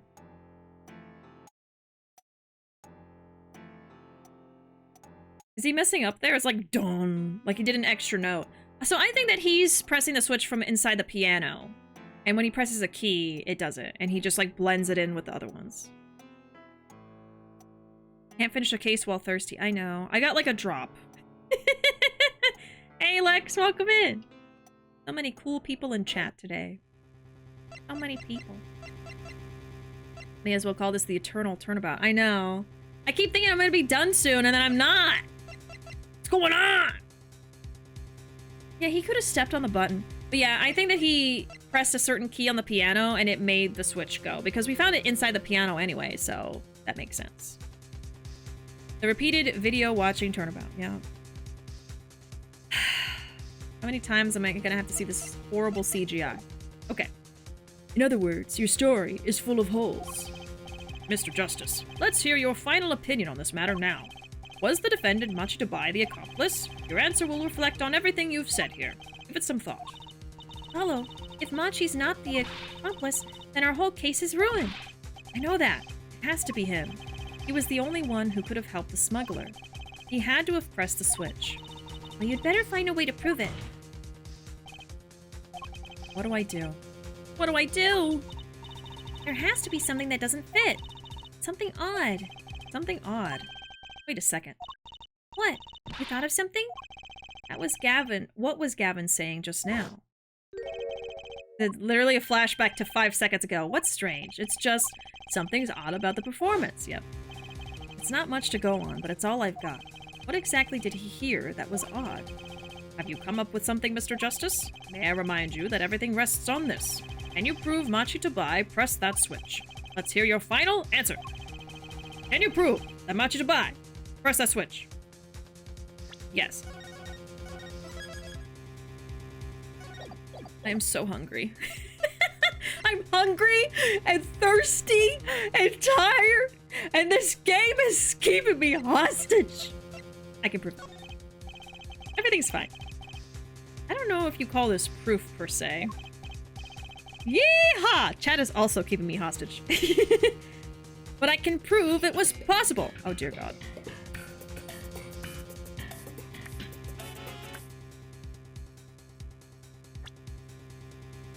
I don't know if you call this proof, but I can prove it was possible. Then, as prosecutor, it falls to me to ask you to show us evidence supporting this. Hair forehead, you're sure about this? Huh. Accept it. There's no evidence, man. Another take a sip? Another take a sip? You must be stopped! Wafer, you must be stopped. Toxic. Even Nico is here. Why are there so many cool people today? What did I do? What did I do? Why is everyone that's cool here? Welcome in, everybody. Chug. Okay. Ruuuvo, can you just bring me some water in a cup, please? Pretty please, so I can finish this case. Because you're cool. Aww. Thanks. I've been here all along. Watching. Waiting.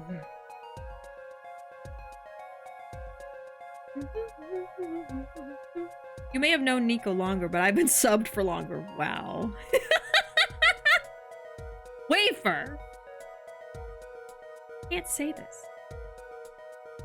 Herb hunting season. No! No!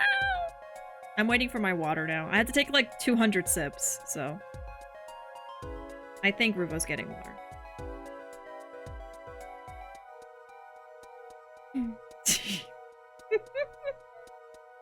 Sub Queen Wafer. Queen of subs, yes. Oh, thank you. Ruuuvo brought me water. Thank you, my love. And in a bird cup. I don't want to show it to the camera because I'm really scared I'm going to spill the water all over my setup, so. It says, Hola, bonita. And it has a budgie. It's really cute. Burp cup. Okay, how many sips was it? Is that a morning dove? Aren't those illegal? It is not. It's a budgie, Wafer. Get your birds right! Okay, how many sips? 1, 2, 3, 4. My baby don't mess around with anything. I don't know the words. 1, 2, 3, 4. And that was counting with Bishi. Thanks for joining me tonight. Goodbye. No. I'm ending stream immediately. Budgie D's? What does that even mean? You call that a sip? Sip queen? What the hell is going on right now?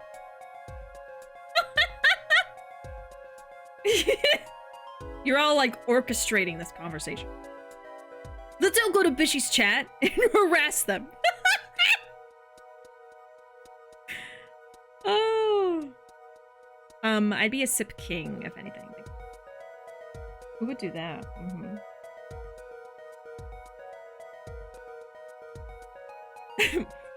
I may mess up on phrases that I want to say, and I might accidentally say chopping my balls instead of busting my chops, but I'm not dumb.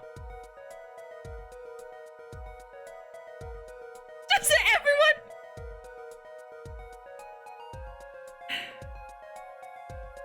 I'm trying to play this game. and finish this case. I'm really close to being done with it. My chat is holding me hostage! I mean, what more do you want from a sip of water? It's called a sip, not a chug. Not a gulp. Not a... What other synonyms are there? I don't know. Okay, another sip. All right.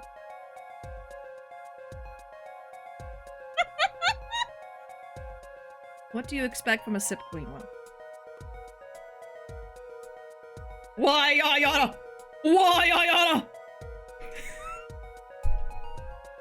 Let's see your evidence, Mr. Justice. Let's see your evidence of you being a sip queen. Another sip. I gotta make a limit on take a sip now? I'm gonna run out of water. How many sips are there to the chug? Assuming we're not using the metric system, obviously.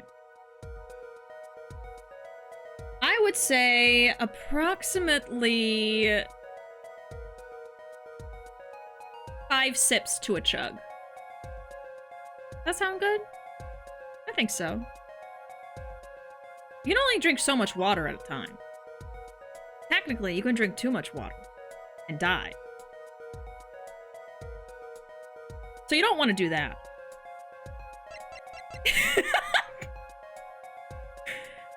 There's no evidence, man. What are we doing? Evidence of... Oh, so it's just gonna be the soundboard again. The basis for my claim is music, Your Honor. Music? What about music? It's not like there's been music in this entire case this whole time! Let's listen to the piano part, around the time when the switch was to be pressed. Right before the guitar burst into flame. The judge really gets on my nerves sometimes. He's just not smart. He's never been smart. He never will be smart. And he's a judge. He's a high-ranking member of the judicial system, and that's what's wrong with this country. Evidence of D's. Music reveals the soul and murderers. Me when I'm bored at work, drinking so much water that you die? Valid. Work. Work. I hear a piano being played. But, doesn't it sound kind of simple? Simple? I think I know what he's suggesting. You think Machi could have played that part with one hand? That's not where I was going with that, but I still got it, and that's a win. One hand? He only needed one hand to press that switch. He could play the piano with the other. Huh, what? So you're some kind of piano savant? Actually, no. Then what do you know? You can't play a part like that with one hand. Yeah, but a virtuoso could. Maybe. I don't know what I'm talking about here. Wait, I know. Oh, sorry, that's not Trucy's voice. Wait, I know. Hey, Trucy. Yeah? You got something? Mr. Wright, your father, he's a pianist, but he... Oh, Daddy? He couldn't play a part like that even if he had 3 hands. So sorry. So sad for you. No, not really. Huh? That was just the easy way to prove it. There's always the hard way. Man, how are you going to prove whether he played it with one hand or two? You can't. I admit, it will be rather difficult to prove, but it's highly likely he was playing with one hand. How do you know that? The clue is what Prosecutor Gavin described as sounding odd. What sounded odd? I'll bet we can tell by listening to a certain part of the song. No way. Well, it seems we've come to the moment of truth at last. Let's hear what Mr. Justice has to say for himself. Show us the part that proves the defendant was playing with one hand, right before the guitar burst into flame. Machi was definitely playing one-handed just before the guitar caught fire, and one section of the song proves it. It's the second part. It's the second part.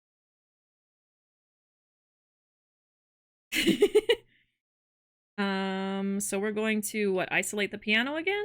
Hold on.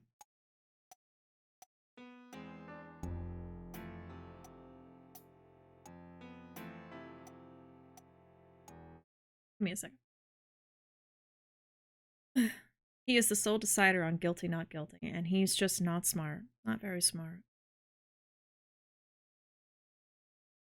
When Edgeworth does it, he's praised. Just what? The updated autopsy report is technically Edgeworth's version of... Oh, I see. I don't know actually what's going on. I don't see anything. I'm so tired. Okay, let's...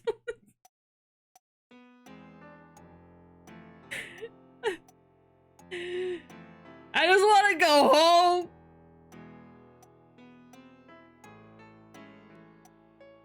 I am home. That's the tough part. That's the section? Afraid I don't hear it. What's your opinion as an artist, Prosecutor Gavin? Did I get it wrong? It's a beautiful song, and the lyrics are outstanding. I'll take that to mean there isn't a problem with this section at all. So what was the odd thing that Gavin heard? The switch was pressed in the first half, second verse. I know. I just need to find a place to compare to that. Okay. If you'll give me one more chance, I think I can find it. Suppose we don't have a choice. Very well. Trial and error time! Yay. I just want to go home to my loving wife. Oh, I the defendant was playing with one hand when the switch was pressed. Show us the part that proves it. Machi was definitely playing one-handed just before the guitar got fire, and one section of the song proves it. Okay, I just have to actually listen and pay attention.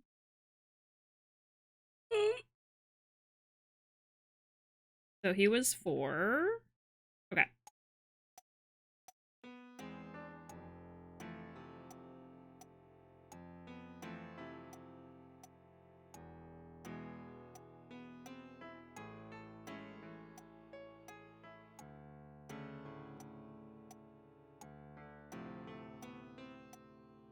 Okay, so it's just because I wasn't precise enough. Is this part? That's the section. No? What? Okay. Do I have to be really specific? Blah, blah, blah, blah, blah, blah, blah, blah, blah, blah. Oh, dear God. Okay. God damn it. The most annoying part is having to do this over and over.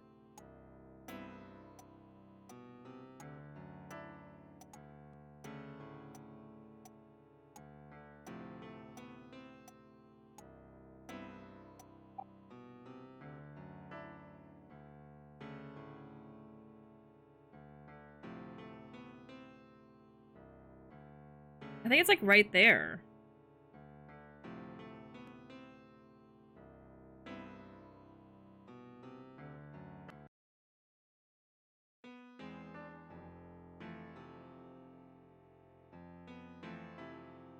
Because there's a melody going on and he doesn't have it in the first half of the second part.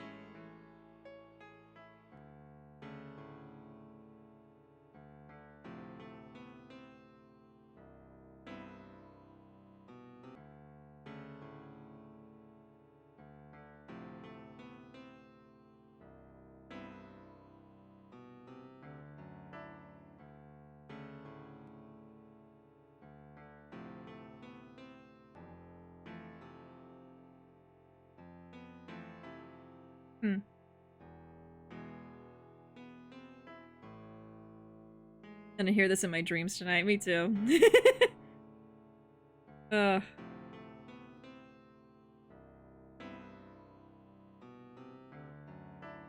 Oh, okay, so yeah, he was saying, like, listen to the other parts of the song to compare it to that part to see what's weird, so I can actually find what's wrong. Play Yakuza sad sub-story music.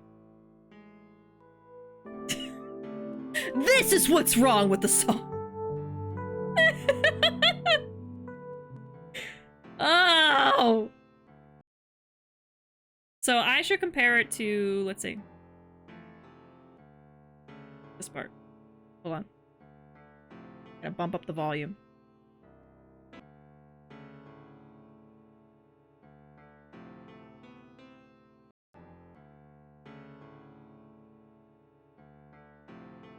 That's the same. Okay. Dun dun dun dun dun.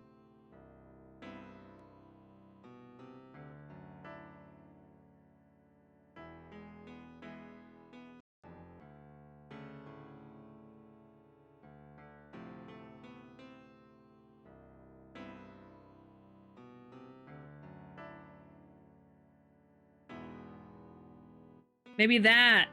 Or maybe it's the dun.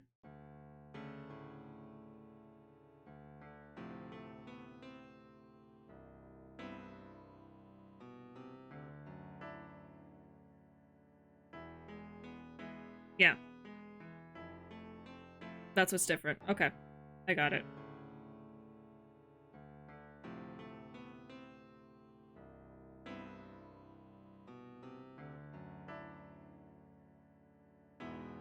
There. No, you're joking. What? That was it! When he's like, done. Okay.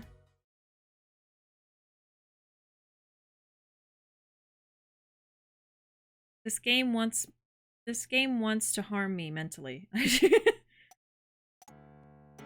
it the done? Because it's different from the other part.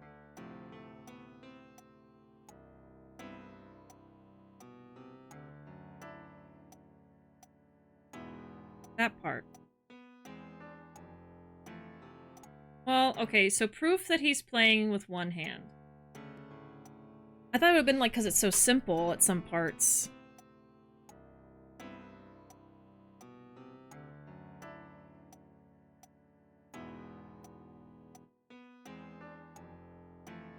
I don't hear it. I don't know what's going on.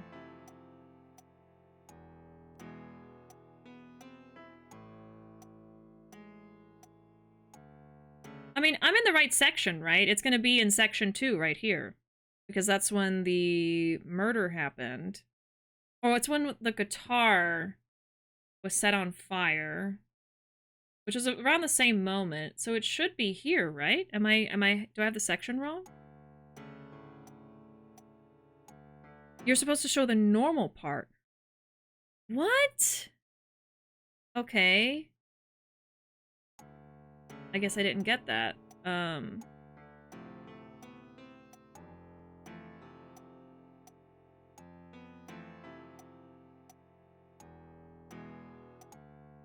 I think this is the copy, so we're gonna say this one. No. Please give me a hint. I'm so tired. I'm so tired. I don't know what's going on. I've been doing so good today. I did not really get stuck that much. I was feeling very smart, and now I don't feel very smart.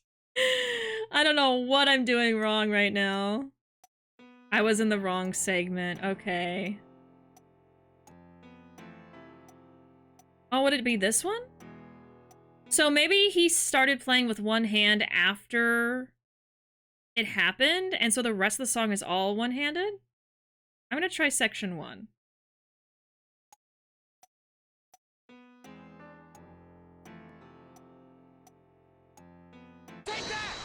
We're just gonna do trial and error. Okay. I'm sorry. I thought I was supposed to point out something that sounded weird, and I thought I was hearing something. I don't know where my brain was, okay? I'm sorry. Prosecutor Gavin, I'm sure you've realized by now just what it was that sounded odd to you. As I'm sure you've realized it yourself, Hair Forehead. Realized what? I'll demonstrate. Let's listen to the part in question again, shall we? Pay particular attention to the but a fleeting melody phrase.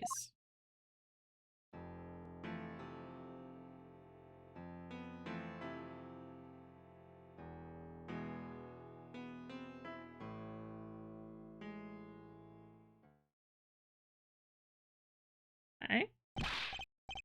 Man. How many times do we have to listen to the same thing? That's what I'm saying! You're right. Enough of that. Let's listen to another section, shall we? Another section? The guitar burst into flame at the end of the second verse. Let's listen to the same spot in the first verse. Pay attention to "Oh, that night in your embrace."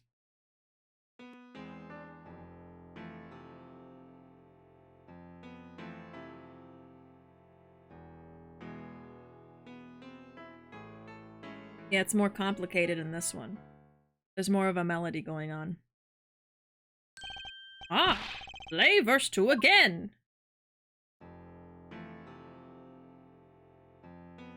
You don't have to play it again. You can just say, oh, there was the problem. There. Did you hear that? Sure.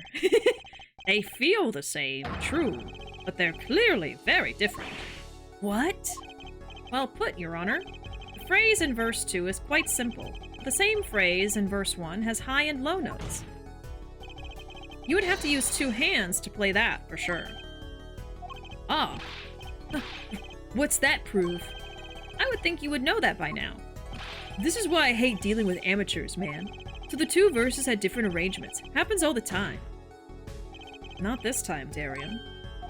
There's no point in changing an arrangement if you can't hear it clearly. And that wasn't the point. I had him play specifically so that the piano would stay in the background. Oh. Oh. That was what I noticed. Why should the same phrase sound slightly different, I asked myself.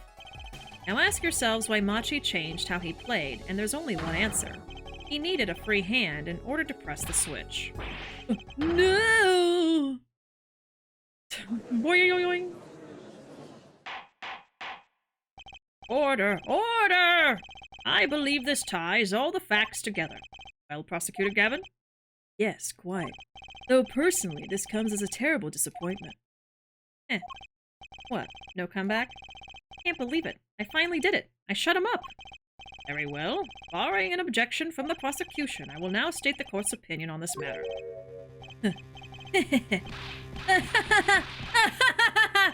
Good show, Sleeves. No, great show. It's not over? Is that over?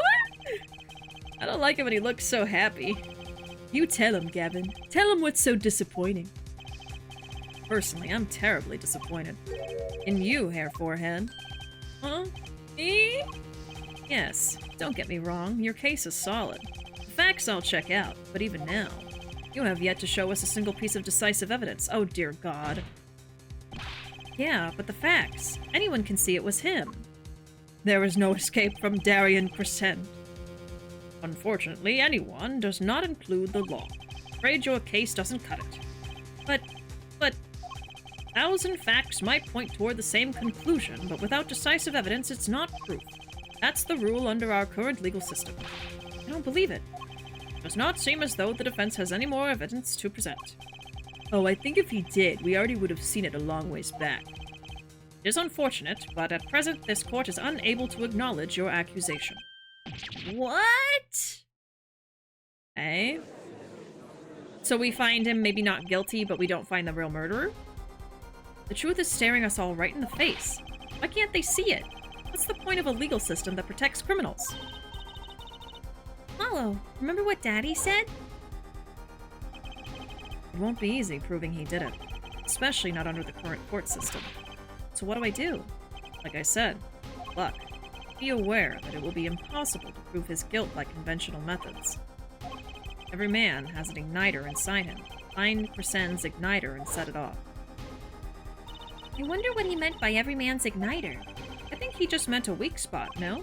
The kind of thing that a single spark could turn into a wildfire of emotion. I won't be able to press him further by conventional means. Gotta find a weak spot in this guy. Something fatal. So, can I get back to work now or what? It may look like I got a lot of time on my hands, but I got no more time to play pretend with this deadweight attorney. Well, Mr. Justice, we've come this far without decisive evidence. Give me 1 second. Maybe I'm tired, but I haven't heard any of the things they pointed out on the soundboard for the last 2 hours. I think my problem with the last one is I didn't realize they wanted me to show what part of the music is supposed to sound normal rather than what part of the music is supposed to sound abnormal. So I was trying to go for abnormal and that's not what it wanted, so I just got confused. But once I knew I was supposed to look at what's normal, I did hear it, but... Oh my god. This witness won't be coming back to the stand once we let him go. Every man has an igniter. I can't say it. Huh? Didn't you say the better the guitar, the brighter it burns, Prosecutor Gavin? Ah, yes. Good guitars are kept dry is why.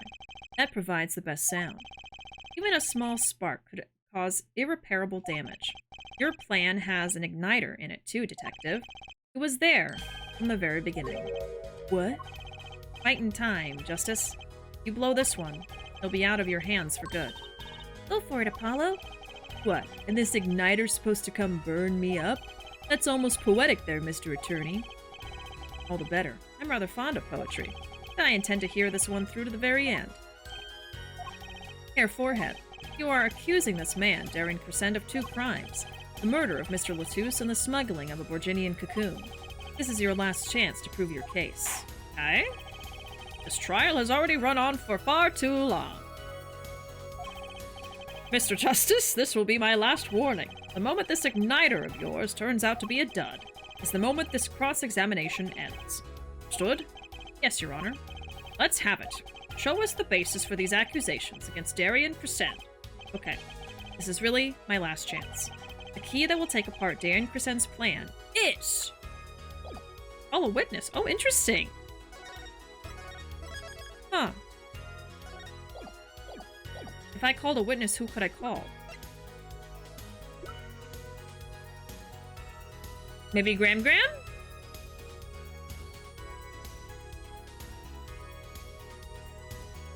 It did say, he did say that his illusion would be the key to everything. Call me. Oh. I'll call Nico and you can destroy them in Overwatch. That'll show them! Oh. Oh god. Arian.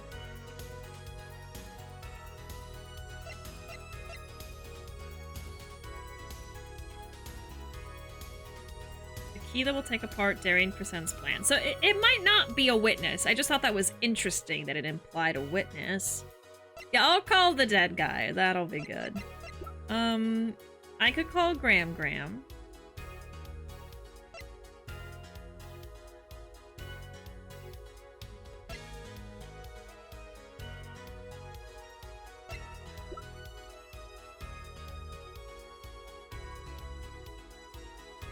Firecracker?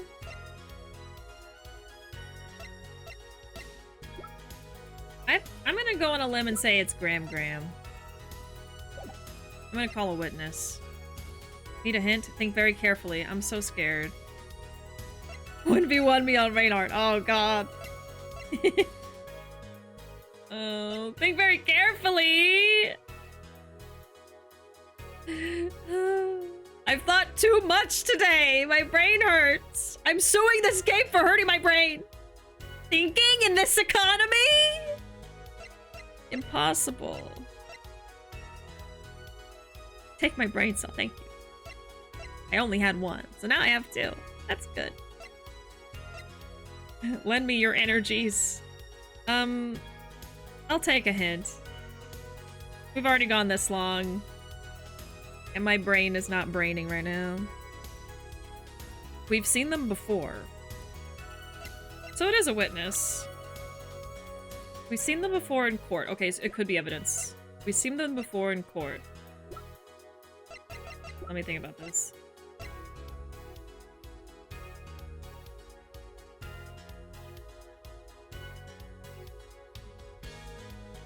Is it just literally the frickin' igniter?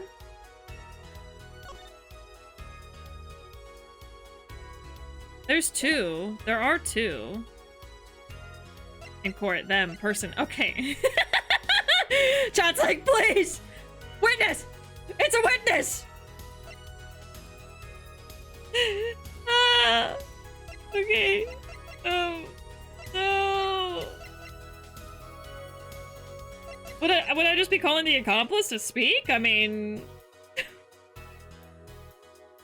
I was doing so good today. I felt so smart. I wasn't getting stuck on anything. But now it's been 5 hours and I'm tired, so... But I don't want to stop. I want to finish this. It's almost done. And then we could finish the case sorry, we could start the next case tomorrow. I thought that would have been nice. But now I don't know. We've seen it in court before. Okay.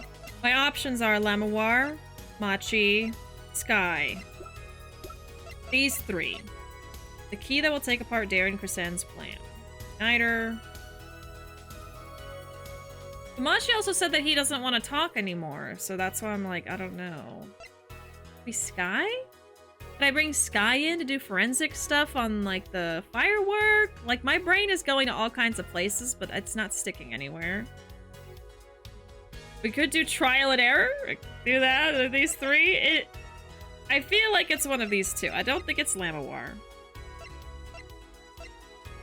Oh, Jesus. Well, I'm gonna call a witness. Let me go through this first. It's gonna be a witness. Your igniter isn't a piece of evidence. Huh? So what is? It is true that I couldn't show decisive evidence, but perhaps what I needed to prove my case was something else. You mean, a witness? Call Granny. Granny? Graham? He's not a granny. I just call him Graham because his name is too hard to say. Proving his guilt is a tall order, but I've got just the person to do it. Proving his guilt. So the kid?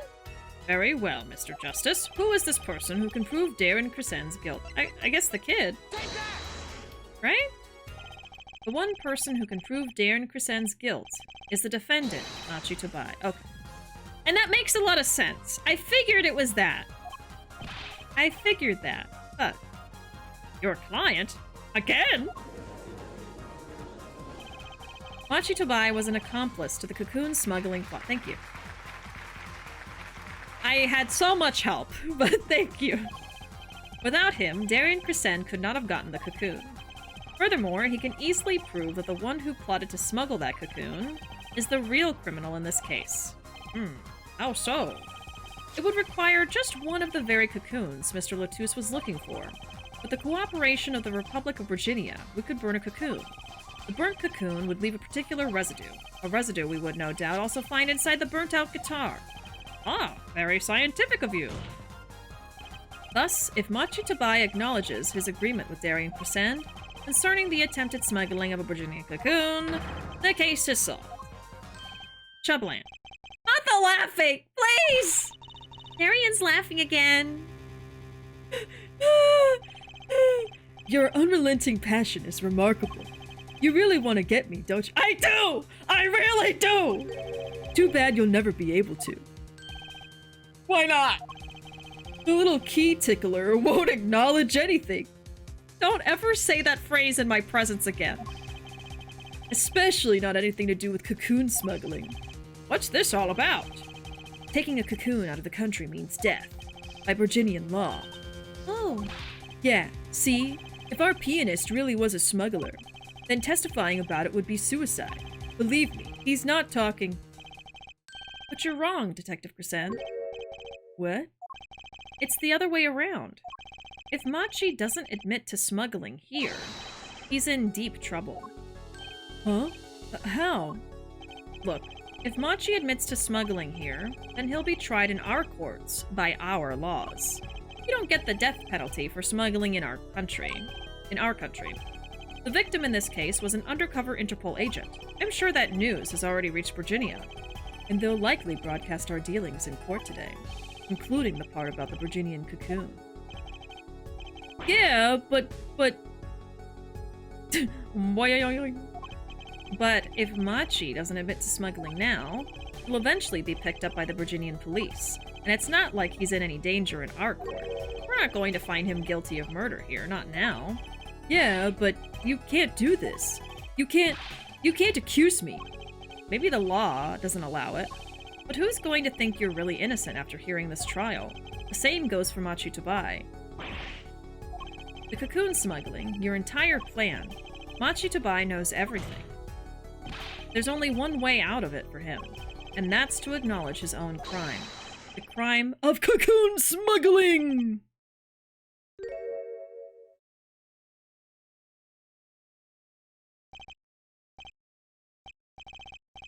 Don't worry there. I'll get you out of the country. I'll set you up someplace, a hidden mansion, real nice. You want a house made out of cookies? Or no, a house made out of pianos? Come on. He's admitting to it right now. Please! Don't talk!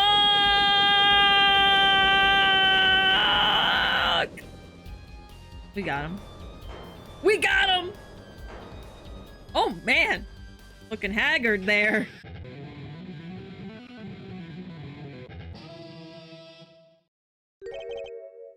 Daria. It's Gojover. It's so over. I consider that my last session with you. We rocked.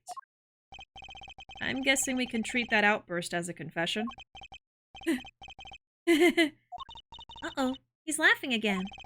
There's a kind of sick desperation in it now, though. It's been 100 years. Wake up, Link. You've been asleep the whole time. That whole trial was a dream. I wish it was. Well, have you been listening to today's trial? Yes. And you'll talk? You tell this court everything? I didn't want it to turn out this way, but I'm not the kind of lawyer that can overlook a crime. Today's trial was all for your benefit, you know. I see no reason why you should hesitate now. I knew. From beginning, I knew. Machi. Situation. I cannot explain, but money I needed. Very much money. Today's trial raises a delicate issue with our legal system. The only thing definite in a court of law is evidence. This is the golden rule. However, it has become apparent that not all things can be tried by this standard. Should another case of this sort surface, we may have to consider an alternate system by which to administer justice. Anyway, Mr. Machitobai, Yes? I promise you will receive a fair trial by the laws of our country. And with regards to the current charges for the murder of Mr. Latouche, this court is prepared to announce a verdict. Oh. I thank you.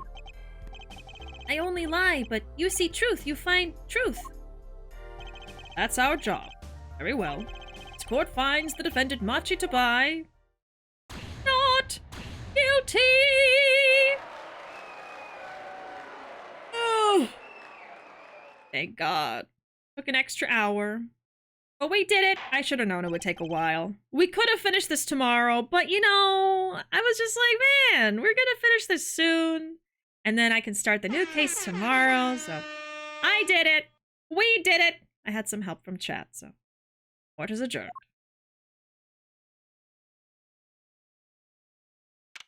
Okay, now we just gotta wrap this up. We go bed now, yes. I will be going to bed soon, but I have to do the epilogue thing that they do at the end of every case first. I could do it tomorrow, but it's better if I just do it now, okay? July 10, 4:42 p.m. District Court, Defendant Lobby number 2. Yeah, wrap up speedrun. I wonder what will happen to Machi. Well, he did smuggle a cocoon out of Virginia. I guess there will be another trial here. All's well that ends well. Phoenix.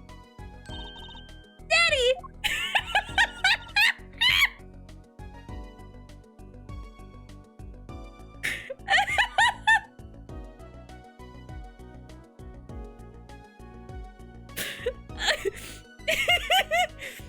I owe you both my thanks. Lamawar? My, is something wrong? I'm sorry, Machi was your partner on stage, your friend. Yes, I thought of him as my own son. Even now I do, yet something got a hold of him, something evil, I see that. And he must pay for what he has done. Is that not how it should be? I'm still sorry. Do not be sorry. You have given me courage. Courage? I am considering an eye operation. It was my suggestion, actually. You mean you'll be able to see again? It's funny. I have always been afraid of the light. Light seems so harsh, so unforgiving. According to the doctor, Lamawar lost her sight due to some kind of accident. Accident? As you know, I suffer from amnesia. I fear that if I could see, perhaps it would open my eyes to the truth I have been running from. I was scared. You know what changed her mind? Hearing your defense in there today. She could feel your gaze, unwavering, always looking straight at the truth. If the light returns to my eyes, I think I will take up painting. Painting? That's right. She's the landscape painter in sound, after all. I will paint the two of you, I promise. Woohoo! I can't wait, Lamawar. I owe you my thanks too, Apollo. Thanks, Mr. Wright, but for what? You reminded me I need to hurry things along. On my secret mission, that is. Right, your secret mission. Apollo, Trucy, I hope that we will meet again someday soon. You bet. Me too. And they all lived happily ever after until the next case. And so, like a ballad, the trial flowed on and on until it came to the end. Thanks to the Hello? Got a little scared of that one. He must pay for what he has done. Thanks to the trial.